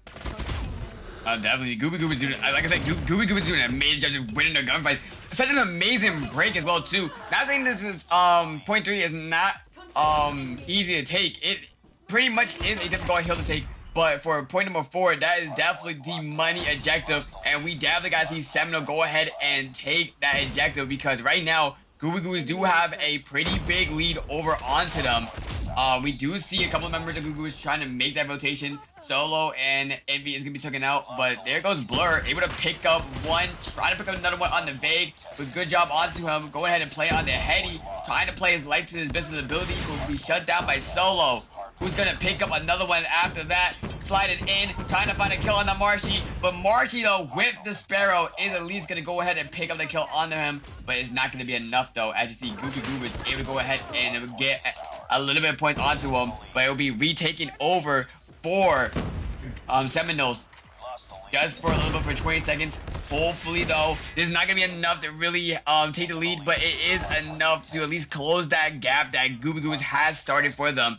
But they still got a long way to go for this hardpoint. Yeah, they do. They need to turn things around on this P1 reset. You can see it, the upper hand still in favor of the... Oh, my God. Solo coming through with the boxing gloves. Just absolutely super toxic. So much needed scrap time there for Seminole. They're able to close the gap. Now it's only about 22-point deficit. You see Marshy looking to get this P1 early advantage. Is able to get some shots, but that P90 definitely doesn't hit from that distance. Solo just being an absolute demon right now. I was talking about picking up the slack earlier for Bolu. I haven't seen a lot of presence from Bolu in some of these games. As a matter of fact, for the past few weeks, I haven't seen him really, like, step up and be the player that he could be on the backs of being a better IGL. It certainly panned out, but right now, he's putting things in his own hands. 23 kills on board. No one is even remotely close to touching his jock. Blur, maybe right there. 20 and 11. Might have overspoke, but Bolu is just doing it much better right now. 25 on board, has a lightning strike. Talk about putting in a lot of work here on this objective. Solo able to find the upper hand there, though, as we can see the P1 out in the open. Only 15 seconds left. And he is all for getting on the objective. Ban going to be there to accompany. Hardpoint is going to be held. The lead is going to continue on. And, man, Seminole looking for this wound to heal. It is not coming through quick enough right now. As you can see, the blood is just gushing. And they are looking and begging for a solid P2 rotation. They're trying. They are set up, but honestly, though, Goobers is doing an amazing job just overall just taking these gunfights over the Seminoles and just converging onto them. We do have Blur right now who's watching on the far side of the map. Ryan, the lesser shots with the Annihilator, not gonna find anyone. Is gonna find at least one with it from the start of that. Now he's using the SKS, not gonna find anyone going to help onto the objective with well, Slavy's in the objective, watching over windows. We gotta be really careful with that overall, though. Can't see through that smoke. Is gonna go ahead and pick up one, pick up another one onto Blur, and it's still overall an objective in favor for Seminoles. Trying to go ahead and get the lead over onto Goobers. But here comes Bando with 19 kills under the board. Just popped the Tempest is real too, but he's not going to be able to use it whatsoever. Well, the good thing is he killed it and as soon as he pulled it, he didn't pull the trigger. He still got it. It just has to be earned right back in. As you can see it, it has it erased. It has like a 90% complete functionality. Does get the 100%. Is set up new for P3 site. Only a 16-point deficit now. Seminole starting to finally turn the Jets on. But I don't know if it's going to be enough. This Goofy Goober squad, when they are objective focused, they cannot be stopped right now. They have about a 15-point uncontested time. Looking for the break. Solo says, hey, have you met my Purifier homie? He is my best friend. Finds 3 in the objective. It's going to be finally taken down. But, man, Bolo has been a tyrant this game. Just not a lot to, to rely on in order to make these breaks. As a matter of fact, I'm taking a look at it. Marshy, not having the best game of his life. Definitely could see a little bit of a 1-2 punch if he stepped it up. But it's not enough. 20 seconds left on this point. Nobody from Seminole able to even contest. As a matter of fact, they're finding a hard time even getting perimeter control. And this is a big hold here for the side of the Goofy Goobers. We're going to go ahead and do a quick listen-in with the Goofy Goobers. See if they can square things out. Maybe end this matchup in 4. So a quick HyperX listen-in with the side of the Goofy Goobers. Yep. What's up, bro? Help me out. Yo! Middle. Middle died. No, on hill. There's 2 on hill. 2 on hill. Pull the middle. Top P2, he's top. Yo, on hill. Top blue.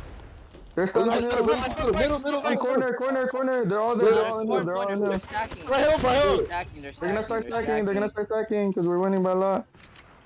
We gotta choke. Purifier. You can see the bottom middle. 2 copy low. 2 copy low. The point, yeah, play life. Yo, white. Stop. Copy. Bottom hill, copy. Pushing white. Just contest that. Contact with Copy, one copy, one copy, one Wait, copy. wait. P2. P2, one shot, nice, P2, one nice. shot. You dead. Nice. Yo, get P2, get P2. Middle. get P2. Back there. Attack. contact with enemy. I'm grabbing next, I'm grabbing Holding top next. red, I'm holding top red, I'm holding top red. They're pushing mid, push mid. I'm using my node, I'm using my No, node. top P2, bro. Fuck. Watch blue. Hey, take a boot, Middle. take a boot. Take it. 2 I got 1 node, 1. I got node. You're gonna try to stack this. Smoke out. They have an annihilator, take a I boot. got Nice. it. One in blue. Go lose Front, blue. close. Nice, close, go in. On point. On your right, Solo, on your right. Yeah, there. Pushing bottom yellow. He got me on point. It's two pushing up. One's going in blue. They're blue side, Hey, push up, I need help. I need help. One top red, Blue side. Yo, blue side. Pushing. Yeah, I got naded. They're I got him. gonna push out. It's better than. Someone try to get scrapped. They're running secret. Get scrapped. Careful secret. Watch your secret One now. more ticket booth. Yo, one more ticket. Take it on you. Nice. Red. Oh, no, I need no, help no, P2, I need no. help P2. Went to P2. I'm switching to an Stadium. Stadium Half. Man, I stuck around for a little bit longer than I had anticipated, but I just couldn't help it, bro. The comms, solid, a 360 from what we heard earlier. These guys definitely show up and show out when it is necessary. Can they close it out here in Game 4, though? It's only about a 30 or 40-point advantage now as we see P2 opening up for business. They have it all to themselves. Blur going to be taken down. Washy up top. And I got to hear it, Cyber. Is this going to be a Game 4 ending right here, and it is going to be in favor of the Goofy Goobers, or do you think Seminole going to be able to make this comeback? I mean, it's looking right now that Goobers could potentially close it out. Seminoles is trying very, very hard to make those breaks and hold the objective as best as possible. I wish I could have heard the calls, but it was full in Discord. But I know, but I can imagine that it is just given as much information as possible. It is definitely as serious as they probably have been in this whole tournament, and it's paying off right now. I mean, you see the score. All they need is one more good rotation, one more good break, and it's just lights out. Seminoles is going to make that early rotation over. Yeah. So hopefully they are able to go ahead and held it out as long as possible so they can make this as even as possible. But no Solo right now with the Purifier. And he's going to find that kill on the Marshy. I don't know if he's going to pop it just yet. He probably wants it cleared out just for a little bit more before he goes ahead and use it. Maybe let Seminoles go ahead and use their operators before anything else.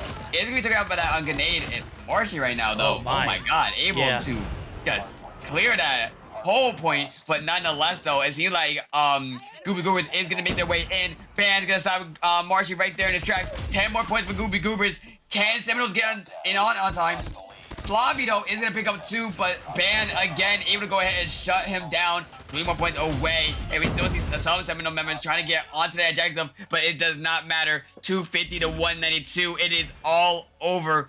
3-1 win for the side of Goobers. Yep, and a third time is a charm was not the case.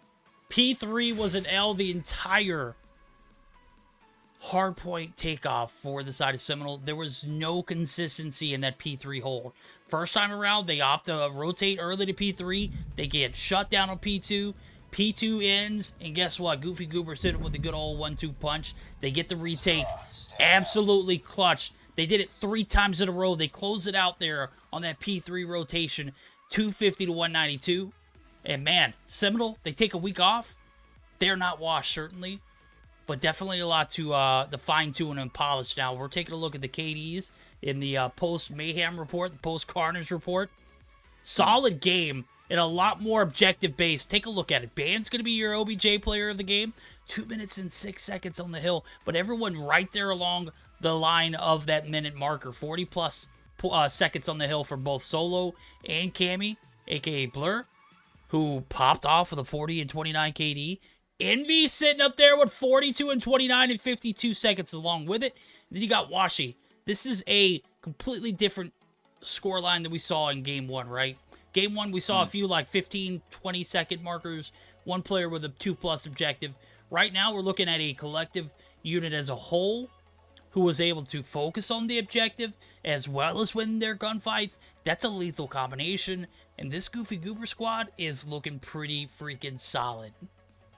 I know, that's what it was so tough to actually predict which team was actually gonna go ahead and win this, because Seminoles and Goofy Goobers, they're basically just an overall powerhouse of a team. I kind of want to give it to Seminoles, but honestly, Goofy Goobers, when the time gets tough and it's time to get serious, they honestly proven themselves they could get to that level of competition, and they were just able to go ahead, win it 3-1, and make it to the finals overall. Though, do we have their matchup yet, or do we know who they're gonna go ahead and face in the finals just yet? Or... So I'm taking a look at Guildmania stream. He is casting the upper echelon and Yo Mama matchup right now. Yo Mama's on match point. They are winning in the Hardpoint Summit, and I think we might try and get that on screen for everyone to see while we wait for that next matchup. So give me just a moment. Let me get everything squared away. So don't go anywhere, guys. I'm just going to hide my screen so that way I can get everything squared away to get Gil's page up, and we'll be able to, you know, take a look at it at the same time as everybody else, and hopefully be able to get this grand finals underway. So we're gonna be in a little bit of a limbo. Nonetheless, we're still gonna be taking a look in Guildmania stream just to see how that matchup goes. So don't go anywhere, guys. I'm just gonna hide screen for just a second. Give me just a moment to get everything displayed up.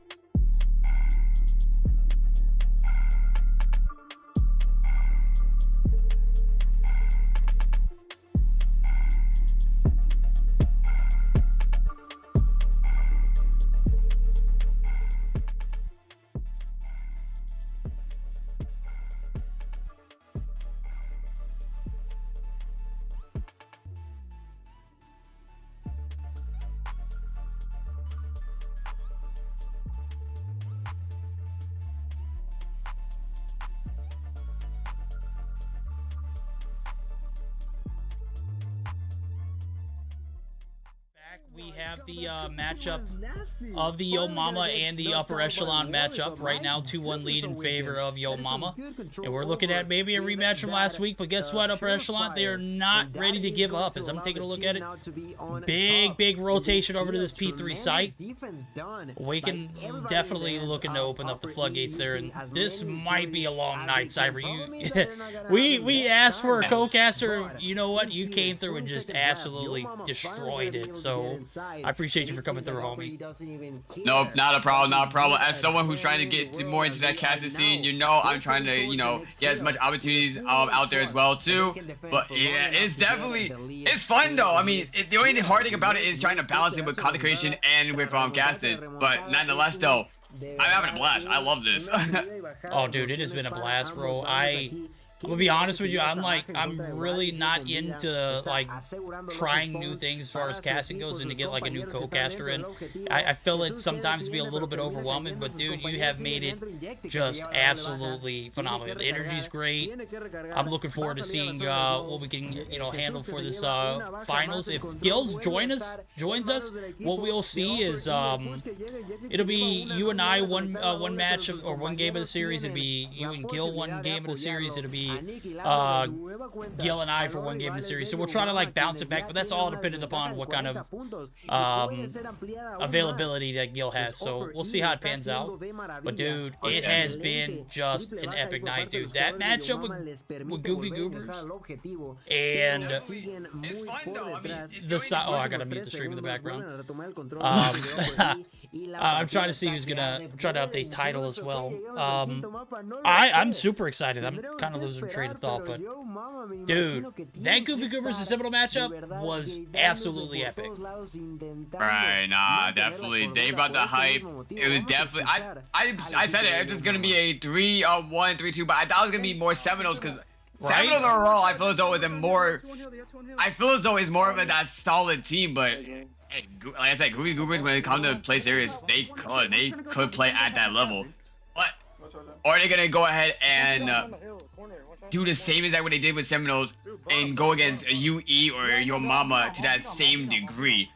I mean, possibly yeah, but definitely Yo Mama and UE is not a team you want to go ahead and sleep on in any way, shape, or form. Right now it seems like this could go over in favor for UE, so they're gonna go ahead and probably play a game number 5 in S&D. But yeah, hopefully Gooba Goobers is ready, and whoever team wins this series, hopefully they're ready as well too. Goatsaken's on a 49 kill game right now, and I just saw that just get taken out by Grab Spike or Grab Vortex. UE are gonna get the break. Not gonna be able to get it though on that P1 reset. They're gonna have to do it on the P2 here, as I see. Man, this is tough, dude. To put 1 second on the clock and that's all you need. There's no way they don't get it right.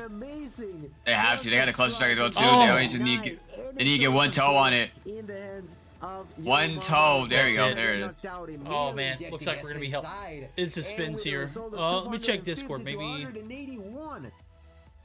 Upper E have just taken us to a game number 5. What a way to play between these two teams. It is just unbelievably crazy. Oh, hold on. Yeah. We're good. I was just checking Discord to make sure we are going to be able to join in maybe in cast. I don't think so. I think we're just going to let them do it. So we're going to do our thing here. We're going to chill. I'm going to use the restroom real quick. So give me just a second. With the amount of JuJu that I've had as well as water, bro, it is not looking good. I'm going to go check on her. So I'll be right back, all right?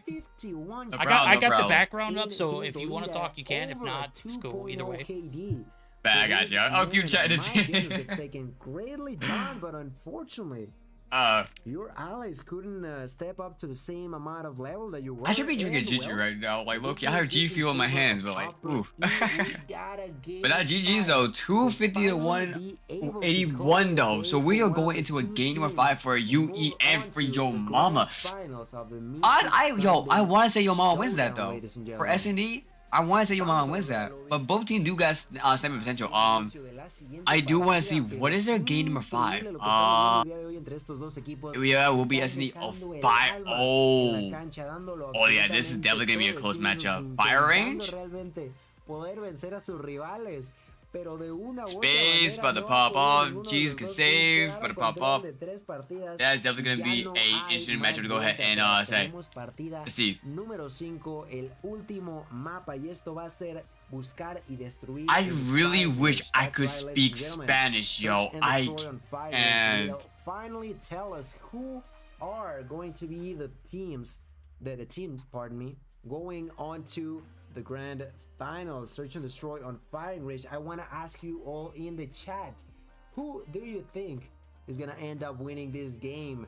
I mean, it's definitely going to be a hard matchup, but honestly, I'm still going to go with Yo Mama for this. I feel as though Yo Mama definitely has the more solid team, but the team that UE is, that's basically SPL, so I don't know, but definitely though, I may have to go ahead with my boy, Babalo and Space. I feel as though they're more solid. Fire range. Both teams should be used to playing onto fire range as well too. It's definitely one of those maps to where you can sell in with a sniper holding down those massive angles. So it's just gonna come down to really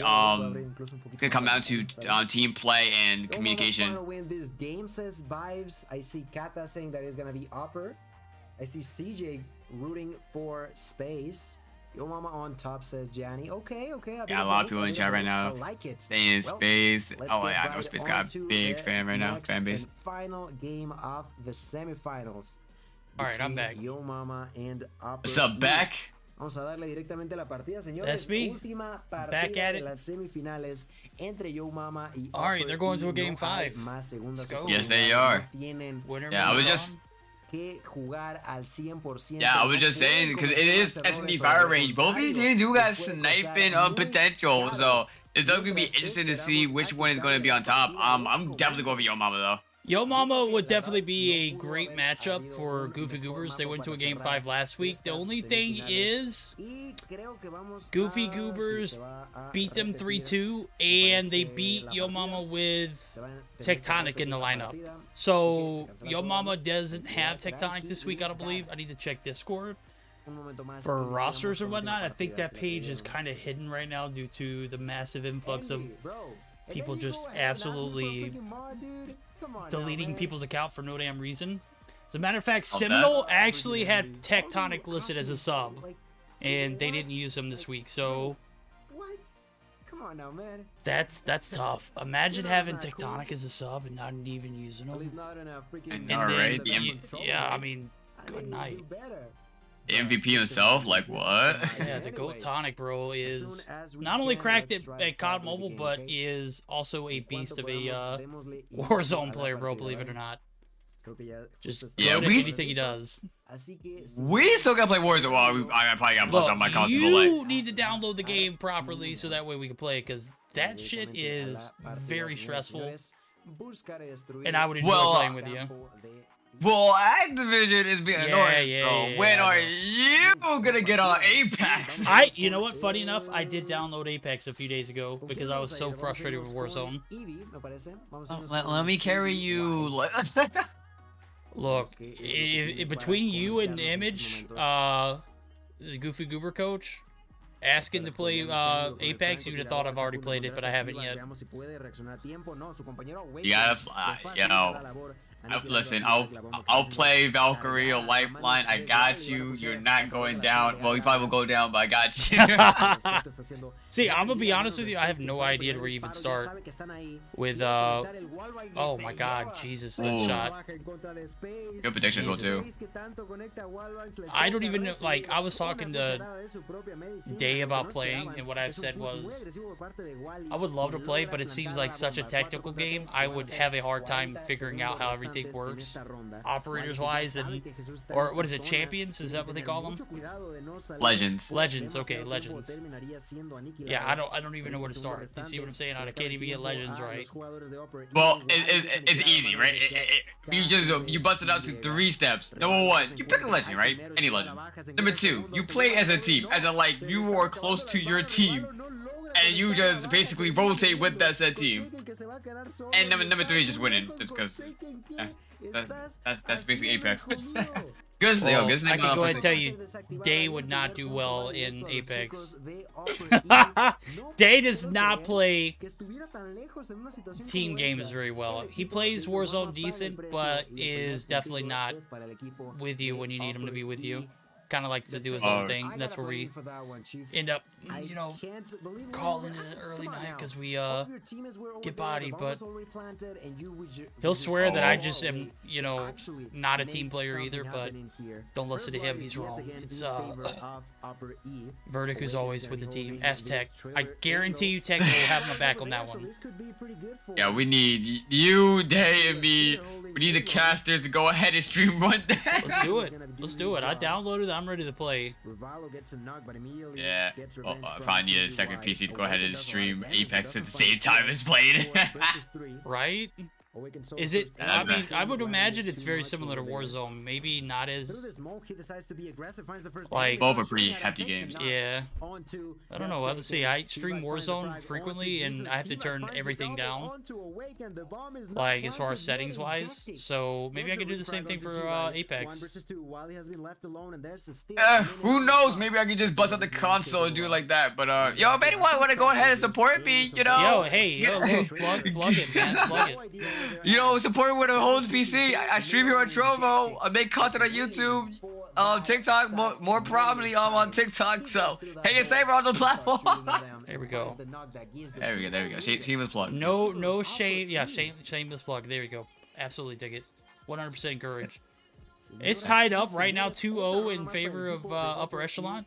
We might be seeing an upper echelon and Goofy Goobers finals. I gotta say, Goofy Goobers look like the Goofy Goobers squad that came out of Rostermania strong. Right now, they haven't looked this good since then. And they have lacked consistency for the past few weeks. And last week was a good showing, but it was without Seminole in the mix because they took a week off. But they kind of dogged Seminole, both in the Hardpoint, even though they lost the search, which they just absolutely turned the Jets on, and then that raid Domination. Oh my God, I mean, showing up like a different team. Yeah, I mean, like Goobers. Like I said, I keep actually saying they juggle all that stuff, but like definitely though, when it's time to get down in business, they're able to do so. Like they're just a solid team. Like I keep saying they are more. I feel as though they're more dominant when it comes down to S&D, but honestly, for their respawn, they get better and better and better, and they're just a danger team for any other group to go against. I mean, I just curious how either UE or your mama's gonna go ahead and play against them. It seems like UE may be the ones to go to the finals, given the fact they're up 3-0. But that's probably due to the size, because on this map at Fire Range, usually switching sides could make or break whether or not you do good or not. Because in my opinion, I feel as though the defending side is really strong on Fire Range. But nonetheless, though, just the fact that UE knows what to do on this map, UE seems like a solid team. It just comes down to who is going to be there to make the plays, who's going to execute them, and most importantly, who's going to win the gunfights against each other. Right now, Go Mama just finding a very difficult time on this attacking side. Good thing 2 or more rounds and they'll be flipping, but I don't see anything changing. I'm gonna be honest with you. Ingenic's still alive here. Oh, Ingenic, that's a big gunfight to lose, especially not playing twos. That's tough. That's a bold push. I was expecting a little bit more of a creative push, but they funneled right in. Yeah, they probably should have someone at least switch over like on the other side or on the trailer, but I don't think they had enough time. I wasn't paying attention to the time though. That definitely would have been a smart play. Or if you're gonna play like that, you gotta be like right there, able to go ahead and get the trade-off. Yo, mama, come on now. I'm gonna need you guys to tell Your mama do have at least one, but like losing their player right there, they definitely gotta go ahead and play a little bit sticky. A player immediately at the beginning of this round. We're gonna go with T-Bag, who's in a great spot though. If he can actually and successfully surprise their opponents aggressively. Oh my God. He's gonna be taking a slow step. Gonna be breathing in, breathing out. He knows the risk of being too aggressive, and that's why he's waiting for the enemies to make the man. move.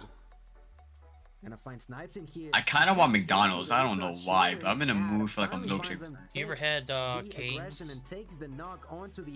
Yeah, I live in New York. I don't think we even have a Cane's here. Oh, y'all are missing out, dude. It's like chicken place. I know. It's like I know. the better Zaxby's with like Chick-fil-A service. See, you're gonna be mad. I never even been to Zaxby's. I heard of it. I heard of it. I know what it is. Is it worth the trip? But the Zax sauce is elite. It's all right actually. As the years past, it just hasn't been that good. But Cane's is, without a shadow of a doubt, the best chicken place when you're talking about fast food chicken. It's elite. I definitely gotta check it out, but until then, I'll probably have to stick with my Popeyes. Well, I feel, well, yeah, well, you can't go wrong with Popeyes other than if you're getting a DoorDash, forget about getting it on time or... Screw getting it on time. If it's gonna be, like, warm and all that. Oh, yeah, you're right. If it's warm, you know, definitely elite. When it get my Popeyes, it usually do not even like. I Bro, I gotta grew put that up in the like a microwave, like- huge like Churches fan, and I have been so disappointed by Churches in the past few years. I never even had Churches. Never had Churches? Oh, that's right, you're in New York. Bro, I never had Churches, Zaxby's. I never had Cane's. What's the other one I'm thinking of right now? I never had Jack in the Box. I never had Jack. Oh, I've had Jack's, but I've never had Jack in the Box. Yeah, but my moments. I mean, I remember trying Chick-fil-A. I had to drive 2 hours to get that, and then it was this restaurant in Florida that I forgot his name. What was his name? Oh my god, there's no way I forgot his name. What was his name? Oh my god, DJ Khaled, I think. Yeah. But he owns this restaurant called Finger Licking. Okay. Solid. Is Loved it it. really? Yeah, It wasn't stuffed recently fish. opened that. No, this was a while ago. I remember going to Florida like, well, dang, when did I go to Florida? Like, actually, yeah, probably was like 2 years ago. Okay, so that's still a little more recent. I haven't been back to South Florida in a while. I haven't been back in at least 5 years. Yeah, I missed that food. Oh my god. The only thing that I'm surprised about is how did I forget freaking DJ Khaled's name? Another one. Exactly, another one.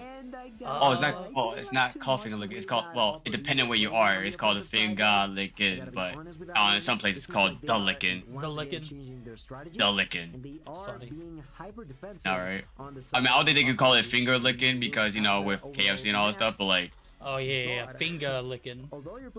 Finger, but yeah, you got it's soul food. You gotta like look at photos of it. It looks so good. Oh, I'll definitely check it out. Next time, I'm supposed to be taking a trip down to visit a few of my relatives who live in like the Fort Lauderdale and whatnot area. There's some that live in Tampa, and whenever I go down to visit, yeah, I'll be able to hit Miami for a day or two, and I'll check it out.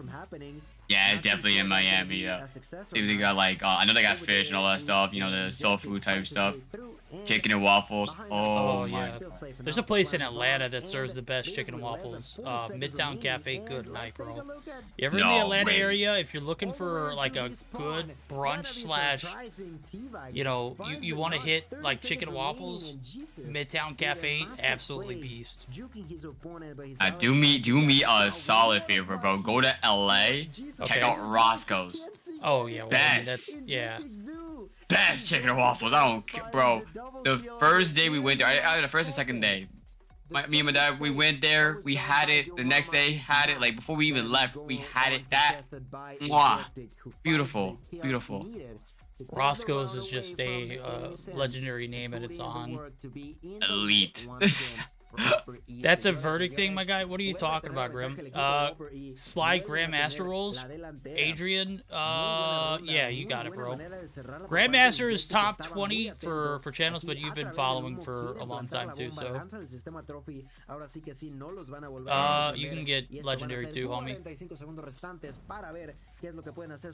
Speaking of food, because I just remember this, and I don't know how I just remember this, because I work part-time at McDonald's. Have you tried their hack menu yet? Oh, you talking about the this is what I usually get. I've been getting a McDouble for years with mac sauce.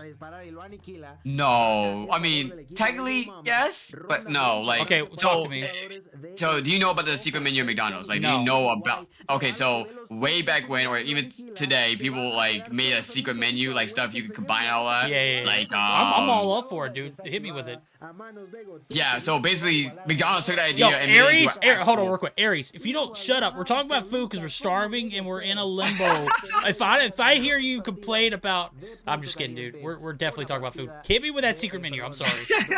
But yeah. So basically, right, McDonald's took the idea of the secret menu and he turned it into an actual like a menu thing. So they have this thing that's like a cheeseburger or double cheese where you have chicken nuggets in the burger as well too. What?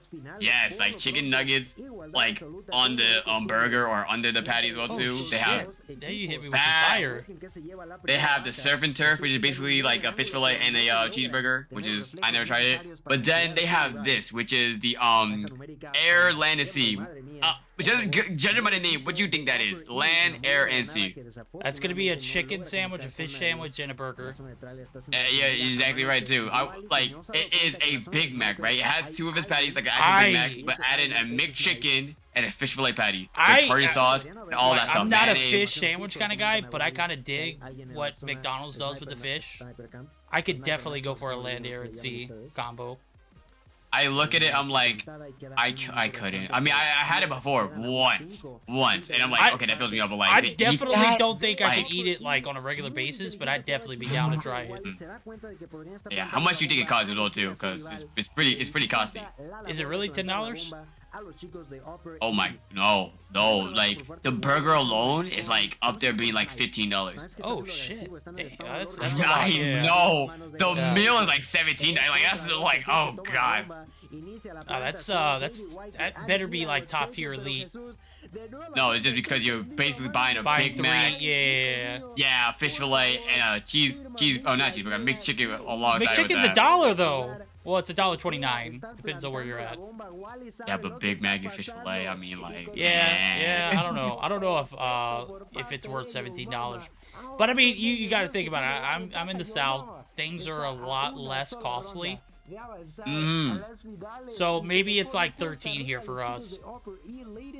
I still kind of expensive for a McDonald's burger. The cat still. That's still. I mean, for $17, you can go to freaking Five Guys.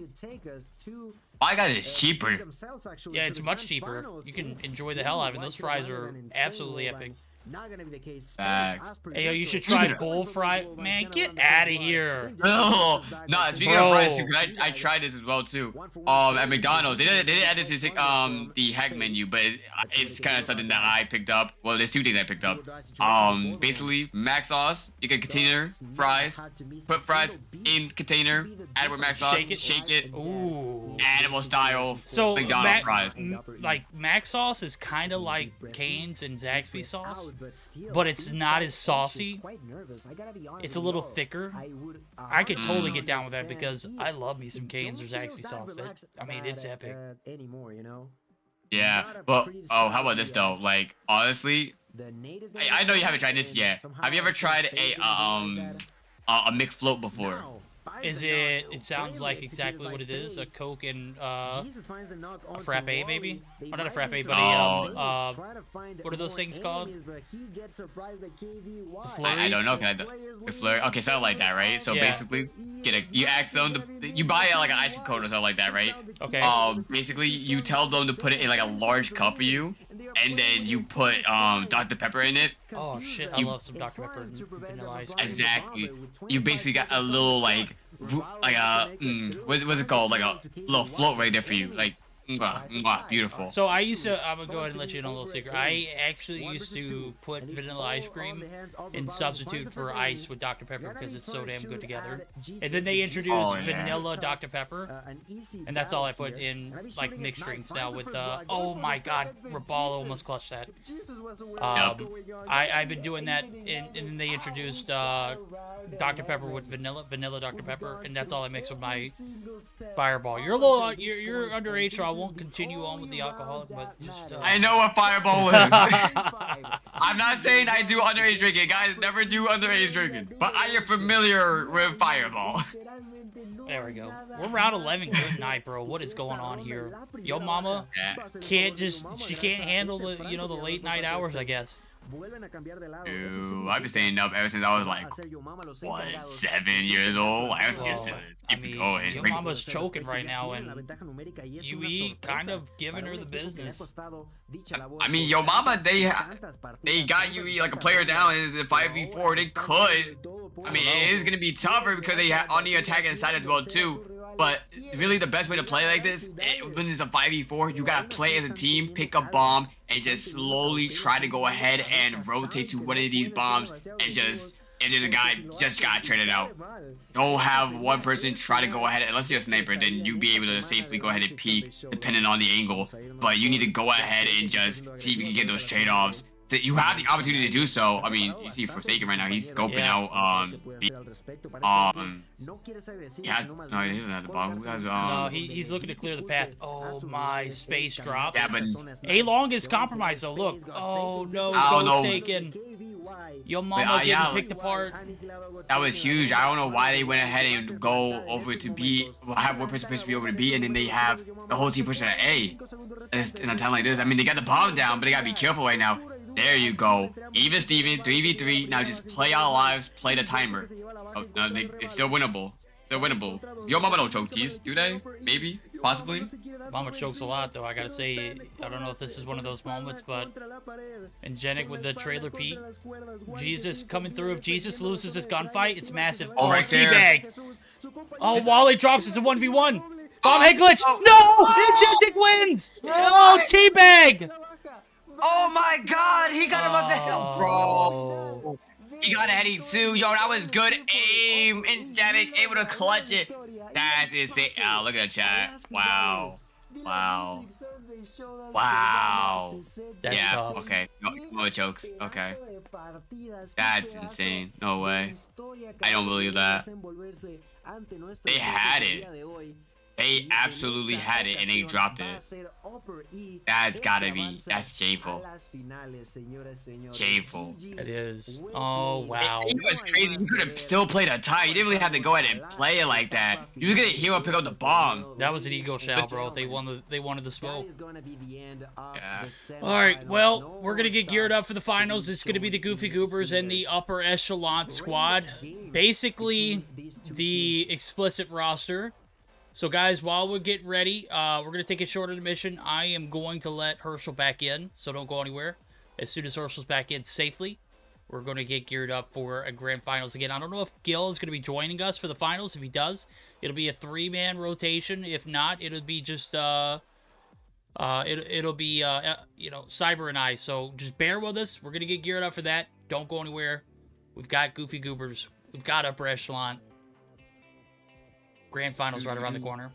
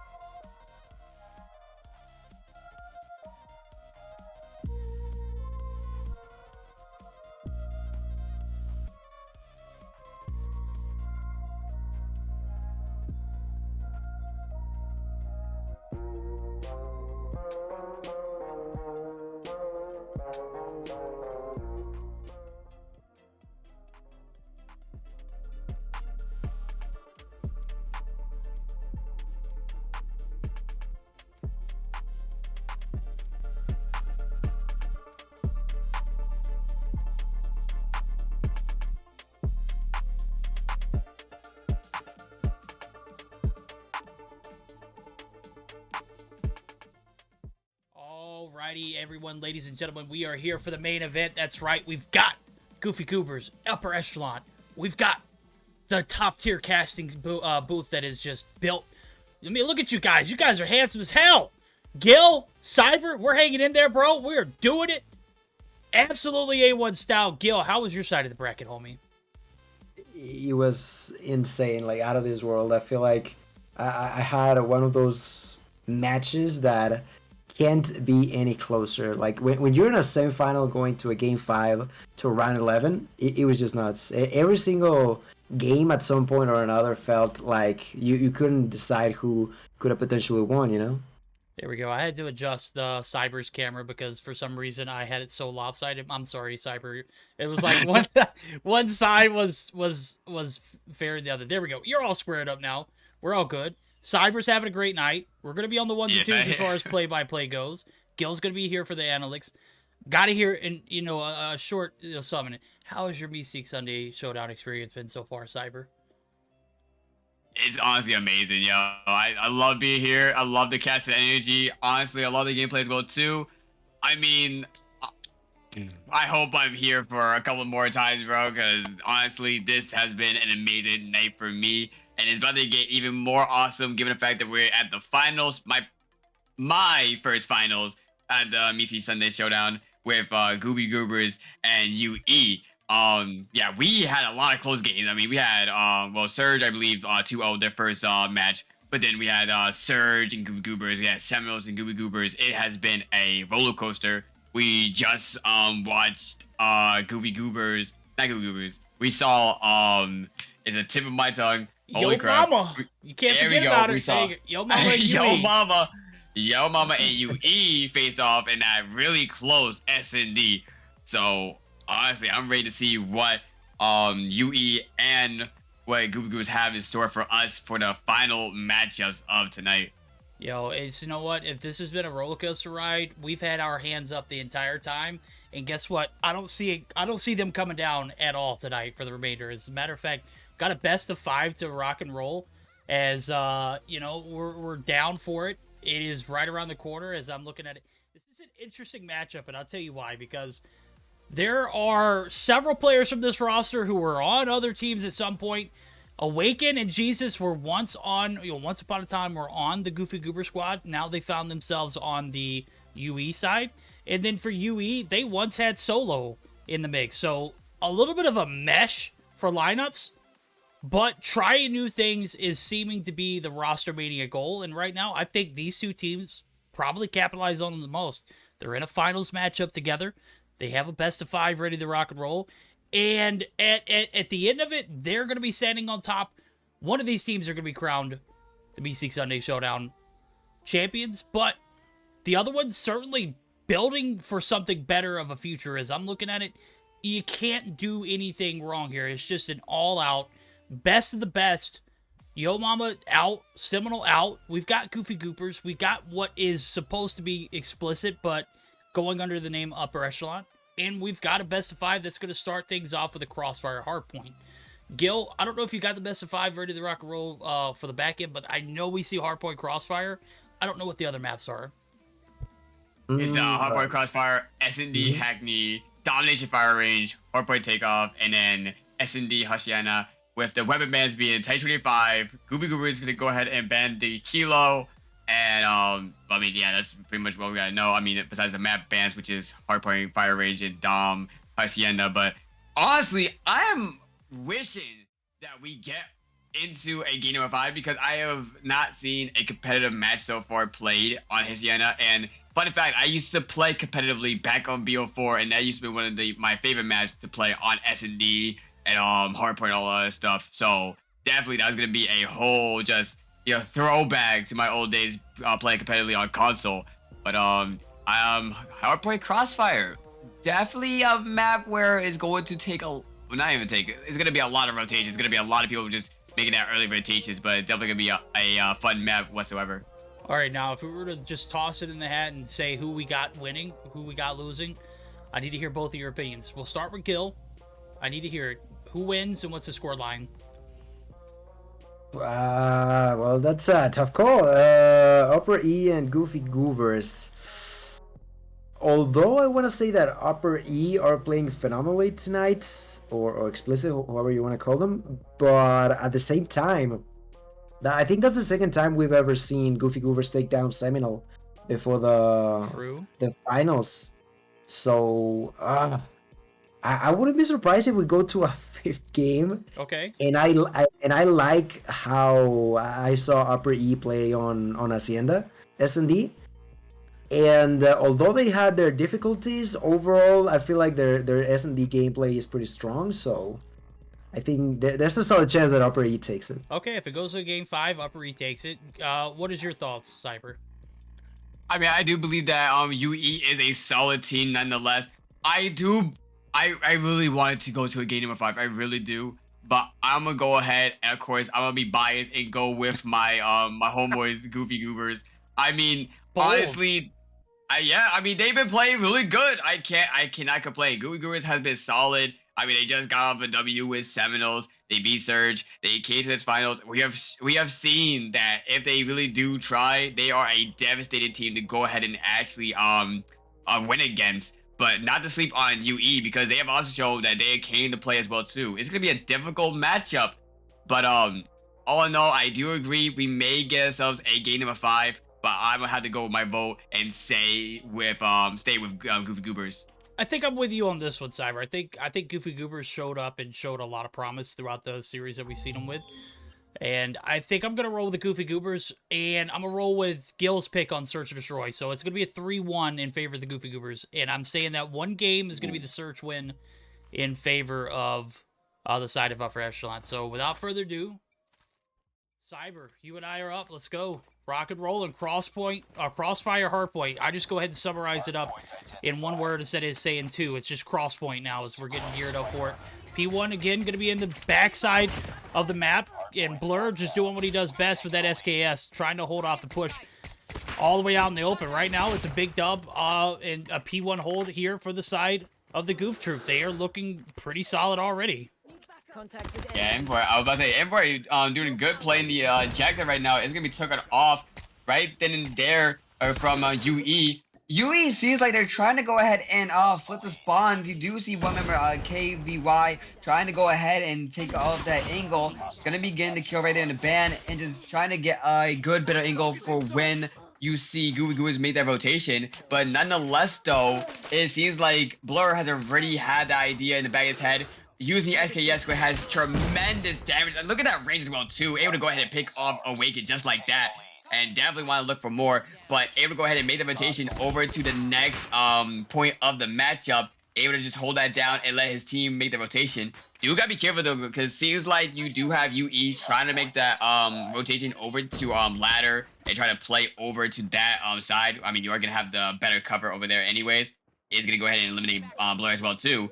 But nonetheless, though, good try for Goobers to make that nice early rotation. Because you're going to have to see that a lot as well, too. I mean, this Crossfire. You're going to have to really focus on the rotation on this map. Because next rotation, point 3, is going to be all the way down there. So really, when it's like that 20 or 15 seconds, you're going to have to give it up. Because if not, the other team's going to make that rotation. And it's going to be a tough hill to really break. Yeah, P3 and on is definitely where the money's going to be found at. The money hill for P2, not really a thing. I believe that it is a great opportunity for teams to put their foot on the hill and get as much as they can, but I don't think it's any more of a lockdown than P1 is really on this map. The good thing, though, P1 and P2, as well as all the other objectives, you're kind of safe from score streaks, you're underneath cover, but it's not a lot. This is a very exposed P2 area where you can see 61-10 now.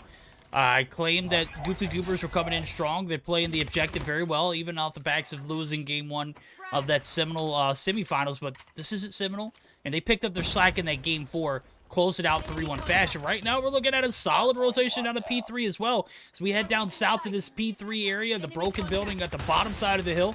You can see where Envy is just racking up the kills. Ban going to be your objective player. This is not normally where I see him at, but he kind of fits in like a glove. Does pull out the Tempest. But again, just like we saw against Seminole, gets taken out before he uses it. Doesn't lose it altogether, but not going to be able to have a instant access to having it. But it doesn't look like he needs it so far. Yeah, Goobers is doing a really good job just holding down the objectives, making great rotations, and overall just winning the gunfights. I mean, Blur right now, 16-4, has access to Lightning Strike, Cluster. I mean, Envy as well too, 11-4. You see 13-12 coming off for Awashi. I mean, Goobers is doing an amazing job overall, just playing their lives on the objective, and then Blur with the SKS able to hold those longer angles with that amazing range of damage that that gun has. Gonna be finally popping the Lightning Strike as well too. Gonna be trying to clear the way for his team to push over to the next point. Not gonna find a kill there. Sadly, he still has more streaks to go ahead and use as well too. The one person in charge is gonna be Washi, who does have access to a Sparrow, but not gonna have a chance to really go ahead and use it. And Jeddick is gonna go ahead and get that trade off or get the kill. But here comes a Cluster Strike. Hopefully able to go ahead and at least separate UE from actually going ahead and picking up any type of points. But it seems like it's really not going in favor for that. I mean, you said it yourself as well too. These streaks, it doesn't really matter. I mean, these points, I'm gonna say, has really good cover. They're really hard to go ahead and break, especially point 4 and point 5. Yeah. Point 4 and point 5 is probably the hardest objectives to break the game. You could see it even on the backs of the Lightning Strike, which I gotta say was probably misplayed by Blur.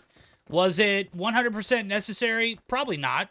But you forced the opportunity to lose the spawn sites, which they did, because Blur wasn't like all the way up on the map. If you would have used that Lightning Strike a little closer to the objective, you would have found a little bit more value as far as like having the opponent spawn out. Right now, P5 rotations come through. You can see the bottom of the hill. Yep, here we go again. And this time around, it's no other than the side of the Goofy Goobers who are just manhandling the objective right now. As you can see, Snipe's going to be able to come through, and Jeddick and Awaken coming through. Get some kills, but all in all, not going to be able to get the break initially. And Jeddick there looking to get the contest, is going to be able to get the objective. There's one player left to deal with. They take down Envy, and this is a much-needed break in a different change of pace than we've seen all game from the Goofy Goobers. They're going to be on the outside looking in, and in a money hill like this, a lot of value up for grabs. Oh yeah, you definitely see that value coming in as well too. They're gonna be able to go ahead and pop their operators, but it could be enough to be at least close to lead. I spoke a little bit too soon. As you see, Goofy Goo is actually gonna go ahead and make that break. I believe they are gonna be able to hold it for just a little bit for the scrap time. They should be focusing their way over to the next objective. They are gonna be met up by Jesus Can Save, and I do believe that Awaken is outside in the alleyway watching that side of the building as well too. But yeah, about the shoes as well too.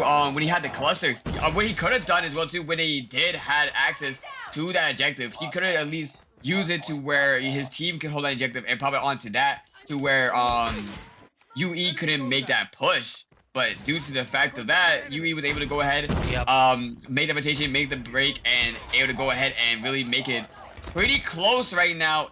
I wouldn't say it's much of a blowout territory, but Goobers is not down just yet. They still overall have the lead, but they do got to be careful how they want to go ahead and play these streaks. They want to be careful how they want to go ahead and play this as a team, and they want to still keep the momentum of hold down these objectives to the best of their abilities. I mean, it's Crossfire. You should be able to do so. Just pay attention to the clock, make the rotation you need to go ahead and do so, and should be able to go ahead and just increase that lead you already have. Don't lose it right now. Don't lose it, and don't lose focus, because we saw that happen in the Panama slums of Hardpoint game number 1 in Seminole, and Seminole was even on the backs of just getting completely outslayed, able to play the objective 10 times better, and they ended up winning that game by a margin of 3 points. Snipes, what the hell was that, homie? We're gonna pretend we didn't see that. Dude literally put his Saki up top and just put his head right into it. Envy gonna be able to come through. Jesus able to utilize his score streaks, and that's one of those things that, you know, I think that the side of upper echelon has done better is utilize their score streaks. Blur completely wasted a lightning strike earlier. Didn't get much value of it other than 2 kills, and then wasted the cluster on top of that, which could have held the push off from P5 rotation. Jesus able to get the break here, but it's going to be short-lived. And now the side of Goofy Goobers, yet again with a advantage here on this P2 site, looking to run away with a lead. Can they keep that focus, though? Because I see this game, it gets out of hand and then it gets close. All because the Goofy Goobers, I don't want to say are playing with their food, but are not necessarily 100% on the objective like they should to be able to close this game out. If they are going to win it.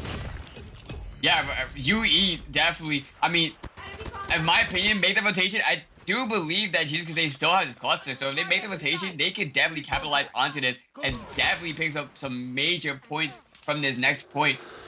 And it seems like they are still able to go ahead and do so. They do have people spawning over, but they gotta be really careful, as you do see Goofy Goobers trying to make their way inside of the objective. You see Blur over here picking up streaks as well too. Gonna be finding that kill with the Annihilator, trying to find one more. There he goes, able to pick up a lot of kills actually right there. He's gonna lose it, but wow, Blur able to go ahead and get the Predator Missile, the Lightning Strike, the Cluster. Now is he going to go ahead and use it appropriately to where he's going to actually really benefit him for these objectives? That's a question that we're gonna be answering way into this matchup. But nonetheless though, we do see Goofy Goobers able to go ahead and utilize this objective. It's 20 seconds onto the clock. We should be seeing a few members of Goofy Goobers making that rotation to next. You do gotta be careful because there's at least 2 more members over for UE holding it down. But yeah, nonetheless though, it's still scary. I don't want to say this is again a blowout or anything like that. Goofy Goobers do have a good lead, but UE is definitely not a team to go ahead and sleep on right now. No, they're definitely not. As you can see, it's still about a 43-point lead in favor of the Goofy Goobers. They've got spawns for new. As I see Angelic drop down, that is definitely going to be the bow and the ribbon on the objective. P4 definitely could be where they can maximize a lot. I know that Jesus has a cluster pocketed, which we've seen Blur use his sporadically. He uses his lightning strike there. The cluster comes through from Jesus. Again, not a lot of value, but again, it's much more value than the side of Blur earlier. You saw the cluster come through. It was a little more closer to the corner building rather than on the backside to hold off the spawns, but nonetheless, it doesn't find Envy, who is putting a lot of pressure. He's going to combine with Solo. They're going to be able to get the break. And 20 seconds of scrap time we're going to be awarded to the side of the Goof Troop. Can they close it out on this P5 retake? It's all going to be dependent upon how well this side of upper echelon can hold the break and hold the push off. You can see Blur actually going to use his cluster and his predator, and nobody in sight to really take, you know, out of. But if you push out into that little backside building, certainly going to fill the wrath. But I don't think he's going to find a lot of value out of that. And just as soon as it came, there it goes as well too. This is gonna be a difficult hill for Goobers to go ahead and break, nonetheless though. And honestly, UE could pick up a lot of points off of this. But can we talk about Blur real quick? Like Blur right now, 46 and 16. Yeah, not impressed. I'm obviously capping Blur. We have a joke ongoing in the competitive scene. We always call Blur the value Tectonic, because he strives to be so much like Tectonic, and we call him like the Goodwill Tectonic or the Walmart Tectonic, the Great Value Tectonic, you know, whatever we can think of under the roof. But the retake does come back in, and it's swift here for the side of upper echelon. The break looking to come back through, not going to happen. Jesus able to lock it down. It's some much needed scrap time yet again. They're going to be able to close that gap, but I don't think it's going to be enough. As you can see, the P1 reset surely going to be the deciding factor if UE are going to be able to stay in this thing. But again, with Blur dropping 49, you think the game would be closed out, but I'm feeling Game 1 vibes of the Seminole semifinals, right? That's what I'm feeling like. I don't think it's going to get out of hand, but I'm definitely feeling pretty that. close. It is pretty close, and with UE making that rotation well too, you gotta see Goobers really go ahead and capitalize onto this. You see a lot of members in Goobers trying to make that push, and they're finally gonna go ahead and do so. You can say trying to go up the stairs, but ban! Oh my god, able to go ahead and pick up 3 right there. Also taking out Awaken in that little bunch, and it's basically going to go ahead and just send UE back to their spawn. They gotta have to go ahead and regroup and able to go ahead and make this a push, but they're not gonna have enough time. With only 4 more points needed to go ahead and close out game number 1. Ban able to pick up 2 right there, and Jesus can save, and a KVY as well too, and it's right there. All she wrote. Game number 1 is in the pockets of Goobers. 250 to 220. Yo, hey, I mean, Goofy Goobers probably could have closed that out a little sooner. I'm gonna be honest with you. Upper echelon, I'm not discounting them, but they got outplayed every angle, every point. The retakes were a little there, but always a little too late. And then the holes just weren't there. 53 kills for Blur. We're not gonna mention that anymore. Blur, dude, play some more objective. I know 1 minute and 6 is a lot, but I need you to play a lot more. As well as Washi. Washi, what the heck was that, dude? 32 and 42 and 6 seconds on the hill?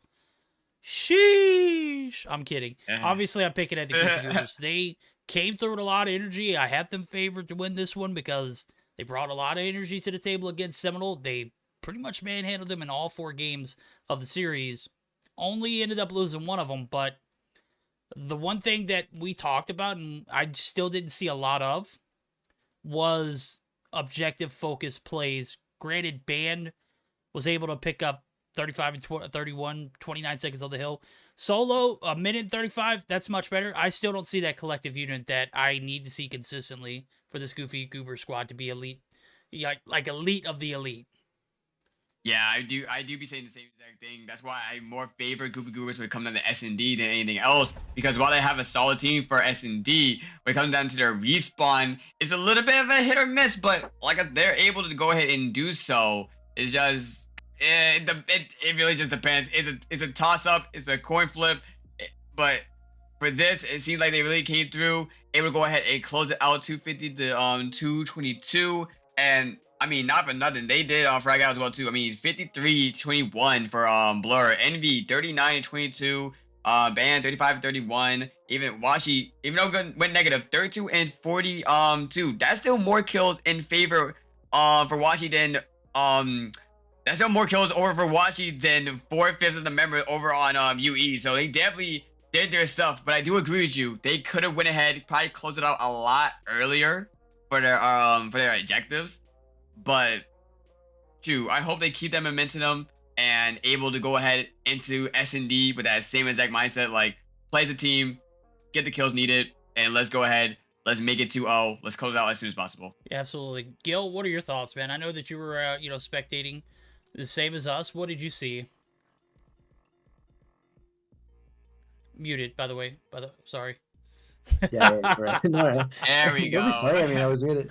uh, I gotta say that although they lost that game, it was quite close given the fact if you think about the fact of how far apart they were in the kill department, right? And that's something that I definitely saw them struggle against Yo Mama as well. But I don't know. I honestly don't know how to do it because the game that they also one of the games that they lost on Hardpoint against Yo Mama, I'm talking to you about maybe 30 or 40 kill lead in favor of Yo Mama, and the score was almost as close as this one, right? I'm not too sure how they do it, but they managed to take a value off of each kill, even if it's a few of them. Oh yeah, that's what we saw a lot of in our first game of the Hardpoint Panama. I call it Panama because why he's Panamanian, but Slums. Seminole got outslayed by like 30 or 40 kills. It was a 3-point win for Seminole. Wow. So we're talking about a squad of the Goofy Goobers who weren't completely objective playing in that game one of the series. This time around, it looked very similar. However, their opponents were nowhere near the caliber of Seminole. Right now, we're going to go ahead and jump right into it. Game number 2. Hackney Yard search and destroy, and off the rip, we're going to see the defense for the side of the Goofy Goobers. They have a 1-0 lead in the series. So this is, you know, maybe a little bit of a revenge game here for the side of Upper Echelon. But Washi doing Washi things, man. Just an absolute beast of a shot that I missed. Yeah, that was a nasty shot right off the heading up that car right there. Snipes is gonna go ahead and bounce it out, getting that kill on the blur. So gonna be a 4v4 situation. Solo gonna go ahead, get that kill on an energetic. Washi right now just playing the high ground, trying to see if he can go ahead and find another pick for his team right now. But I think they got the clear picture that UE wants to go ahead and play over by B side as you go ahead and basically see Gooby Goobers just swarming that whole building. Envy coming up top, able to go ahead and win the one against Knights, and that is going to be an easy round over for Gooby Goobers. It is indeed, and it started off with that Washi shot from the top side of the 10 area, aka Heaven, whatever you guys want to call it. I know I've heard several names from the competitive players right now. It is looking like a heaven of a game so far for the side of the Goof Troop. They are locking it down here in game number 2. They've got a 1-0 lead in the series. Solo trades. Bands dropped. A-side push looking pretty dangerous and lethal here. Upper Echelon says, don't count us out just yet. You can see about 1 minute and 40 on the clock. Only 2 players left to deal with. Blur is up top. He is going to get the sip rep. You can see his motion over. KVY holding the angle down from the blue van. Making sure that Blur's peaks are honest and not able to take advantage of anybody out in the open. But Washi finds the equalizer. Might be able to find another one. He does. The shots. They're lethal. And Jintik going to be left in a 1v2 now. 28 seconds for this 2v1 retake. Yeah, you guys see why I love watching Gooby Goobers on NCD now. Washi is just an outstanding sniper, able to go ahead and just change the tides of any games, really. They're trying to go ahead and look for Agetic right now. Seems like that Blur able to go ahead and find him. Agetic able to go ahead and pick up the kill on the Washi, but there goes Blur, able to go ahead and, well, shoot off a little bit, and able to go ahead and get the kill right there on Agetic, and that's another round in favor for Gooby Goobers. Honestly, you gotta be careful how Gooby Goobers want to run this, because if they really wanted to, they could run triple snipers, double snipers if they want. They need to only one, but like the sniper talent on this team is incredible. The angles that these players know to hold is just, you gotta be really careful. You do indeed. Now, as we're gonna see Band actually find first blood with the prize fighters. This is just absolutely brutal, but he is going to be taken out in the open there. 2-for-2 trades now, as we see. Make it 2-for-3. KVY able to find the third there, or the second, rather. Is going to be stuck at his spawn site. Jesus now, with only 1 minute and 30 left on the clock, is going to be able to find one. Makes it a little more doable, but the bomb is down. And it's really compromised. You can see Blur, Envy, they're going to take it hostage. They're not going to give it away for free. Maybe take a different approach, a different angle. Certainly going to be playing their twos. You can see Envy. He wants to handle this bomb site right here. Jesus might be able to find the shots, but does not hit.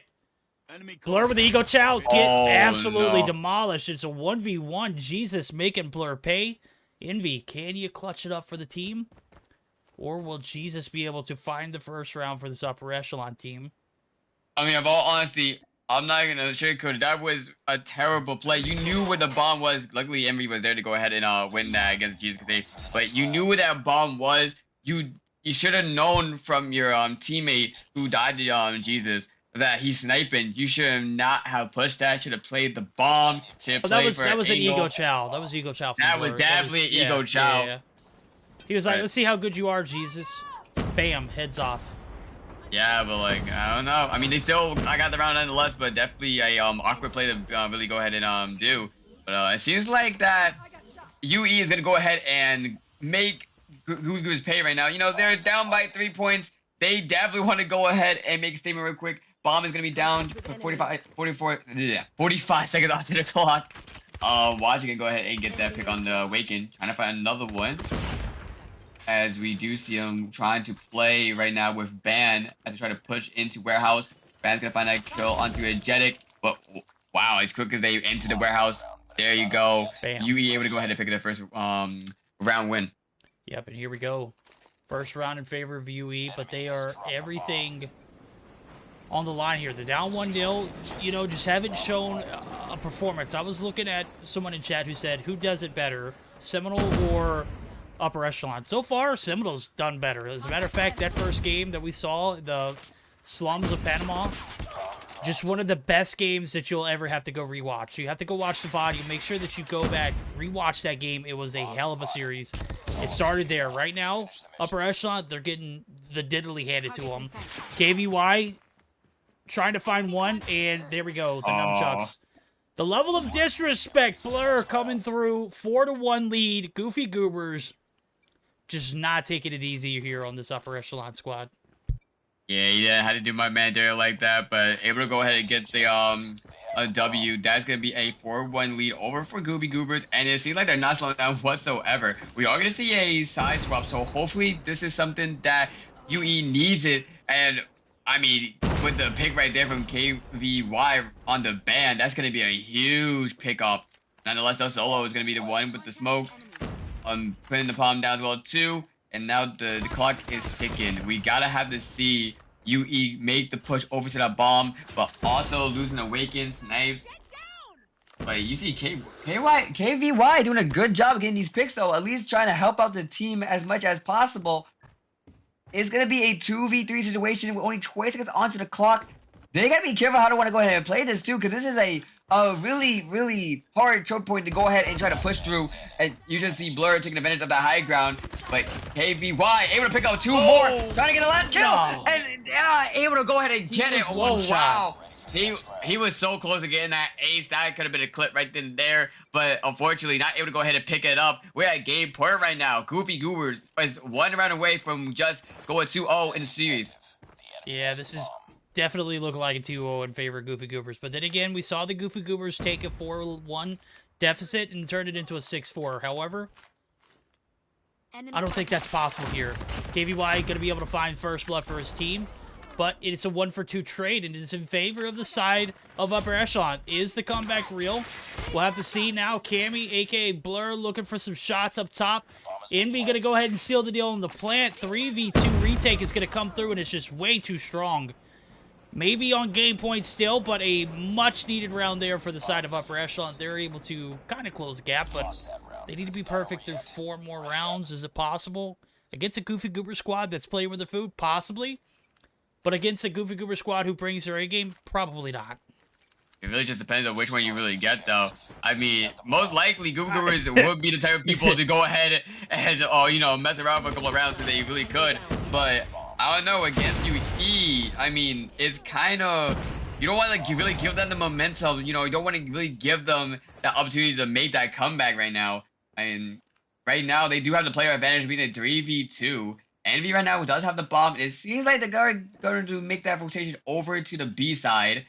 Blur is going to stay back, just going to see and watch if anyone's going to go ahead and rotate from middle or from warehouse. Not spot anyone just yet. They just seem like they're playing, UE's playing back, just playing at A, just watching over. They should get the memo. As soon as that bomb is dropped, A, they over by B. Yep. And, I mean, it's slow and steady, but they surely are going to go ahead and make the, rotation over. Jesus gets saved, though. It's going to be taken out by Blur, bringing it to an even 2v2. Blur right now with 12 kills with the DOQ right now. Just trying his best to play the angles, trying to figure out where they're going to be peeking from. Almost getting that kill right there on KVY. is gonna go ahead and change the angles. Only got 15 seconds to really work with though. That's plenty of time. They can just play. They can just play time and really just make their opponents force their hand. KVY gonna put Matters into his own hand. Blur up top, jump up, good shots. That's gonna be game point match. 6-2 win for the side of the Goofy Goobers, and it came down to a 1v1. But Blur wins those. Big game there for the side of the Goofy Goobers. They're up 2-0, and we're talking about maybe a 3-1, maybe a 3-2 game 5 scenario. Is this where Upper Echelon turns things around? I'm going to be honest with you. I don't think I've seen enough from them to even think that they could find a game 3 win here.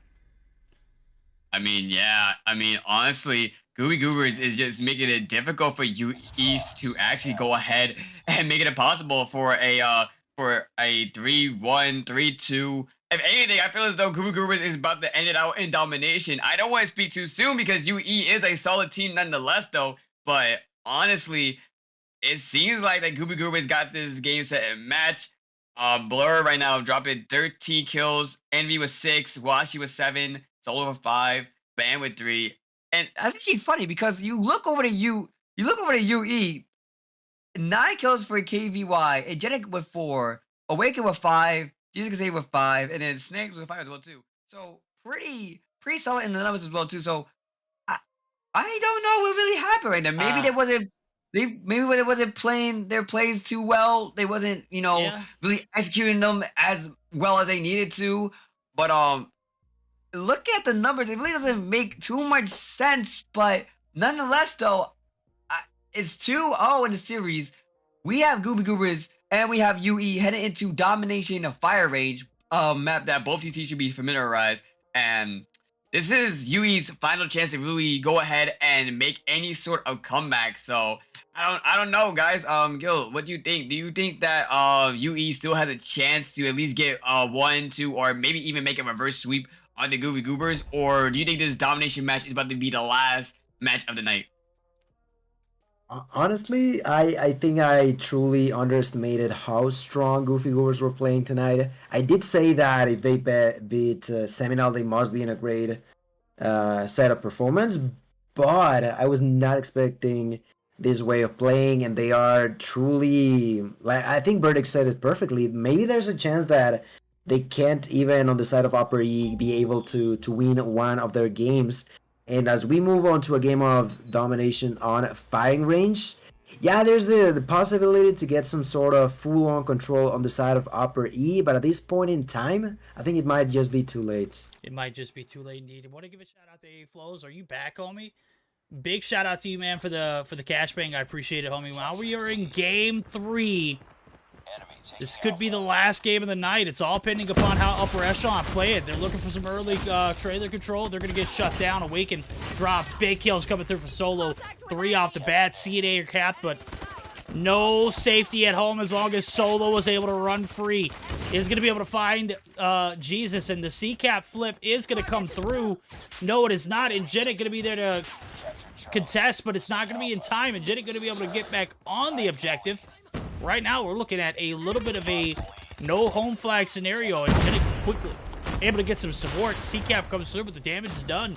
B-Cap, nobody there really just yet, but it's only a matter of time before one of these teams converges. Yeah, you gotta be really careful though, because it seems like that Goobers really want to go ahead and well, they already went ahead with the flip as well too, but definitely able to go ahead. You just saw Envy able to go ahead and or at least trying to cap on B right now. Almost, but at least he does have his streaks though. Got the Predator Missile, got the Lightning Strike. He's gonna immediately use that. Wow, I'm not even gonna find that pick right there as well too. But yeah, finally having access to B, having access to A. Really, all they gotta do right now is just watch over onto Woods. It seems like that we do have one more streak in favor over for Solo. I feel as though one more, yeah, there we go. I was gonna say, Envy does have a Light Strike as well too. He's gonna be able to use that as well. So these streaks as well is gonna be helping them out a lot, especially in the early game. Just solidify themselves, be able to go ahead and switch over to a better position to hold down his objectives. And if they really could, I wouldn't recommend it, but it really could. They could go over and try to see if they can triple cap. But right now, they're in a great position to go ahead and just rank up as much points as possible to get a good lead. Yeah, as a matter of fact, I was taking a look at Blur's point of view. He was up at tower, just being a pest. Finally jumps out for a contest.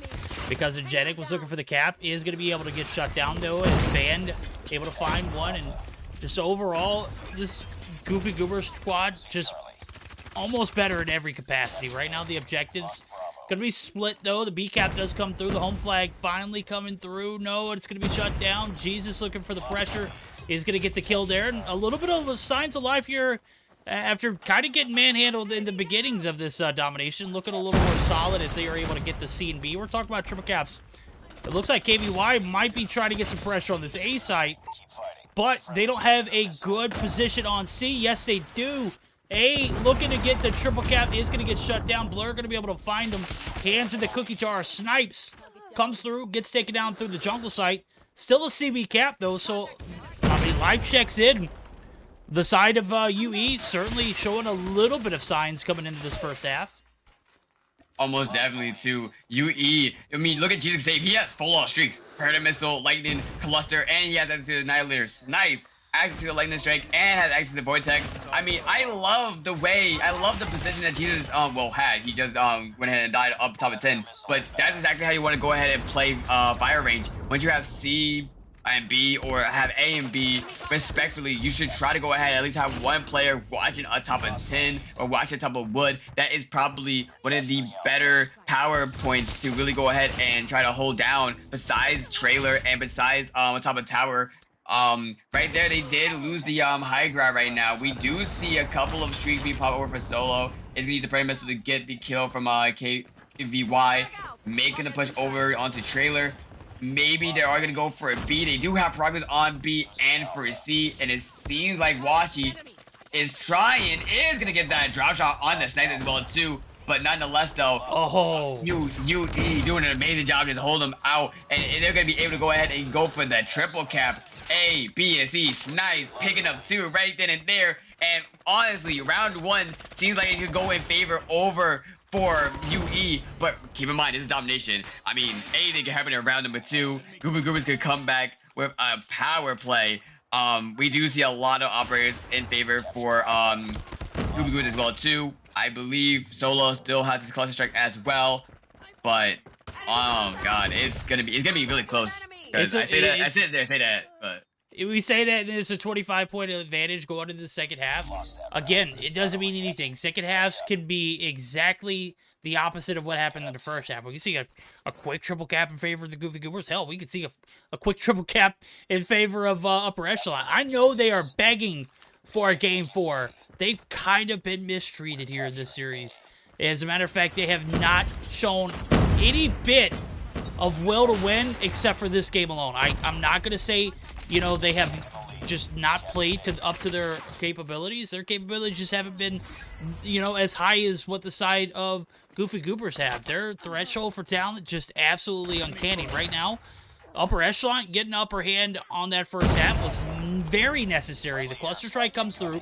The C-cap flip is going to come through along with it. And now the home flagless side of upper echelon looking for a B site, but I don't think they're going to be able to get it right here. Not with Jesus up top 10. Yeah, I mean, like I said, Jesus can save it. I love the way he's playing his position right now. On top of 10, just watching it over onto B, watching it over on this C right now. Gonna get the wall bang on the Solo. Good shots nonetheless, though. Lightning strike is coming down as well, too, trying to help. Trying to get on the B, trying to go for that triple cap, and trying to go ahead and just close it out right here.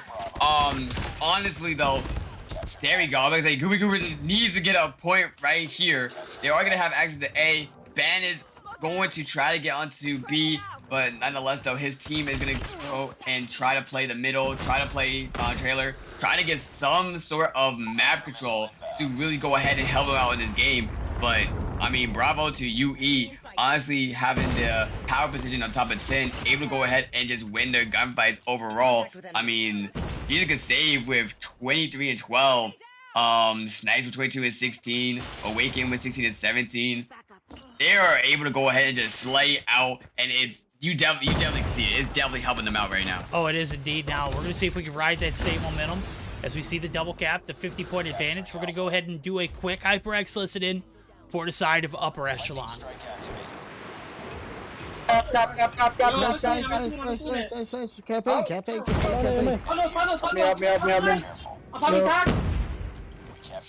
We got it. We got it. We got Yeah, hold the yeah. triple. Hold the triple. It's 10 seconds. Mid one tap. Mid one tap on B. Mid one tap on B. One shot middle, B, B, two. B. Go A. Go A. Go A. Go A. Go A. He's C-truck. On the truck. Yo, 2A. You have to watch me. Watch Yo, me. 2A. Yeah, get out. Wait, what is cool? Yo, Cap that. Recap. watch his middle. Watch his middle. I got watch you. That's A. Cap. Get a trophy. Get a trophy. I got trophy. You only got one. Top 10. Nice. We need one flash. We Yeah, just need one. We just need one. Two barrels. No, we just need one. We just need one, I think. Stop A. Hold it. A dead. Nice. I'm cleaning. We gotta go for the. Yo, top 10. Yo, Top killer. one. Killer. He dropped on me. What? One dead. I saw bathroom. We're chilling. Alright, let's go. Bottom Top one, top one. I'm dead. I spy out. Hey. Hey, Yo, Jesus, go see Get me. it. Jesus, go see with me. Jesus, go see I with got me. it. I got fire. A dead. Nice. Better pressure somewhere else. Tunnel. Top one dead. Dead. Good job, brother. One A. Take it. Planner. Good Yes, job, sir. baby. Yes, sir. Come on. A dead. I'm going for C. A dead. I have a pred landing. Yo, Fred. Yo, A, jungle, A. Bro, this is C. What the fuck? Yo, A. A dead. Good job, clean Jungle, half. Nice. Got you, Lakin. Did it? One more jungle, absolute. Alright, for a team who could win off one, I certainly had a bit of fear going into that A side hole, but sure enough, they were able to find one game. Cyber, the comms were a bit shaky, but here we are. We're going to a game 4, homie.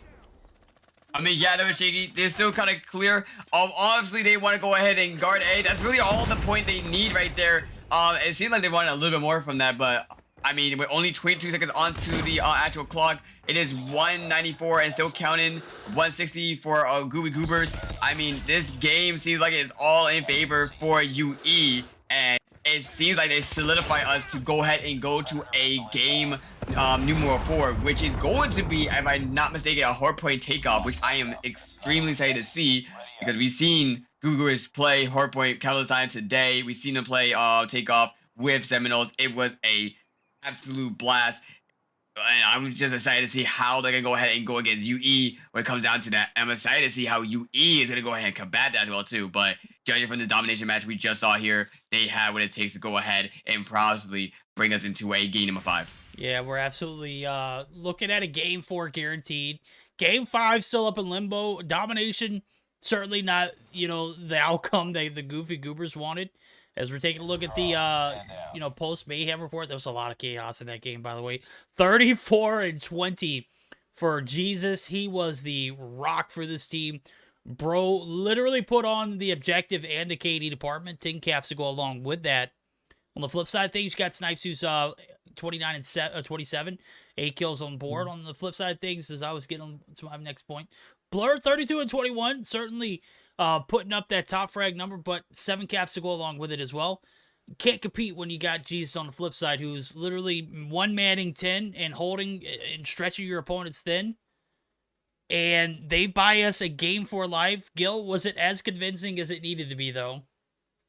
Verdict, Cyber, I wanted to ask you too. Did you happen to watch Injectic on the last, minute? Oh, yeah, with the Sparrow? Oh my god, that yeah, it was clutch. was deadly. Yeah, like, he was. He got 2 kills with the M13, then started just ramming over opponents with that thing left and right. No one could get close to Alpha. Then they were over a wood. It was just insanity. And then I look at the final standings, and he's at the bottom. But I gotta say, that play, I gotta say, it was just phenomenal on his behalf. It was. I think dude started off like 5-19. I'm gonna be honest with you. He was not looking so hot in the first half. But the second half, he turned the Jets on, ended up with a 21-33. Still negative, but 8 caps to go along with it. I'll take it. It got us to a game 4 point, which Cyber just mentioned Game 4 right around the corner. It is going to be a takeoff hardpoint, which we're getting geared up for. And if by some miracle of the gods, Upper Echelon are able to find a Game 4 win, we're going to be ending the night off on a Hacienda Search and Destroy. A little bit of Black Ops 4 vibes, right? A little bit of a change of pace. It's recently added into the mix. And certainly something new for these players as well for us. So, without further ado, we've got Game 4. Again, hardpoint takeoff. And Goofy Goobers played this map earlier, and were able to beat Seminole on it, right? This is what was this Game 4? Yeah, it was. This is where they ended Seminole's run. Yeah, it was. Oh yeah, so I guess the pass is coming back to not hot on Goofy Goobers, but I guess repeat itself. History is about to repeat itself in game number 4 as we go ahead and take it all the way to takeoff. At the start of our match, though, it seems like that just they want to go ahead and play either the top. Yeah, there you go. Play the top and just use the Cygnus as a way to go ahead and just give information to the team and also just watch that off angle to anyone that want to push over to the far left, well, being the far right for Goofy Goobers, and just overwatch that other staircase on the other side of Solo. Speaking of which, though, it's gonna pick up one, but it's gonna be stopped right then and there. Goofy Goobers is gonna have some time, and it seems like they're gonna go ahead and continue that lead they just started for them. But gotta be really cautious though, because it also do look like that we have UE trying to go ahead and set up over at the building as well too, giving them the high ground over to that objective, and also giving them P2. Given the fact that this objective that we are currently on right now only has 15 seconds and still counting, I think that would be the best play for them to go ahead and set up and try to see if this game is going to be a close one for us to watch. Well, right now we're looking at not so close P1, 30-7. As we see the last little bit of trickle time going to go in favor of the side of the Upper Echelon squad, who are trying to make their comeback. The reverse sweep, a dream come true, possibly. Solo able to shut down the staircase area. P2, no different than P1, and all-out domination, but it's in favor of the side of the Goofy Goobers. They're just going to continue to ram through this P2 objective. You can see it, Solo looking for some smoke. He's going to find it. He's going to be able to hold off the point now. Staircase has been anything but safe haven for the side of UE. They might be able to get the break here, but how long can they hold it? This is where they struggled in the first hardpoint game. They were not able to hold on the objectives as well as the Goofy Goobers. As a matter of fact, when it came down to it, they were just ultimately not winning the gunfights in the objective.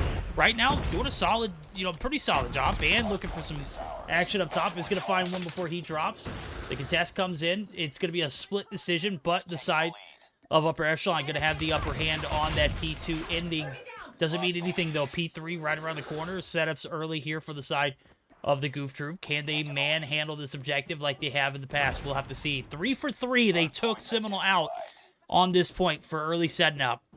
Can they repeat that same pattern and hold this objective, even though they're not there? They're here the first time around. I don't think I ever saw them rotate early on the backs of a P2 to P3 reset. Yeah, envy that. I really do envy that the fact as well too. They were able to go ahead and make that rotation. They realized it was too little time to really go ahead and really try to fight over, and they went over to P3, and now they try to set themselves up to really hold that down to increase that lead they have. But do not sleep on UE. Great job for them as well too to hold down on P2. But now they're trying to make that break. As Jesus can save, able to go ahead and make some work with that M13. Able to go ahead and pick up at least 4. Has the P90 in hand, gives the assist over onto Washi, I believe, and is trying to look for a lot more. His team is still not able to go ahead and for the break. Only 13 seconds onto the actual objective. They're gonna go ahead and UE's gonna make that rotation over to the next point, which I believe this is probably one of the better points on this map. It is definitely a objective where it's really easy to go ahead and hold down. There's only about 3 inches when you count the window. Yeah, if you count the window. But definitely, hopefully they are able to hold it down, which, as you can see, actually, we have Goofy Goobers going ahead and making that break as well, too. Just pushing them out nonetheless. It's kind of really just more of a back and forth happening. But a little bit of a brute force break if you ask me, but sure enough, going to be taken right back out of it. So, the side of Upper Echelon, I've discounted them all night long. As a matter of fact, I still am not convinced that you know, they could have earned a Game 5 opportunity. Right now, the score line is kind of reflecting that. You can see at 107-49. Even though they get the retake here on this P4 site that they set up early for, they're not going to be able to capitalize on it, and they're going to be falling shy of closing this gap now. As you can see, at 10 seconds out for grab, and that is going to be Envy, who's got the TAC 5 ready to rock and roll. Big gunfight, picks up his third in the feed. Is going to be able to earn the precision strike, or precision predator missile. Good night. It is going to be able to earn the lightning strike to go along with it. Now about a 73-point lead. It's just getting out of hand early. Goofy Goobers couldn't close that out in 3. Possibly could do it here in Game 4 as takeoff. Actually looking a lot better than it did the first time around against Seminole. Oh yeah, you can just see if it's accessible too. I mean, Envy right now is 17-10, 14-12. Washi 19-14, Ban with 13-12, and Solo with 21-14. I mean, you can just see it from the stat lines. They're doing an amazing job overall. I mean, the rotations are crisp, able to go ahead and make the breaks they need, able to go ahead and win the gunfights. They are definitely trying to go ahead and close it out for this game. They do not want to go ahead and give UE that momentum to go ahead, take it all the way to game number 5. They want to close it out for this, and you can just see it from them just overall just trying to play their objective.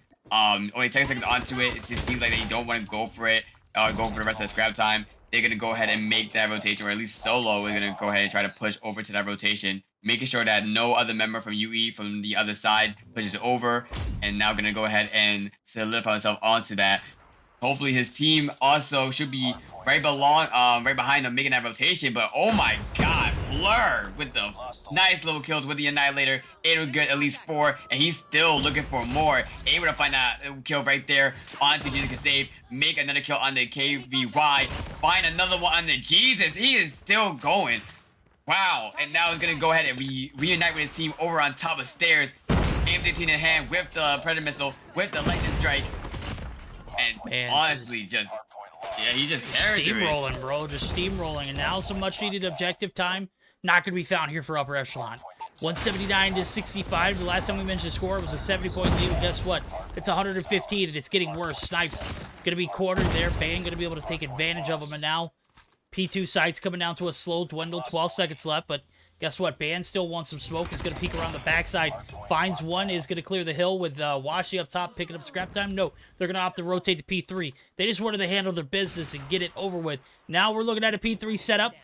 Didn't really pay off earlier, but it really didn't, you know, give any advantages over to the side of upper echelon. This is where, you know, UE have lacked at. They have not been firm on their holds. They have not been firm on retakes. Snipe's gonna get the gravity vortex down. Is gonna get the kill on Envy. For how, I have no idea. But the break comes through, and it is desperately needed. But guess what? The lightning strike comes through. It finds 2. Washi gonna be able to find 2 as well. And that is gonna be the retake yet again, back in favor. Jesus gonna pull out his Annihilator. Finds 1. Needs to find at least 4 here. This is gonna be Bricks 1. Possibly going to be taken down. The shot's just not faring. Washi with the slide peek of a lifetime. Going to be able to win that gunfight. And sure enough, the break, yet again, not favoring either of these teams. But P3 has just not been favorable to anybody at all. Yeah, I mean, UE trying to make the best out of this part right now. They're doing an amazing job trying to at least get Goobers off of it so they don't get enough points for them to really just go ahead, make a break, or just overall just play the scrap time of any objective right now. But honestly, they should have made that early rotation, because now you allowed Goobers to go ahead and made the rotation. Luckily for them, they do get the break. They do, I believe that's Envy on top of the ball too, trying to play Sniper Nest, able to find a few members of UE before going down, but nonetheless, it is in favor for UE. The only question is, are they going to be able to hold it down? And it doesn't seem like they are able to, making the break over for Goobers. Ban did had his Tempest, was going to lose it like that. And again, like we see in P3, we just see a back and forth going from point catcher to point catcher from each team is going to UE, going to Goobers, UE, Goobers. UE seems like they're almost, woo, nice, okay. able to go ahead and pick up 3 right there. That's definitely gonna solidify the rest of that points over for UE. Definitely not enough, not anything game changing, but it's definitely gonna go ahead and prolong this game over to another reset to point number 1. Yeah, point 1 reset, third time around. And right now, UE are down by about 70 points now, or 63 or 65. I can't count right now, dude. It's too late tonight. Snipe's gonna pull out his grab vortex. Not gonna find much value out of it, but yes, he does. Finds 1, finds 2. The hold here on P1 needs to be damn near flawless, but Envy holding every angle and point all to himself. The break comes through. This fountain site is not going to be where we see the game end off at, but as long as the Goofy Goobers are able to rack up the points uncontested like this, certainly going to be a P2 ending. Nonetheless, players not going to be able to capitalize on that P1 fountain side, which is literally wide open. It's basically the most compromised, and we've seen a lot of compromise here in this game. P3, not safe. P4, not safe. It just has been a lot safer for the Goofy Goobers.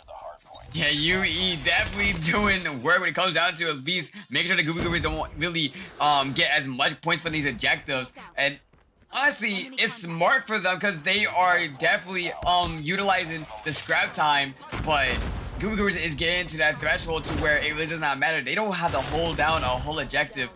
I mean, looking at the score right now, they actually don't even have to hold down like about half of the objective. They literally could go ahead and try to play for the scrap time, but do be careful though, because it seems like UE is right on the tail for that lead, especially with that rotation they just made.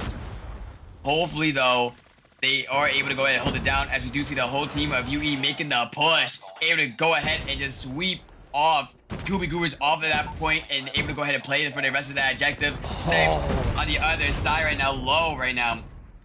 42. It's actually, I guess, like a lot of people on the other side of UE is going negative. The only one that's really on the positive zone is Awakened, but barely 40 and 35. Yeah, he's got streaks galore right now. As you can see it, P2 was a money hill for the side of the Goofy Goobers all the way up into this reset.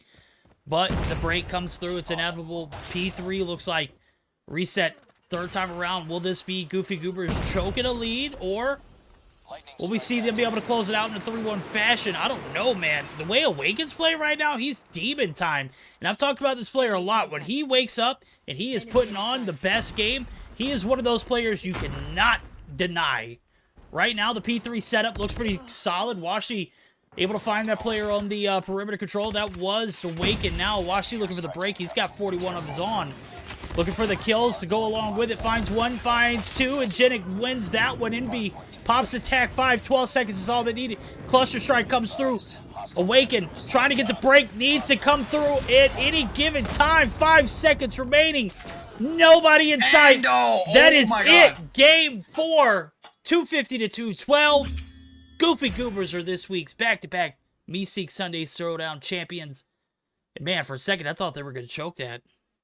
It looked like it, but Ban coming through with a Tempest. You know what's funny? We've been seeing Ban pop a Tempest and then immediately just die out right afterwards when popping it. For once, well, for what I saw, Ban utilizing that Tempest, able to go ahead and find the 4-man, and able to go ahead and clear out the point for his team, and finally close it out. Winning them the finals 3-1. I mean, amazing too. I mean, whoa. They won 3-1. Who predicted a 3-1 win scoreline? Yeah, that's right. Verdict wrote it. All the scripts are in. That's right, guys. This is pre-recorded, guys. We got you. Verdict is never right. Let me tell you, if anybody has caster curse, it's me. If that's a thing, I 100% am the embodiment of what caster curse is. But I called that one, but I said they would win the search or destroy. They didn't win search. They won the domination. So, what a game 4 ending there for the Goofy Goobers. And Gil, I mean, thoughts. They're back-to-back champions, and the Goofy Goobers are the new, like, top dogs in NA. Is that what we're seeing? That's a great question. I mean, I definitely thought I felt the potential from them the first time I ever saw them defeat Seminole. After that, it's been a really tough battle for teams to actually fight against them. And well, tonight they did it again, proving that some people say that if it happens once, it may be a coincidence, but it now has happened twice. Verdict. So I'm not sure if they're gonna be ruling as efficiently as Seminole has for the past couple of weeks, but I really like to see more and more teams get to that higher and higher level in skill. And well, congratulations to the Goofy Goobers. Like you said, back-to-back champions of the Meseeks on the Showdown. There we go, back-to-back champions in Cyber. You know, first time cast of Meseeks Sunday Showdown. We get a epic semifinals. We get an epic grand finals. What's going on? What are we thinking, homie? I'm thinking I need to be here more often. Hey, look, we can make that happen. We can make that happen, guys. That is it for the Meseeks Sunday Showdown this week. I gotta say, back-to-back champions must feel good for the Goofy Goobers, but I got a word of advice for them. I need to see them be more consistent. I haven't seen them consistent since. I mean, they started off with such a spark during the first little portion of Roster Mania, then they just kind of fell off. They got bodied by Seminole back-to-back. All the end of January and all the beginning of February, it was Seminole season. Goofy Goobers finally stepping up and playing to their fullest potential. I don't think we've seen it yet still, but a better performance tonight. Let's just say, I'm not knocking Goofy Goobers, but let's be real. Have they played to their full potential every match that we've seen tonight? No, I don't think they have. I think there's still more to come. Yeah. So, Cyberman, I just want to say big shout out to you, man. Came through, helped me co-cast tonight, dude. We're definitely going to get you in the lineup. You know, whenever is available for you, whenever we have an opening, dude, you between you and Mod 6, man, you guys are going to be right there on it, man. I appreciated you coming through. We showed a lot of energy. And Gil, man, look sexy as hell, homie. You know what they say, like Blur is like the off-brand Tectonic. Well, like, what's his name? Bloom? What's the guy? What's his name? From the Pirates of the Caribbean. What's his name? Tell me. I have not watched Orlando Bloom. Okay. Orlando Bloom. I have not watched that movie so long. Orlando Bloom is the Walmart version of Gil. I'm saying it here. Gil is A1, bro. Looking dapper as hell, dude. That's going to be it for the night. Meseeks Sunday Showdown champions back-to-back. Can you make it 3 times? Can you make it a 3-peat, Goofy Goobers? It's my challenge to you guys. You took Seminole out this week. Next week, who's going to show up? That's it, guys. Big shout out to HyperX, JuJu Energy, SXC Figure Sleeves, and, of course, Trovo, man. You guys are, the reason why we're here to do that. Use code GILMANIA, use code VERDICT, over code Meseeks, right? For the time being in JuJu Shop. But, that's the thing. So make sure you utilize that while you can in JuJu Shop, guys. Make sure you do that. We'll be back Tuesday for Mobile Mayhem. Tomorrow night, who's casting Battle Royale for Meseeks? For tomorrow, it's gonna be me and Gil, I believe so. Is it whose channel is it gonna be on? I believe Gil. Okay, Gil. Make sure you guys drop Gil a follow. Make sure you check that out. Battle Royale is probably at its peaks right now, so make sure you check that action out. That's gonna be it for the night. Adios and via whenever. Okay, love you. He's out, chat.